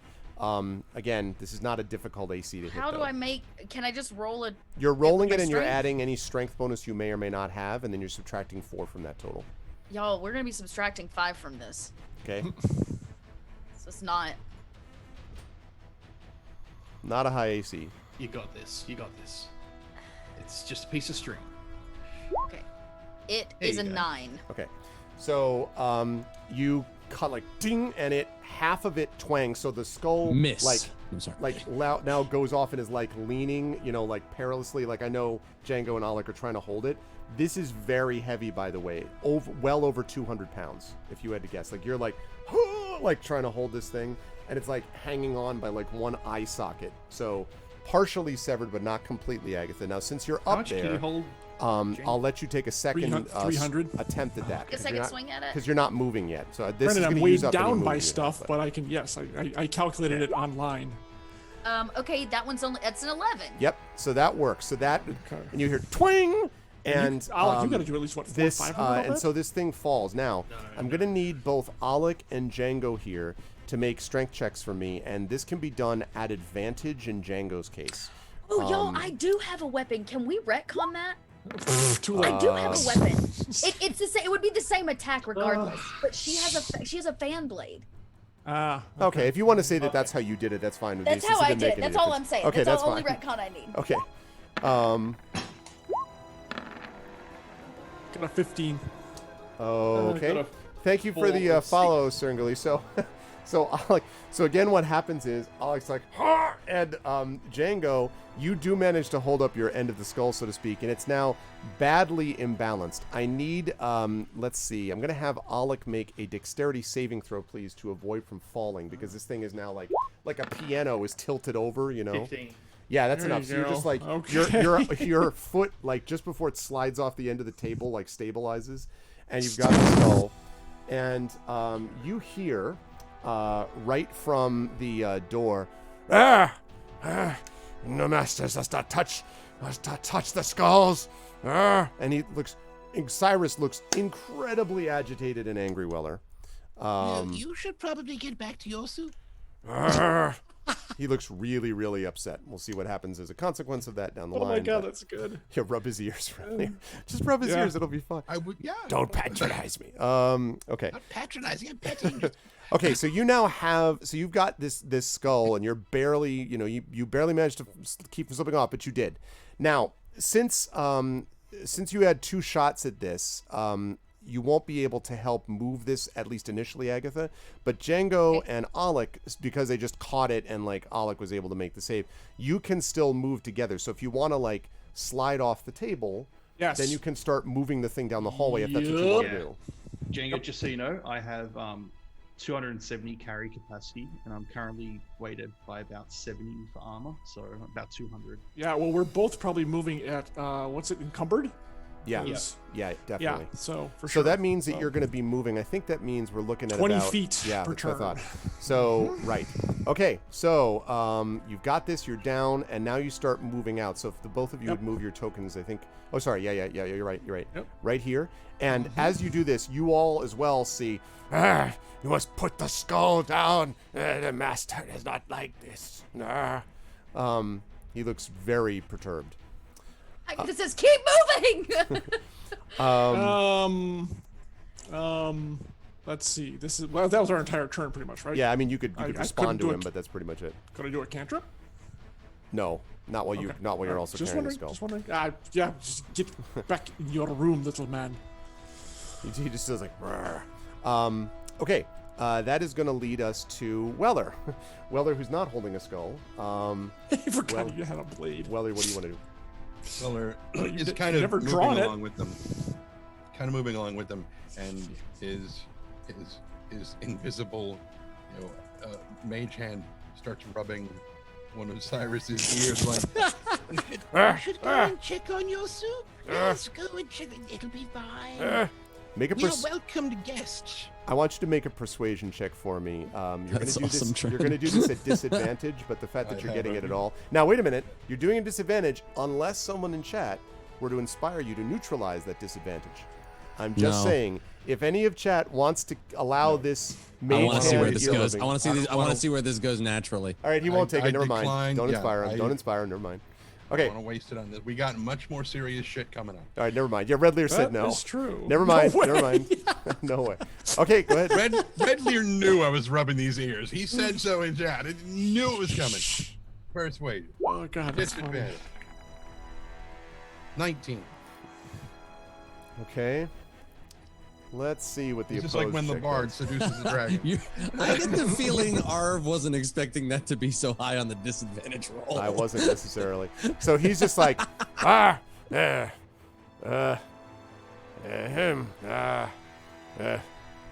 Take the heat. He seems extremely confused. He's both angry. He's a little bit like my son can be when my son's upset about something, but we're making him laugh. So he's like, like it's one of those deals. He's just like, oh God, that's so good. He's very confused at the moment. No, he wouldn't have taken their inspiration anyway, Mrs. Dunsel. He wanted to see what would happen. And he wanted to save it for later. Though don't. I have a Oh feeling boy, we can that get a chance. 27! Holy moly! That would have been awesome. We got about a half hour to go in the session tonight, and I have a feeling you'll be using it at some point. So, okay, Weller, you're walking along with him. You did that, and I think that's all for the turn. I believe as you're behind them. Weller, you could theoretically, I mean, you can move faster than they can because you're not holding a 250-pound skull. Do you want to be in front? I was going to deal with him first and then move ahead. Yeah, so. I also love the clearly well represented. Yeah, look how draconic the skull is. It's perfect. I think I may have a better one though. Work of art. Come on, don't just make me feel bad. By editing skills. Look how close I was. Look. It's the same image. I can't tell. They're like twins. They're like twins. It's a clone. All right. So we'll have you use that one. His deadly serious Curse of Strahd Apparently my campaign, sarcasm was not on point there. Oh man. Okay. Save it, Miss Dunsell. We'll need it later. I guarantee it. All right. Okay. Yeah. I'm where I'm going. Okay. I just want to zoom in so everyone in chat could enjoy the spectacular experience of this. Okay. Yeah, my MS Paint skills are just out of this world. Yeah, no, they're really. I mean, it's good stuff. It's like what you would do for like a metal band in middle school. Like that would be the deal. I'm just kidding. It's much better than that. Clearly better writing than I could do, by the way, drawing than I could do. Okay, so that is Alec and Weller, and that brings us up to the top of the round, where meanwhile, locked in mortal combat outside in Barovia, Mason is dealing with the spawns, who, of course, I hope to be dealing with them this time as opposed to whiffing. Yeah. That will be a better outcome. Those are true facts. Okay. Okay, so it's my go, right? Yes. All right. So what I'm gonna do is I'm gonna use my bonus action at the start of the turning. I'm gonna save my other curse for later. Okay. Because I only get 2 before I need to rest again. Okay. I have a resurrection, not a resurrection. The hell is it called?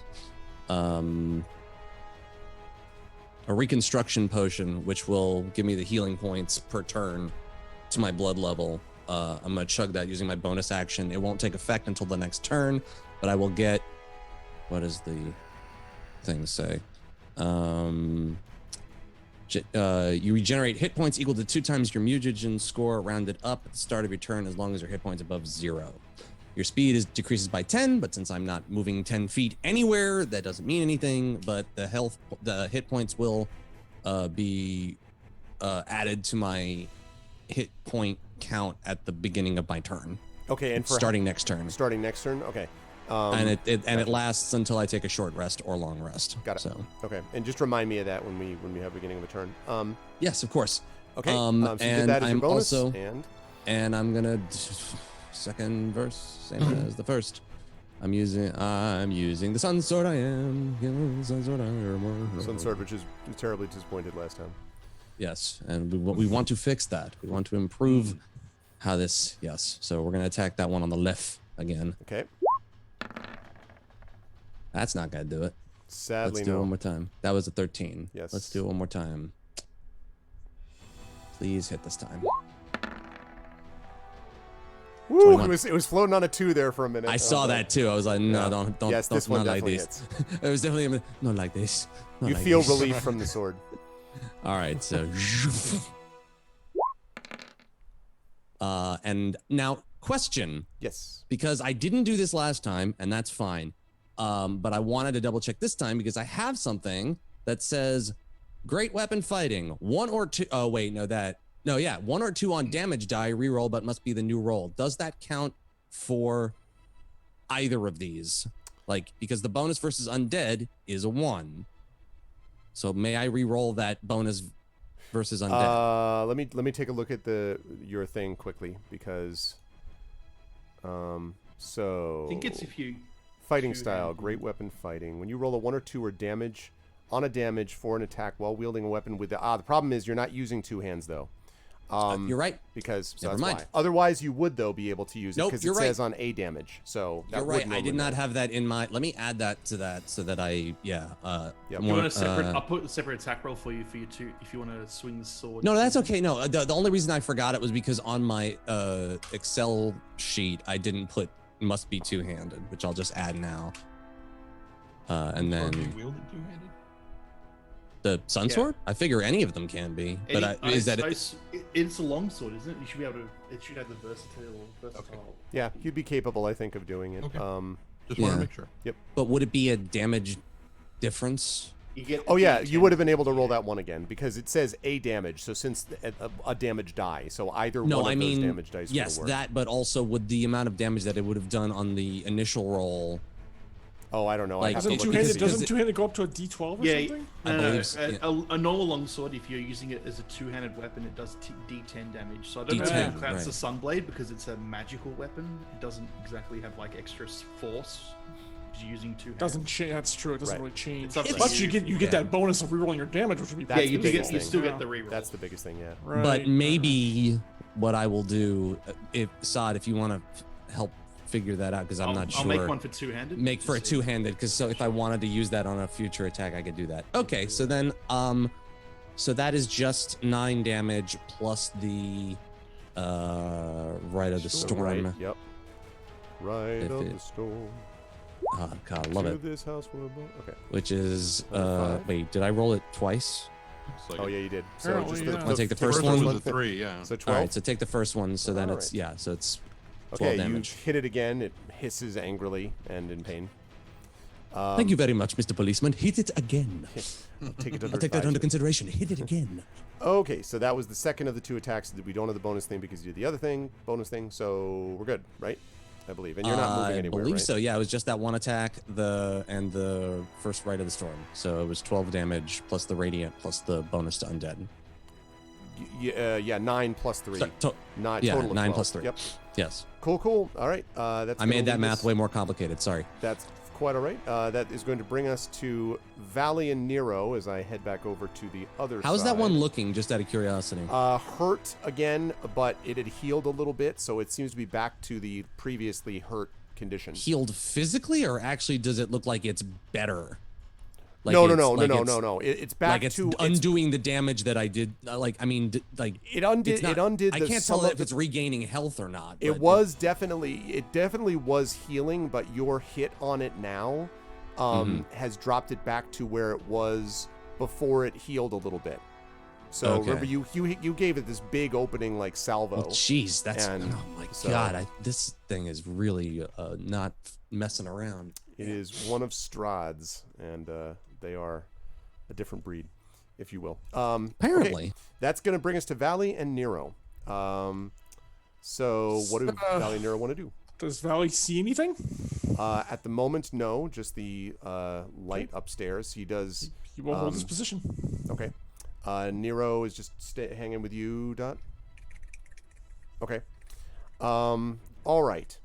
So you now hear this, and it's like literally right next to the room there, and the door basically flies open. The northern door to the Hall of Bones here, the Room of Bones. And standing in the door is not actually Strahd. Oh, yay. Standing, like, oh, great, that's wonderful. Whew. That's good, because I was Wait, thinking we didn't have enough people. Agatha's the only one who can see him right now. Just a They're all in the reminder, hallway. too, there is a table in front of that doorway, which means it makes it a hilarious. smaller entrance. It's... Or exit. Okay. Is it what's his face? Standing in front of the door looks like Rahadin, the that the guy who you originally met at the Amber Temple. I tried to fool him into thinking I was a god. Yeah, exactly. And he sort of looks and sees what is happening, and he can see Agatha, who's just sort of standing at the door, and is just kind of like, "You have something of my master's. Put it down now." And shing, and he draws forth this curved sword. He draws forth a long scimitar.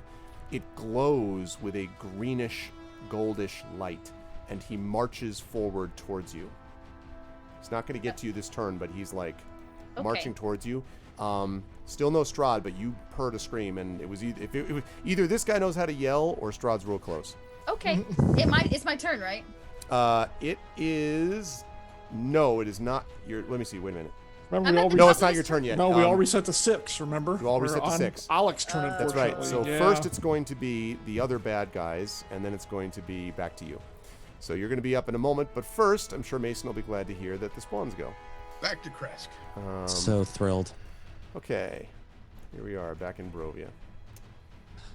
Point me towards the actual conflict. You're there. Going on? I know. I'll get to it. Every time it it always moves sets me it that like way, yeah. over back. that to, one. Because I it don't know takes why me a it second to sits get over there there. because it does the same thing to me. So, okay. So the two creatures are upon you. Now the one that you hit last turn is again does not heal. Like does not seem to. So your wounds seem to continually fester within it.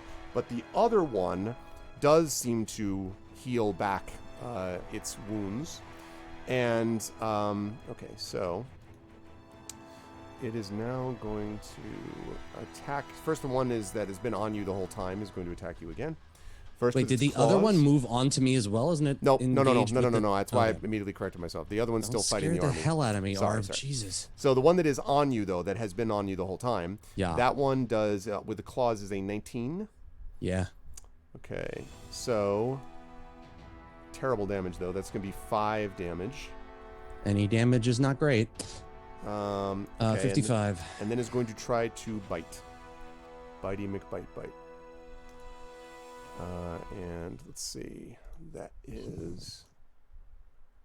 is a 10. So that's not going to hit, I don't think. All right. Christ. The other one is going to attack twice. One of the barbarians goes down, crying in agony as the creature bites its neck and turns around with its fangs dripping with blood towards another one of the barbarians. Calyx roars in anger. Arrgh! He seems, if possible, even more upset than normal. So we will see what happens there. I forgot to mention, incidentally, that the barbarians and the Dusk Elves had both attacked before and had damaged, again, that creature. So the other spawn, the one that's not on you. So the one that is not on you, although it healed some damage, it still is somewhat hurt from the multiple attacks of 20 plus guys. Right. The other thing is that you now notice that you sort of are able to see the other way that the battle, like the other side, the backs basically of the vampire spawn. And you can see that Ismark and the other Barovians are basically flanking out around the two vampires. Like you can see that they're kind of encircling them to either side, north and south. Okay. So now that we've talked about that, now we go back Anytime you want to tussle, go right ahead. We're ready now. Currently, you're please. ballet dancing around them. Do something. That's going to bring us back to here, and Agatha, Django, Alec, and Weller. Agatha, you're up. Yeah, Agatha is up first. Okay, now I'm up. Okay, that was where my confusion was. Agatha. Okay. Agatha? It's gonna move herself from inside this room into this room. Give him the Jewish grandma treatment. Yeah, make sure you put your suntan lotion on. It's sunny out there. Be careful. And then I'm gonna close the doors on him. Okay. I would basically, Grandma. yeah, I, because I'm on the ceiling, right? Like I'm above it, so I like slip underneath really quickly, and then kind of, I guess I could jump down to the floor. I'm not in my grandma form. I jump down to the floor and we'll close the doors. Okay. Are you trying to slam and to the extent you can hold it, or just like how, like, because you can close it as an action. That's no problem. Okay, close it, and I have no way of barring this. I don't think. I have to. I have to say, and I'm saying this only because the image amuses me, that the handles are on the outside of the door facing you, and you could theoretically slide your umbrella between the handles. I'm just saying. I normally would not give you that suggestion. I just think that could do that. The image is just funny. I have another hilarious idea. It's just my image. Okay.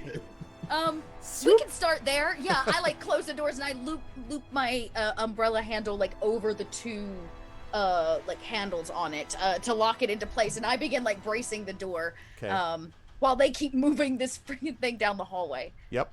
Now you guys can double move on this one, which means you could go 40 feet, which would be 10, I think 20. we're gonna do To get you down. Yeah. That would bring you here, 2, if that's what 3, you want to do. 4, 5, 6, 7, 8, right here. 20. Yep. Just Yeah. right above me. My skull. As Cyrus sort of watches as you go by, he seems both furious but still fascinated by the I feeling stare of at him and having my his eye ears. is like blazing purple. He's not As paying in, attention. like, He's paying don't- attention to his ears being rubbed. Okay, good. It's even better.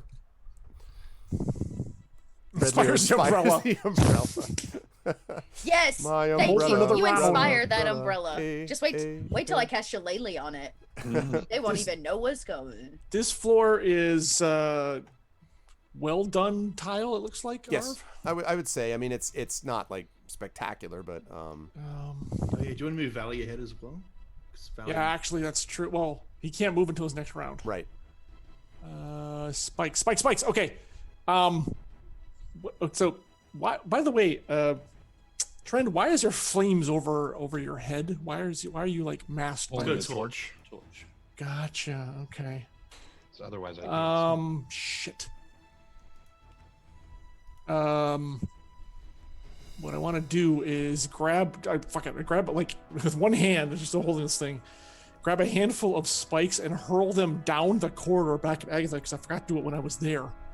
Okay, so you're throwing spikes. Not- Yeah. Agatha. Caltro. Well, Agatha. You are no, pierced by multiple to spikes. spike the door shut. Caltrops, smell who cares? I know that. I skitter them across the floor and say, spike the door. Yeah, so, Okay. yeah, so just hurl that back down there. Okay. Cool. And then Weller, anything else that you want to do? You want to keep up the rubbing, the ear rubbing? Yeah. Okay. But I mean, I've got a 30-foot range on the. Yeah, so you could still move a little bit, like Yeah. just wait. So I'm gonna keep moving this way and be like, check your soup. Check your soup. Or stay right there. Enjoy. Okay. And all right, that's going to bring us up to the top, which is going to be Mason when Rob gets back. But that's all right because I'm going to move my thing over. Okay. Okay. Going to head back over to Barovia. And we're going to zoom out, and as soon as I figure out where you are myself, I will connect you. There we go. And there you are. Okay. All right, Mason, you are up. Okay, so I am saying this both to the troops behind me and the ones on the other side. Don't forget to heal. Oh no, yeah, I'm gonna take care of that right away. I mean, it's automatic. It's plus 4 points, so I'm at 59. Got it. I was gonna deal with that after my very motivating speech of hit the bastards. No, I'm kidding. That's not actually what I'm gonna say. How'd you yell it when you wanted to- Shoot the vampires. You just say that again in German. Yes, that's exactly what I was She's in Finsta. I've never understood why he doesn't understand the command in German. It's not Why he clear looks at him until like, you say it in English did dramatically. you just sneeze? What are you doing? Anyway, whatever. What was I doing? Oh, right. So it's more like it's kind of to the ones in the back and also the ones in the front. Okay. The ones in the back, the ones in the front. I need you to attack this one.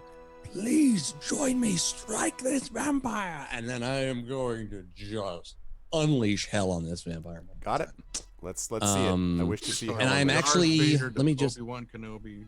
I'm gonna grab this with two hands. I'm gonna forego using my bonus action because I can't use the bonus action if I'm using it two hands. But I'm gonna take the sword in both hands and use it two-handed. By the way, Sod, 1d10 plus 4, not 1d8, right? I don't on know this if one. No, because it's a magical weapon. Magical weapon, so you're not going to get the force behind it, right? Right. But you can reroll your damage if you get a roll rolls. It's like a Then to lightsaber, hell, right? to hell with that. I'm doing it one-handed. But I because mean it that you doesn't do. But benefit remember me at though, all. if you do it two-handed though, doing that means that you will get to re-roll any ones. on Exactly. damage. if I land Ones a or one, twos. which I'm, Ones or but that's twos.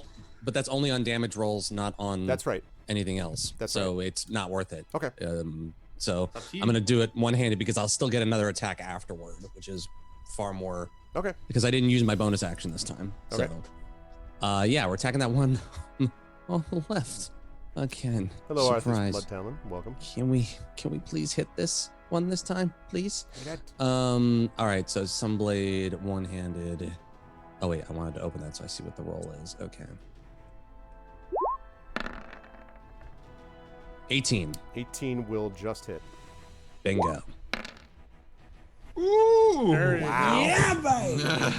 Dang. Yeah, baby. That's For the- 20 before the Ride of the Storm. For those of you at home, 20 points of damage just then. 20 points of damage plus Ride of the Very Storm, nice. which is a 1, which it would I wouldn't have, I don't think would have been able to maybe I would have been able to reroll that. I don't know. Okay. I'm Okay. again. So you did 21 points of damage with that first 21 attack. points of Pretty damage. impressive. I'm going to hit it again. There you go. 27. That'll absolutely hit. Damn right. And its family. Wow. 19 damage. 19 damage. Give me the Rite of the Storm too, just for Yes. giggles. 3. So 22. Yes. So the sword just like plunges into him, and there's this horrible searing sound as of cooking meat, and the blade. And there is this moment where the blade pierces through the other side of the creature. We get this moment of the sun glinting, the sun sword glinting. You get this sense of absolute joy, Mason. And then the creature just, Darth Maul style, slides in half and just falls over and lands on the ground. And there's this great shout that goes up, especially from the barbarians. And the people behind you are sort of like, "That was great. We didn't die then yet." So, and a roar of anguish from the remaining vampire spawn. Okay. Now to the other one. All right. You say dramatically on the back of the horse. And I aim my crossbow at the my hand crossbow at the other one and fire. All right. This is not going to be nearly as impressive because it doesn't have any extra modifiers on it. But I mean, Well, might as well see, take you the know. damage if I hit it. So Take the shot.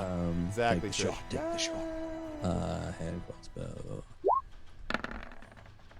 That's not gonna hit. No, it's a Anyway, miss. it was worth a try. So that other Strikes vamp Calix is in the face. so the one on the, Son of that a... one on the left. That one on the left is dead, right? Yes.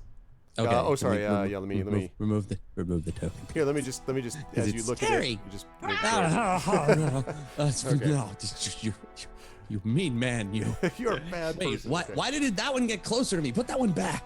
It's like a boomer, so it just expands to like. Yeah, and I once again I will reposition myself, not necessarily moving closer to it, but so that it is that the soldiers that are with me interspersing are yourself, so to speak. Yeah. Got it. And have they moved up at all? Like, are they still the ones behind you? down Yes, behind a little bit, but not much. They're definitely not like freaking out and kicking on the ground. They're all sort of standing with their weapons kind of out in front of them, but they're still they are huddled up, is what you might say. Now the ones Did any in of front that just happened to inspire them at all? Well, no, you think that's why they're sort of like a couple of them are like. You haven't been paying too much attention because you're focusing on the one in front of you, but as you just took a quick look back, they were before, like practically face down on the ground, and they're not now. So something happened. Right. Yeah. Okay. Cool. All right, that is Mason's turn. That's going to bring us back over to Valley and Nero. Oh, I needed that. That felt so damn good. There we go. Valley and Nero. All right. Okay, right here. There we go. Is this the last round before we end for the night? We will. Well, we'll see. It depends. Actually, that's a good question to the players. If we had to go to midnight instead of 11:40, could people handle that or not? If not, it's okay. I just need to know. I know that. Just have a really early day. So I would like to see us try to get out of the castle. I would like to. Possible. Yeah, that's the question. That's is to kind of whether I think we our can do ending that. point. I think we're close. So I'm for Okay, going. if you think we can get out of the castle tonight, how about this? I don't want to promise I'll stay that, till. though. I was about to say you stay till I'll stay till midnight if you promise we get out of this castle. I can't promise that. So why don't we say I can't promise that? Let's say 10 minutes. Let's go 11:45, and we'll see how we do. Okay. That works for me. All right. So so where were we? Valley and Nero. Valley is up at the top of the stairs. Then, okay. So I'm not going to switch the map yet. Because it's going to get way too confusing. But you don't see anything yet at the top of those stairs yet, Django. Okay. So and then we have Nero, who's hanging with you at the moment still, Agatha. Well, this is probably a good time because we're about to split, aren't we? Yeah, Agatha, the door's like banging with the umbrella, and she kind of just reaches to Nero, and for Nero's turn, she whispers something. Okay. And then just kind of lets him go, to go do his thing. He flies off to warn Elrond. Just thinking about the. Yes, off he goes. Wow. But she kind of lets the scorpion go, so he can just kind of find a nook, a cranny, and go about business. Got it. As requested. Got it. Okay. And so. Now, the bad guy's turn. You're still trying to spike the door. You haven't had actually a chance to go yet to spike the door. But you are trying to brace the door at least, right, Agatha? Yes. Okay. Yes. I mean, as much as possible, I guess. Okay. I need you to make a strength check as a booming hits the door and shakes it. Agatha, big roll. Here we go. Well, I got a 4. I'm not built to hold doors. So so you remember that scene, since we already used this example in the Fellowship of the Ring film, where Gandalf is fighting Saruman, and then he does the whip around 360 and blows Saruman back through the doors. Yeah. So basically, you are blown backward about 10 feet as these doors go flying open, and standing facing you is first of all the obvious. What's that? On top of a table. On top of a table, yes, literally. On top of the table is standing Rahadin, and also is the baleful image of Strahd, who stands and faces you and sort of looks down at you with disdain and points at you and says, "It appears the time has come, my lady, for you to find the true meaning of your position here in this world." And he points his finger down at you, and several things happen at once. As the two of you sort of are hurrying the skull down the path, Weller, you're looking back, and Cyrus is just sort of seeing the existence of his master, has kind of thrown off the whole scrubbing the ears thing, and Cyrus is like, "Master," and begins to walk towards him. Strahd von Zarovich coldly looks at him, and something streaks out of his finger as he points at Agatha. There is a huge explosion in the hall. I need you to make a dexterity saving throw for me, please, Agatha. That might be a good time for that inspiration, folks. just saying. If any of you were holding on to it. Oh, I'm just rolling so bad tonight. I'll allow, because you didn't have an inspiration, you used it. If the chat wanted to inspire, I shouldn't really ex post factor this, but it's okay. I'll do it this time. Rob's still If got chat spare wants to inspire, you could do that. Now's the time, y'all. Is Miss Dunsill, did she leave? She's gone? Agatha needs new inspiration dice. and new dice. Yes. I guess not here. Okay. No. I'm going to hang on. Yes, Nonstop has inspired Agatha. What's up, Nonstop? I didn't see you come in, man. Nonstop is inspired. Okay. Roll again. I can do this as a bonus action. But I guess I'll have to do it next time. Okay, so that means a reroll, yeah? Yes. Roll higher. No, Dragon Spirit, don't. You already. Too late. She's already been inspired. I'll give that back to you. Y'all. No, I said roll higher. Sorry, I rolled a nat I take it one. back. Another then. that one 12. for the inspiration roll. Oh no. I was gonna say Agatha, I can do. Never mind. Go ahead. I'll do that A next fireball time. erupts in your position. You are going to take 22 points of damage. Okay. From this. Hey, good news! Good news, everyone! I get a reaction, and that reaction lets me go invisible. Okay. Because my hit points dropped below half. So you go invisible. You hear this horrible and you have the unfortunate sight, Weller, of seeing Cyrus go up like a torch, and he staggers around with his lantern, staggers back through into the kitchen, and as he staggers back into the kitchen, you hear this, and then the kitchen door explode out. So whatever fumes were in the kitchen explode out this way. Now you're out of range of this. You are out of range of this, Agatha, because these doors basically blow outwards. I think that it's not going to actually hit any of you because it's like almost a vertical line, like directly down there. So I think it's actually going to go in between basically everyone. The problem is that this line of fire just comes shooting out, this sulfurous, stinking, smelling fumes that came from inside this kitchen. The kitchen now is roaring on fire, and there are now fires, a line of fire that is left behind. So, as long as the keyword is behind us. Yeah, that's a little close. Yeah. That's a little too close. And the problem is that you are cut off from Weller, who is cut off from Agatha. Also Cyrus is dead, if anybody cares. I told you to go and check on your soup, you stupid. So, let's see. Okay. This is going well. That was, let's see, so that was Strahd. Okay. Now, meanwhile, back on the other side of the battle, we have 5 minutes left before I have to wrap. We head back over Getting to out of this Barovia, castle. Where? Novel idea. I can do it. I have a backup, so it's not a problem. Okay. Although I should got probably backup look this up. plans. Yeah, well, I do too. So. Okay. You still got spider crawl on, I believe, so you should be fine. Yeah. That's not concentration, is it? Well, no, Is it it? lasts me an hour. Okay. Regardless, Yeah, it's doesn't got require time limit. concentration. Yeah. Okay. All right. So we go back into this one.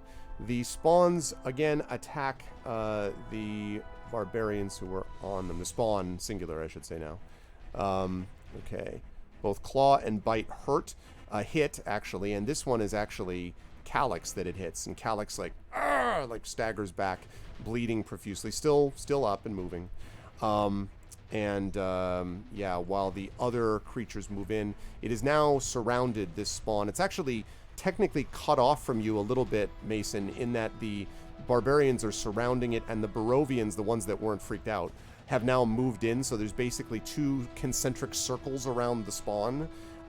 Now, they would let you in if you wanted them to, but basically it's fighting like at least, 19 creatures right now. Right. And not to mention the flanking Disco had jumping out. demo better apply. So, except that, certainly that's true. For the barbarians, it would. The villagers probably wouldn't know how to take advantage of it, but the barbarians would. No, I mean, if Mason went in there. Oh, if Mason did, yeah, that's true. Wait, how would I benefit from that? From flanking? Yeah, you'd be able to they come are back in. distracting the creature, you get advantage on your attacks. Oh. Okay. That's going to bring us back over to. No, I promise I want them to go back here. Would you please? There we go. No. No. It's like, no, I don't want you to see the other part. We are the not to say no. That is going to bring us to Agatha. Agatha, you are currently invisible, I believe. Yes, I am invisible, and this is fire, yeah? There we go. Yes. And yes, that is fire. How high does it lap? Right now, that is about 10 feet high. It is a lot of fire. There were a lot of fumes. How high is the ceiling? 10 feet. This is maybe a foot shy of the ceiling. It's probably about like 8-9 feet, and the ceiling's about 10 feet. Please, I got plans. Okay, here's what's up. I'm going to use... Besides fire. I think this will work. Okay, hang on. I just need to look at this and make sure. It's okay. I'm just marveling at the fact that while you're looking off to the side like that, I'm getting a very strong David Bowie vibe from your entire... Doing the best I can. Changes. Okay. Okay. Okay. Oh, I've been waiting to use this. I cast one of my top level spells called Resilient Sphere, which means that no energy, not that fire, can damage me, and I walk like a little invisible hamster. Resilient Sphere goes with you? Yes, I cast it on myself basically, and as long as I'm not fighting it, it creates a sphere of resiliency around me and allows me to walk through things like fire. Looks just yep. Now, here, I'll drop it right here for you so you can see it. One thing I want to make sure, now here's one note. I will allow this, of course, it's fine, but it is a sphere of shimmering force, which means they can see the shimmering sphere. Can't see you. Right, they can see the sphere, but they can't see me. That's okay. I'm just the invisible hamster on the inside, but got it. And it basically encloses me and allows me to get the fudge out of there. Okay. Oh, at half your creature speed. Just keep that in mind. Okay. So I will get to the other side of this flame wall. And the chat can't see that thing. It's just a black.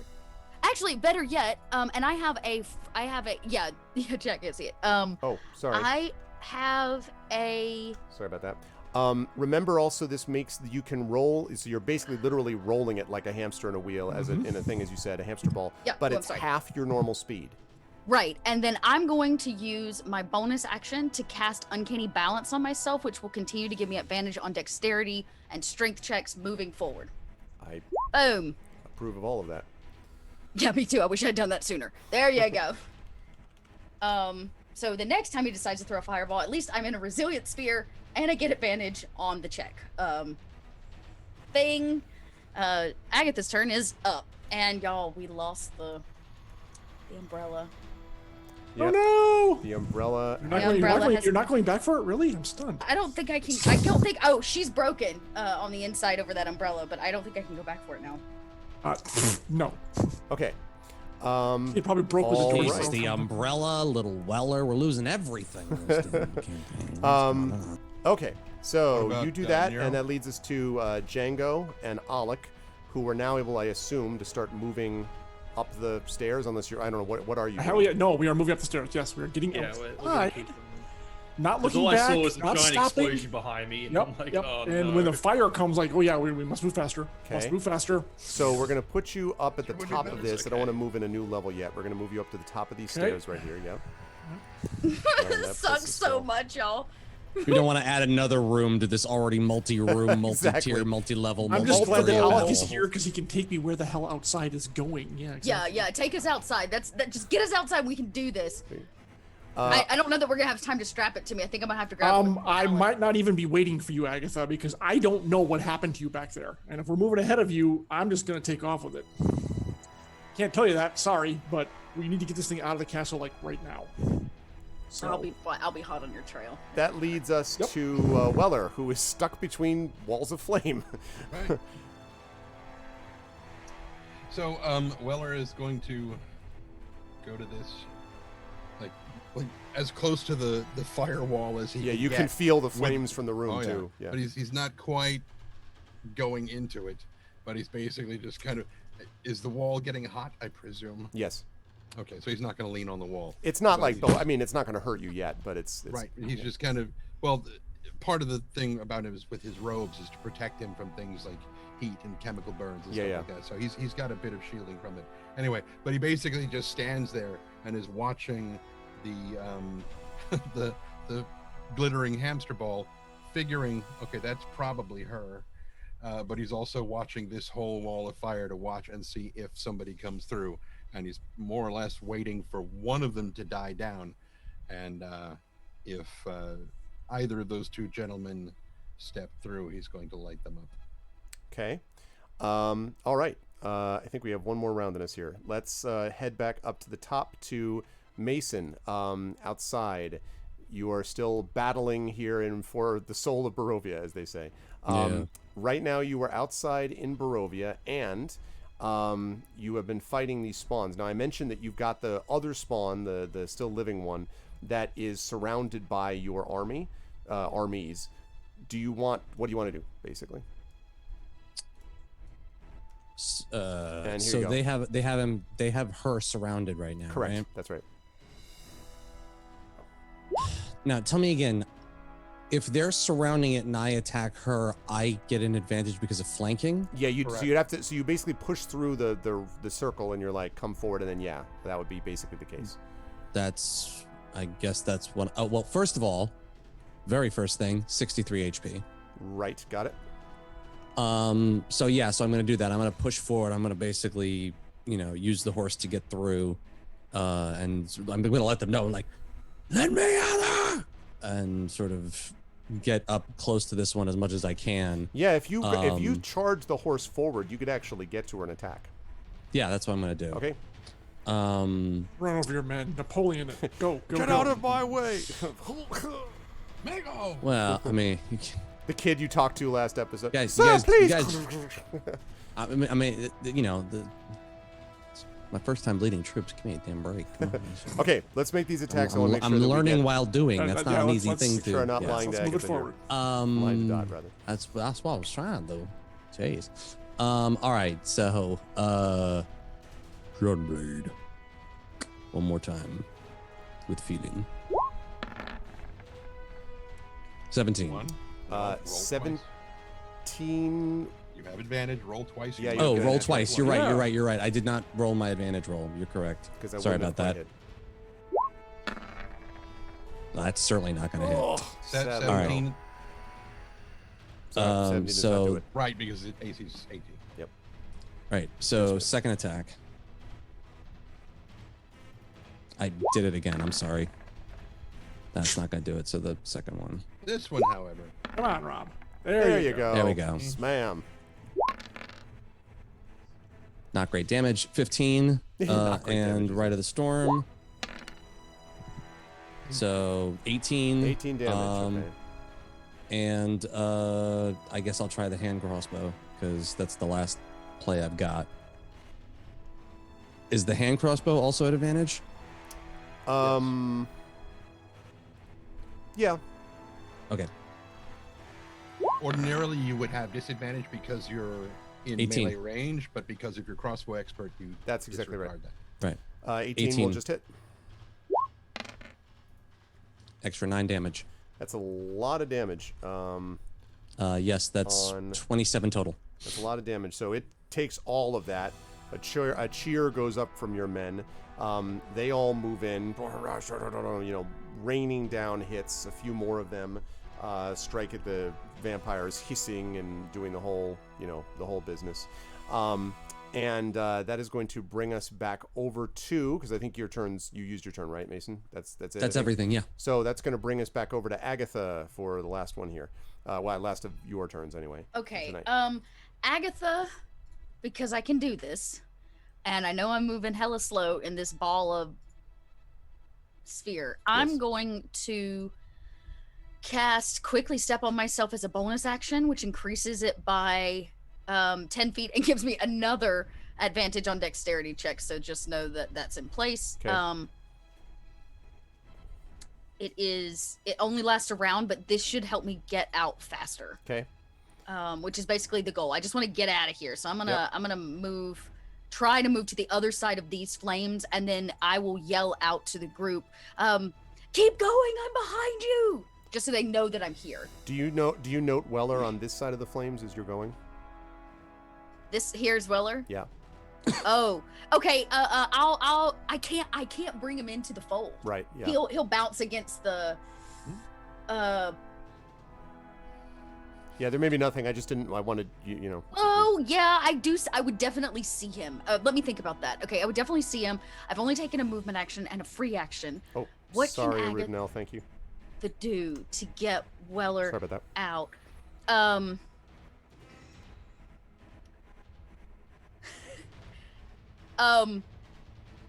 Agatha cast gaseous form on Weller. Okay.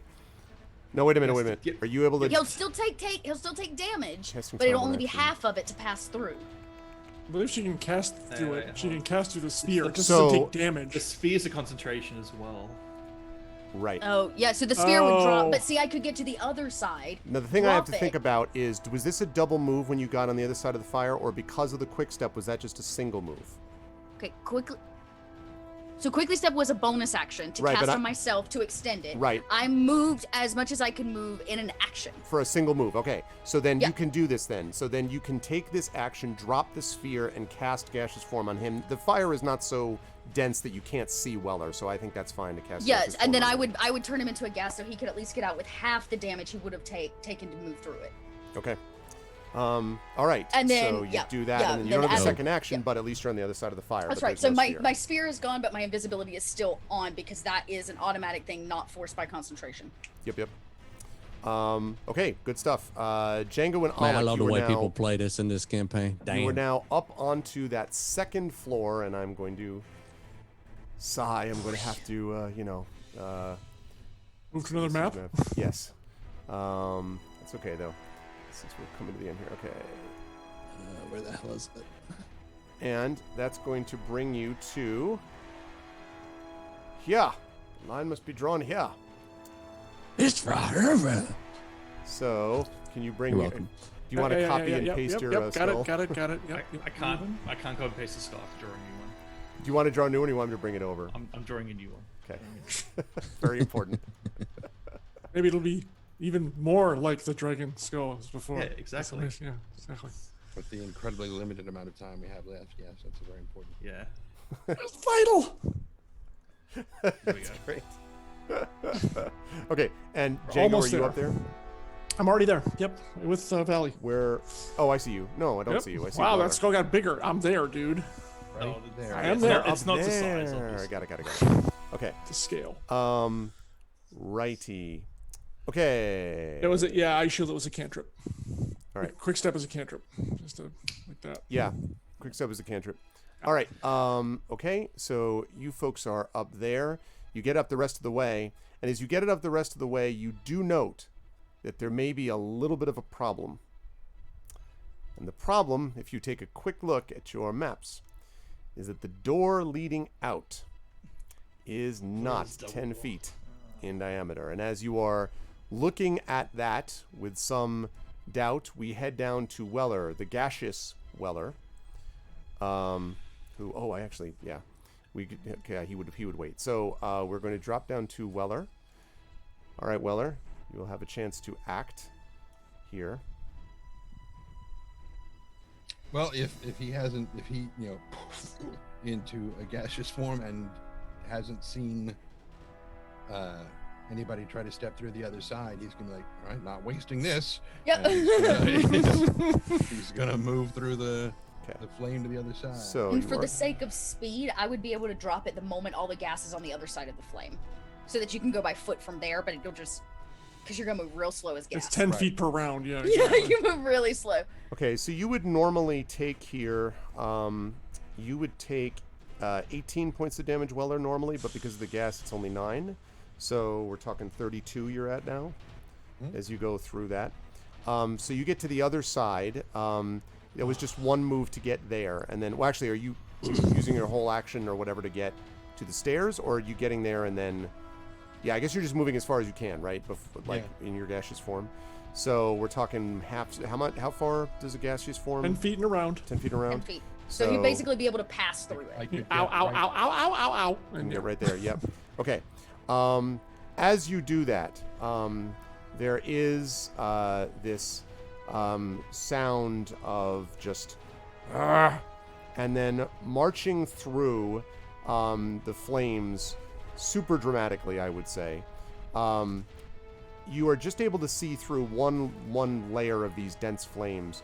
Strahd himself marches through, followed by his chamberlain Rahadin. Rahadin clearly follows behind him because as Strahd passes through, waving a hand, it's as if the fire just bounces off of him, like he has like his own shimmering sphere or something similar to it. As he walks on the other side, Rahadin is right behind him.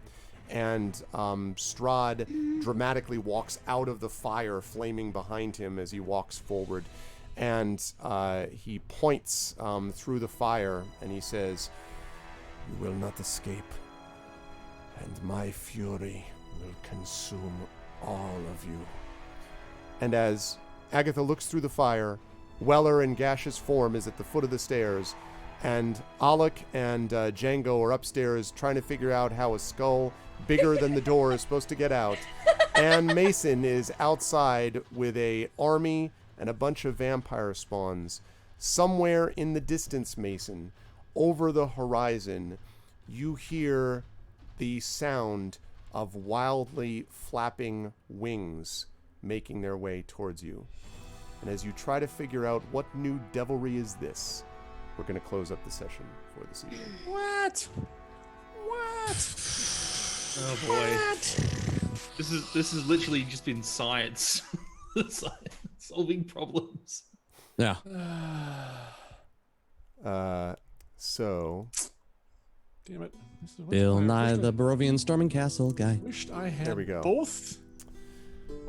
All right. Wow, that was a very, very eventful session, I think it's fair to say. There was a lot that went down there between with all of you trying to manage things, and of course one of you, in Mason's case, being out of communication with the others. The four, but not that you didn't have things to do. The four of you that were inside the castle, of course, had the benefit of actually stumbling into each other, sort of by accident. But then that I just played a lone wolf session from yeah, Divinity that's true. Original That's Sin what 2 this on was my end of the exactly. map. Unless things go badly wrong, that's not going to happen again this coming time. But we'll see, since there is a whole escape that has to happen. Don't underestimate us. That's all I have to say. It's true. It's true. It is a big cliffhanger. We have plenty of time left to fail. Even for me, exactly. We will snatch defeat from the jaws of victory. I guarantee it. But it'll take too long if I go beyond that. So I will start Well said, as always by starting with Dot on the right side of the screen. Yeah, Dot, you had a lot of really good ideas there. That resilient sphere was hugely important. We'll see whether that other thing that you and I talked about works. I took that after the last time we dealt with fire in the Ember Temple. It's a good thing. That was that was the spell I decided was like, maybe this time. It was a good thing. And it's so many good visual images. Stardust. I love the idea of you coming in with the umbrella, getting blown back, and then being like, zooming, like, I'm invisible now. Like, there's just so many good visual moments, I think, in that. Yeah, that's what, I mean, again, another thing that she leveled up and hasn't really been able to use yet, like put to good use, is just how stealthy she actually is. The description's really beautiful. It says the shadows stick to you. The shadows hide you naturally in this like weird, obscure way. So it's just a very cool thing. So definitely. How'd you feel about today? Where will the lovely folks see you next? Today was great. I'm glad to be back, though I hate Strahd. Anybody else hate Strahd? Cool. Cool. I just want to make sure I wasn't really alone. Wasn't alone in that. You can find me online playing games in a lot of different places. I got some really super exciting stuff coming up. I'll be here for our vocalist next Tuesday. Yes, next Tuesday with I think some more Super Mario Origami King, which is if this is down if this is down and depressing, I hope it's not depressing, but if it's more serious, that game is not so much serious. It's deliciously horrific. Yes.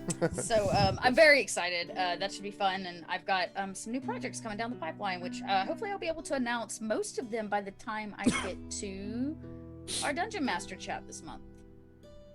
That is good stuff. That's right. And I need to chat and confirm so I know that we got that going on. Master Dungeons is going to be fun. But, always a pleasure, Dot. Thank you very much. And good play today. Some good tactical play from everybody.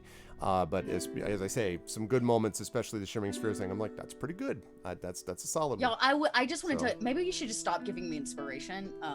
Because the geez. 2 times tonight The I used die it, I rolled rolls that were once like each just, time. oh man. I mean, yeah, it was crazy. But anyway, but good stuff tonight, Dot, as always. Rob, as you say, you were a lone wolf guy. Like, you had to deal with your army, such as it was, and 2 vampire spawns that are Strahd's personal vampire spawns. Like, there's a reason D&D is a party experience, Exactly. but I decided to go completely against that. Yep. Yeah, And but do whatever the hell stay with this the was the tonight. backup. It'll be fun. No one's gonna come and bug out here. Yeah. yeah, you had to do stuff. I knew I mean, something like, was going to happen. I think You everybody guys picked gotta up deal the with fact Big, that Big Daddy Strahd over there. So we'll come join you soon enough. exactly right, and you sort of figured out what was happening. When We'll be coming out to join you soon enough. I think is what's really gonna happen. I think The all of alarm went those off. ideas sound great. But you had some very. I think that you once we got some of the confusion squared away about who was where. I'm gonna address I think that you too. managed that. I think you managed it from that point forward pretty well in terms of where they were going. And I mean, it's hard to get a bunch of irregulars that have never been trained for combat to get ready for combat. And so the Barovians behind you, unfortunately, they were just kind of freaked beyond belief. But the Dusk Elves and the Barbarians. That was a whole different matter. So on that same note, yes. I, as still rather the rookie player of this D&D crew, I just, so that I don't seem like a complete and utter piece of shit, I do apologize for the miscommunication before on that whole other moment. It's just when you pictured something transpiring a certain way and you're just like, what do you mean? What do you mean that's not how it went down? I was here, wasn't I? Yeah. Sometimes it's just like, again, it's all sort of a jumble. And like I said, this stuff, I get it, but I am by no means an expert. I defer to my betters in this one, and y'all are definitely better at this game than I am. So I just need to learn to, when I'm in the wrong, shut up and just go with it. It all rather worked out, kind of, maybe anyway. Not completely Lando Failrizian, but it was. No, you had a legit Sun Sword beat the hell out of the spawn moment. Thank God for that Sun Sword, because if we hadn't gone for that, this fight would be way worse by a lot. Man, oh man, what a beautiful thing that is. Yep. I mean, this was very much a combat mission tonight. There wasn't a ton of RP. I think, honestly, the only mistake I made, and I kind of wish it would have negated the other mistake, was we probably shouldn't have run. We should have just stayed where we were and faced whatever was coming. But I was thinking, protect the weaker people in this group. You were thinking tactically. Yeah, I was thinking maybe we could get out of the way before they showed up, but that apparently was never going to happen because they knew we were here. So we should have just stayed where we were and been steadfast. Although my fear also was that some of the other people were going to run and just, might as well try to keep everybody together. None of those things worked. So we did what ended up happening afterward. And Bob's your uncle. There you go. It was a fun session, though. I had a good time with it. I hope to destroy that other vampire during the next session. And GC Darkside Rob, twitch.tv/GC Darkside Rob. You can find me on my channel tomorrow. I'm going to be streaming more Dragon Age Inquisition, Modquisition on my channel, as well as other things. Working on music and other audio, video stuff of a variety. Check out my channel, and you'll see all the things that I'm doing everywhere. I'm tired. I'm just getting over a cold, so I'm going to say thank you for being patient with me. Sorry if I was a butt, but I'm going to try to do better next time. And also, I'll be feeling better next time, so that'll be 100%. Y'all are great. Good stuff, man. Thank you, Rob, as always. Also, thanks to John. Django, I think, had kind of an interesting scenario where, Django was really kind of triggered part of this by just being like, let me take the, fastest way down by just plummeting down into the bottom of where it turns out you were going anyway. And you all did. I mean, I was laughing as you were coming up to it and you're like, do I go north? And north, of course, is where the Chamberlain came from, right? He came from one of those rooms to the north. And you're like, let's go south. I'm like, wow. And there you open it up and there's a skull. I'm like, that's pretty cool. Praise. And since you had already set off the heart, which may or may not have had some impact on warning Messer Strahd, since you had already done that, it's kind of a good thing you got to the skull as fast as you did, or this would be a lot more messy even than it is. So, anyway, it was. I'm glad you used your body and gave up the falling body. unerringly into the truth. Exactly. Yes, How'd you feel about today, John? And where will the people? You should have seen I kind of dodged when you opened the door and you went to someone else. Like, I can't believe we freaking found this thing.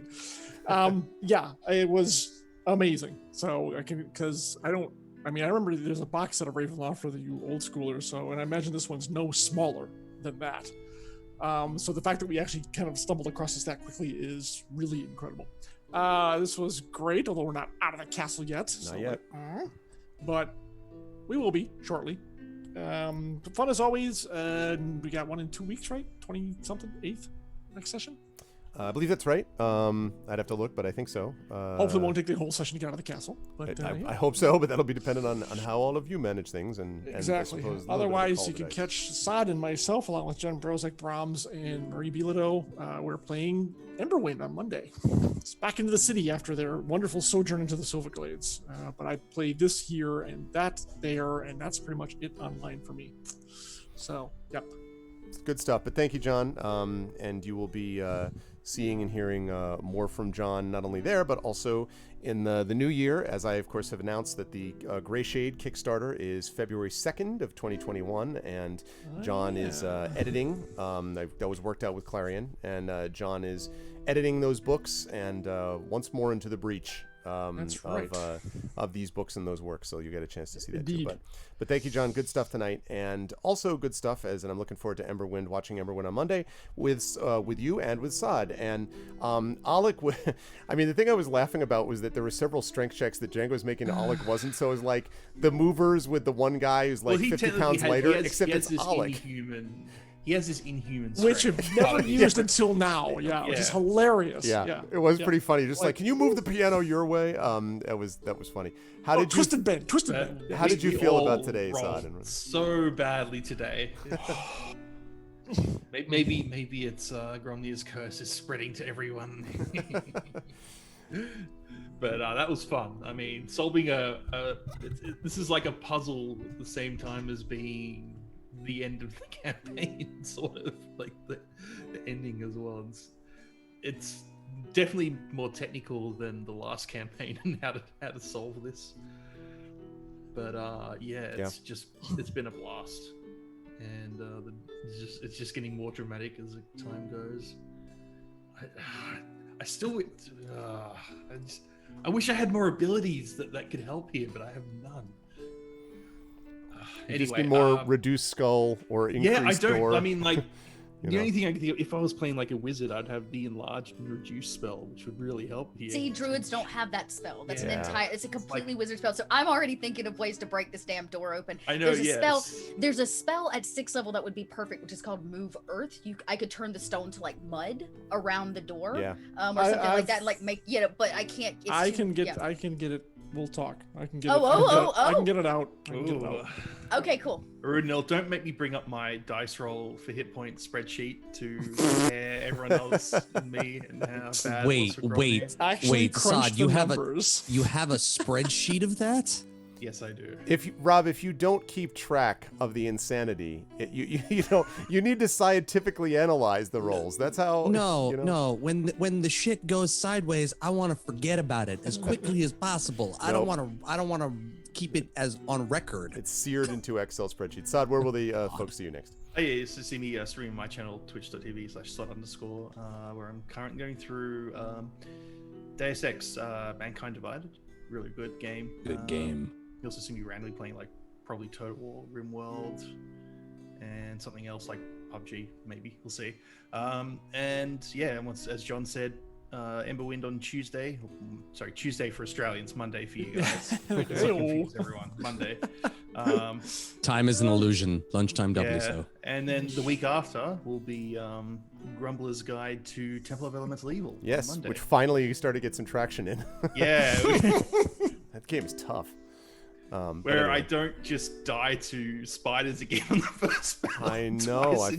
I'm enjoying seeing what as you get more powerful. That game is hard. Yeah.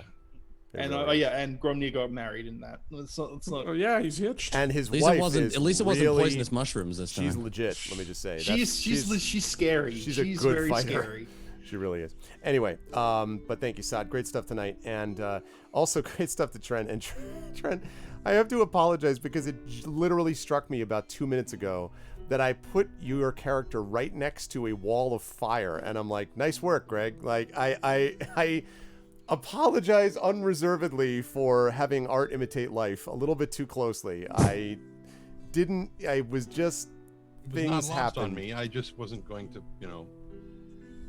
make a point of talking about it and rubbing it in. Thanks very sorry. much. I Yeah. apologize unreservedly. Anyway, but it was good to see Weller try to, be figuring things out about how to manage stuff, since a lot of what you were doing was watching as other things were happening, and you're like, that's not, like, you heard, Django's body hit the ground, you saw, like, Strahd come through the thing, you're like, this is not, you heard Strahd, So anyway, it was interesting to see Weller sort of looking at onrushing doom. How did you feel about today? Where will the folks see you next?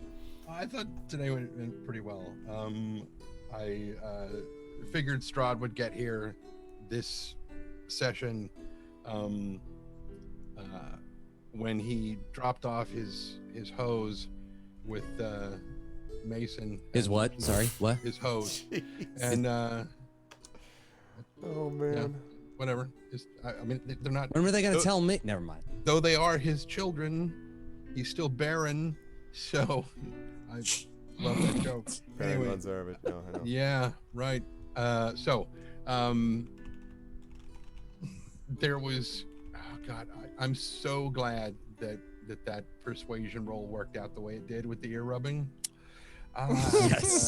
Yes, that was inspired. It's the hero we all needed. Yes. I wanted his foot to start like going. I know, right? See, the thing is he's part cat and part lizard, but if his foot did start doing it, would surely be the webbed one. So it would make that horrible thing. But yeah, I kept thinking, it's like, well, I mean, if he's part cat, then I should clearly give him fish. And I'm like, wait, he's also part lizard, so fish would also work with that. Okay, but I don't have any fish, so it doesn't matter. What the hell are you thinking about, Trent? Just go, do a thing. Okay, and so could have given him some of his own zombie stew, but something. Yeah. Well, I'm sure it's still very fresh. Well, maybe not now. It's probably, a little bit more well done at this point. But yeah, where will people see me next? Back here in not this coming Tuesday, but the Tuesday after that, for Adventures in Middle Earth, where we are realizing that we've kind of been had a little bit. And we're very angry at the people what had us. And we gotta find this supposedly human, supposedly elf, supposedly halfling Longo, and flay. No, I can't do that. That counts as a misdeed. Never mind. Because otherwise, if Tawny were not anyway. And then after that, back here again on the 26th. I checked the calendar and confirmed. Back here on the 26th for more of this shiz. Yeah, this is yeah, go ahead. And I just received confirmation today. If you check on my Twitter, I have been cast in a new, very short film coming out at some point as the CEO of a kind of off screen, sort of just like a voiceover character who's on the phone in a video or a short film called My AI. Wow! Congratulations. We just recorded the dialogue like day before yesterday. Nice. But yeah, go to my Twitter at Trendane. You can see it there. That's really awesome. Congratulations, Trendane. And I want to say to the party as a whole before I let them all go, I just want to make a note here to the party, just put this on your radar screen, that Halloween this year is on a Saturday, October 31st Saturday. And I'm just putting this out there on the off chance that if it appeared that the party had grown close enough that we could see the finish line, if there were a potential for some kind of charity benefiting event, let us say, of the closing sessions of Curse of Strahd on Halloween, and if I could maybe further convince the party members, this won't be hard for Dot, but convince the party members about the possibility of dressing to the occasion on a Halloween night. I'm just saying, I'm not forcing it. I'm just throwing it out there as something for the party to consider. No part of you intended this blackmail to happen in front of a live studio audience. What do you mean? None of this was. I have a feeling. You know, we're just bringing this up. You know, no one else is privy to this information. Chat media is like, right? that would be awesome. Woo! What do you do? Everyone's like, oh god damn it. I mean, I'm game for it. I was planning on cosplaying for the final episode, anyways. And I don't know that we're going to be there, but there is an outside chance, depending on how things go. Possibly. Okay. So anyway, we'll talk about it. I have to figure out what I'm the worst when it comes to putting costumes together. Like, no, you're not. Barna. Oh, like my costume should be easy. And I'm still like, I don't know. I'd like to see it, but we'll see. Trend. A T-shirt saying Weller Pale and it does not count. Just gonna tell you that right now. What about one that says Little Weller? No. And I'll just He's move the dead. camera farther away. He's Like in crayon on paper taped to the Right. shirt. It's like, Offhanded. Yeah, absolutely. hello. Anyway. My name is. But I will let everybody go. But good work All right. tonight, everybody. Really good work from the party. And yeah, it was an interesting tactical mixed combat level scene. You know, so there's a lot of stuff going on. But anyway, good work from everyone, and I will see you folks for the next combat, the end of this particular session, and seeing what happens if you can get this skull out of the room and back to Argynvostholt. Oh, we are getting this square peg in a circle hole. It is the last Right. thing that I do. cannot wait to see the Make peg this hole fit fitting, into so the to hole speak. for this. If I could I say that mean, without sounding weird. Agatha has been ready to toss dead bodies around, so don't even at me. Yeah, Sorry. no, I mean, it all listen, sounds I'm- weird, Arv. Like, did you follow up with that? There's no hope. Thank you to the wonderful players. Thank you to Trend, to Saad, to John, to Rob, and to Dot. And I will see all you lovely folks in a couple of weeks or elsewhere for various things, our vocalists or AIME, etc., or Emberwind, etc. Bye for now, everybody. Bye, everybody. Okay. And chat, that is going to do it for us, and it's also going to do it, let me say, for the audio listeners for now. I hope the audio listeners enjoyed this. I will say that it probably was a little bit harder for the audio listeners because so much of this was visual tonight. I mean, we tried to do the best that we could, but obviously there's limited, ways that I can't describe that all the time for everybody, so I apologize if it was a little confusing for the audio folks, and I want to encourage people, if so, to go over to the YouTube channel where you will see this having been archived. You can always go to Twitch and see that as well. So there are different places where you can kind of check this out, and I'm again apologetic to those who would not fully understand what the heck that was all about. But thank you so much to my wonderful audio listeners. Most of the time we don't have that problem, and it won't probably be an issue next session. But in any case, I hope you folks enjoyed what you heard. Please spread the word about the podcast, let the people know, and thank you so much to the audio folks. And I will see the audio listeners again down the line. Bye for now. And I also want to thank, of course, the wonderful Twitch viewers for tonight's session. This was really great. I enjoyed this a lot. Again, there was a lot of tactical stuff going on there, and I knew going in that was going to be the case. Once the jig was up and that everybody was like, "Oh my God, here comes Strahd back," that was when everything was going to hit the fan, and so we had to deal with Rob outside. We had the 4 people inside who just miraculously, and really, it's not scripted. Like they just happened to find the room, and I was like, oh well, that's how this goes. So they managed to find their way there, and so that made a big difference. So yeah, it was pretty awesome to see it kind of happen, but it was totally random that they managed to find each other. But then they're dealing with the skull, and so there was a lot going on. But I enjoyed it, and I hope you folks did as well. We had a good turnout tonight also, and so I hope that will continue.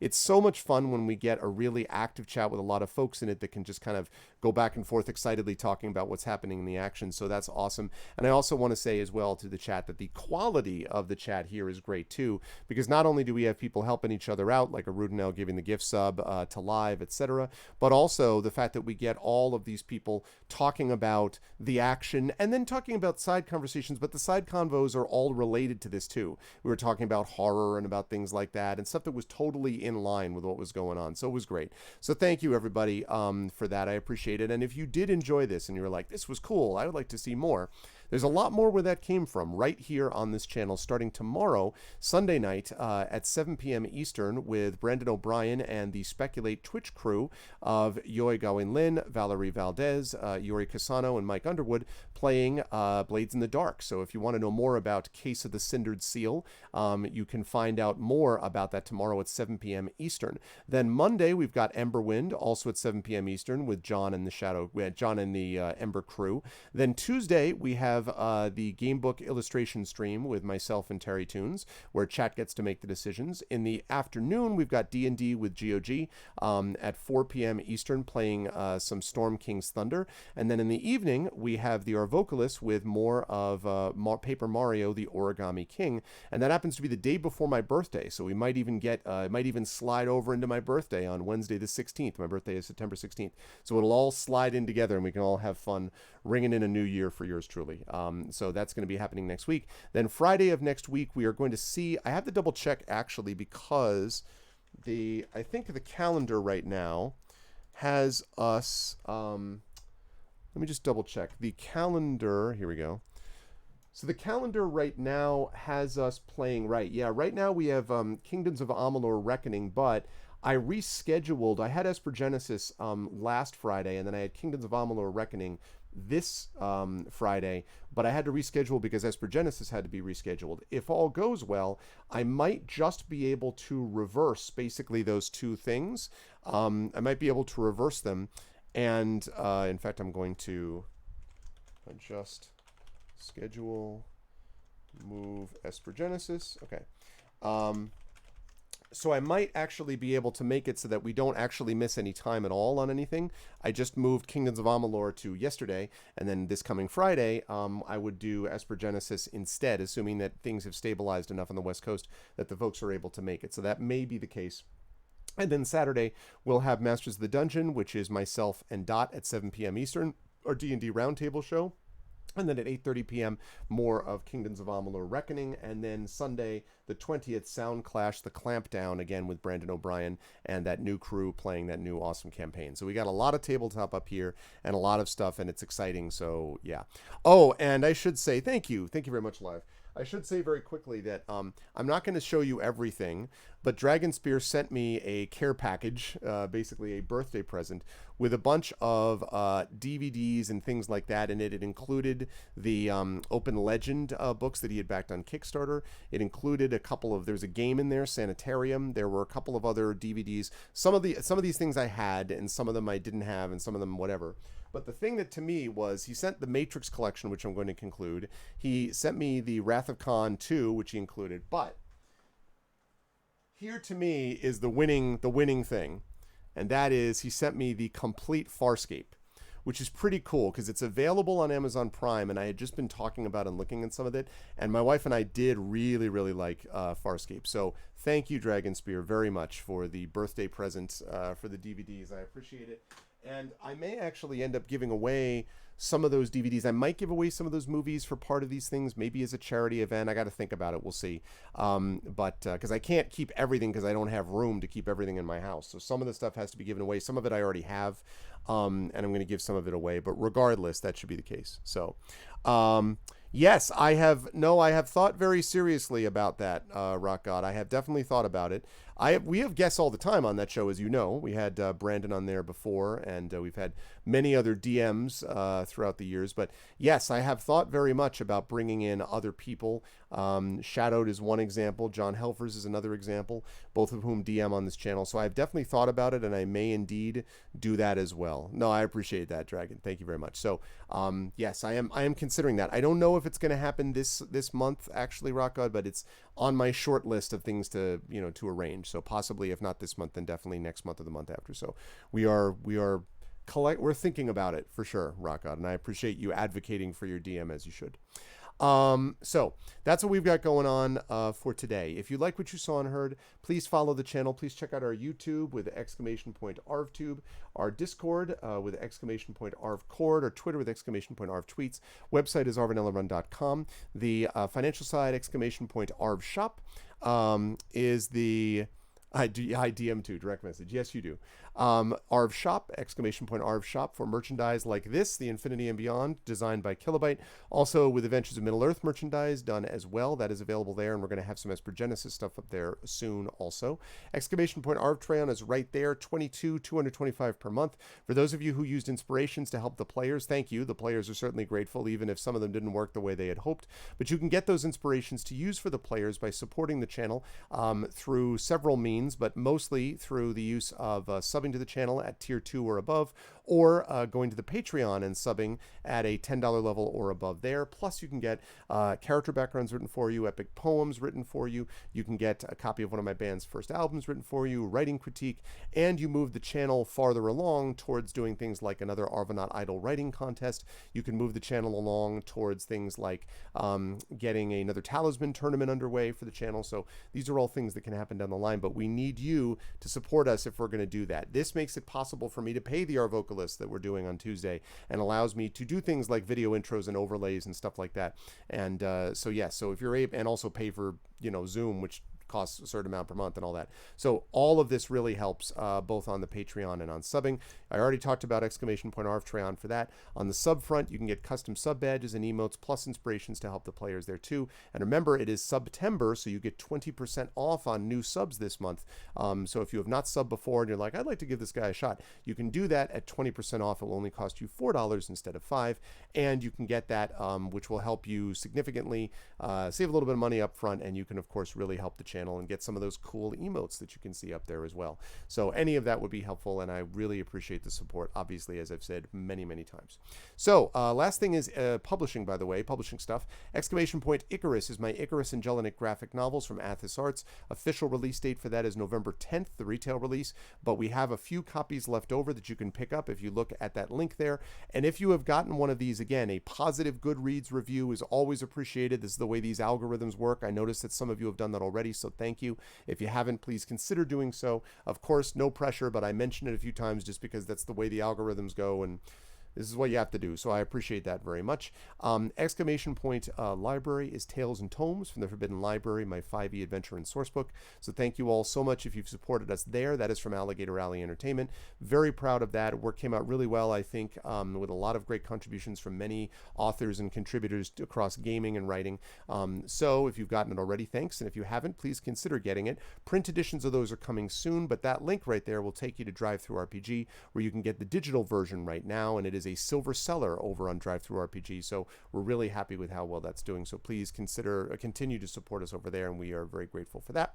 And Greyshade Chaos, as I said, my Greyshade Kickstarter with a board game, with an RPG, with a book, with a series of books actually, 2 of which are already written by myself, the novel series, and last but certainly not least, an audiobook by Trendane, and possibly other things down the line. We will see. That is coming due February 2nd, 2021 is going to be the release. Is going to be the official start date for that Kickstarter. So please consider jumping on board and finding out about that. Mark your calendars for when that goes live.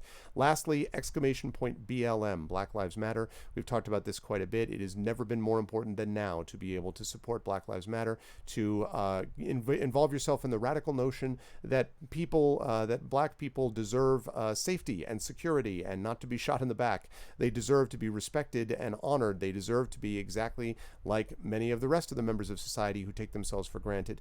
And of course, there are many marginalized communities that are dealing with issues at all times, but this is a focus on Black lives in particular. And so if you go to that link, you'll be able to see resources there on education for yourself, for your children, how to be a good ally, resources and information about police and funding and police reform, and about political advocacy and protesting, and of course about using places for actual financial resources where you can support these causes for Black Lives Matter. So please go over and do that, because it really is that important. Now, last but not least, I will say that we are going to do a raid today, and raids are very simple. If you are not a sub, you're going to do this: the Arvanauts have landed, followed by Twitch raid, lowercase Twitch, uppercase R, lowercase AID. That is if you are not a sub. This is once you're brought over auto-magically to the channel that I'll be bringing you to. And the other one is if you are a sub, you do this: Arvany Hype, the Arvanauts have landed, and then Twitch raid and Arvany Roar, and you can see what the emote text tags are there. You can also add some other ones: Arvany Love, Arvany Smug, Arvany What, other ones like that if you want to throw that in there. A BLM would not go amiss, one of those logos too. So all of that would be helpful. Thank you, Mrs. Dunsel. So you can do that as well. And we are going to be rating, let me double check who we're going to be rating today. I know I've got people today. To raid today.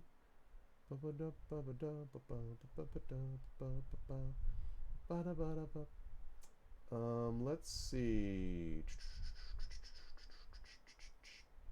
All right. It's been a little while, I think, since I have rated this person. So yes, okay, so I know who it's going to be. So that's going to do it for me. What's up, Gigafrost? Hello and goodbye. Unfortunately, we're heading on out, but stick around for the raid. But thanks everybody, and I'm going to see you back here Sunday, 7 p.m. Eastern for Blades in the Dark with Speculate/Twitch. Thank you to my wonderful mods, Rudinel, Dragonspear, Hillness, Rock God, and Sod. Thank you as well to my wonderful subscribers, Rudinel, Dragonspear, Hillness, Rock God, Sod, Echo Elf X5, GC Darkside Rob, Nonstop, Crit Twitch, Divinorium, Live, Lone Wolf, Mrs. Dunsel, Red Lear, Trendane, and Trisha Mats. Thanks to all the subs and the Patreon supporters, and thanks to Arudinel for gifting a sub to Live as well. Thank you to my wonderful viewers, another TT viewer, Apis, Aiton, Axeman. Thank you to Black Fury, to Commander Root, to Coven Guy, who for some reason didn't show up on my mod list, but he is a mod. Thanks, Coven. Thank you to Determinologies, to DJ. Thank you to DJ Do and DJ and Tank. Thank you to Electrical Longboard, Feels Duckman, Feet, First Killer, Get Affiliated Now, who's definitely not a bot. Thank you to Gigafrost, to Gitgok, to Gorgar, to Let's Do This Streamer, who's also definitely not a bot. Thank you to Light and Passion, Lurks, Nix Plays, Nixie Plays, Princess League, Questing Luke, Radio Johnny Panda, Remastino, Saddest Kitty, Taranasix1, Tashent, Thicker, Torpid Network, and I'll come back to Torpid Network in a second, you Christensen, Virgo Praz, and Wicked Bloodshed. Thank you to Torpid Network for the raid today. I really appreciate that. You should check out Torpid Network stuff. And thank you especially to my players today, to Trendane, to Sod, to John, to Rob, and to Dot. Great playing today. And thanks, chat, for your great work today in the channel as well. That is going to do it for me, and I'm going to see you folks in a little bit, on Sunday. Until then, everyone, be good to each other, stick around for the raid, and I'll see you all soon. Much love. Bye for now.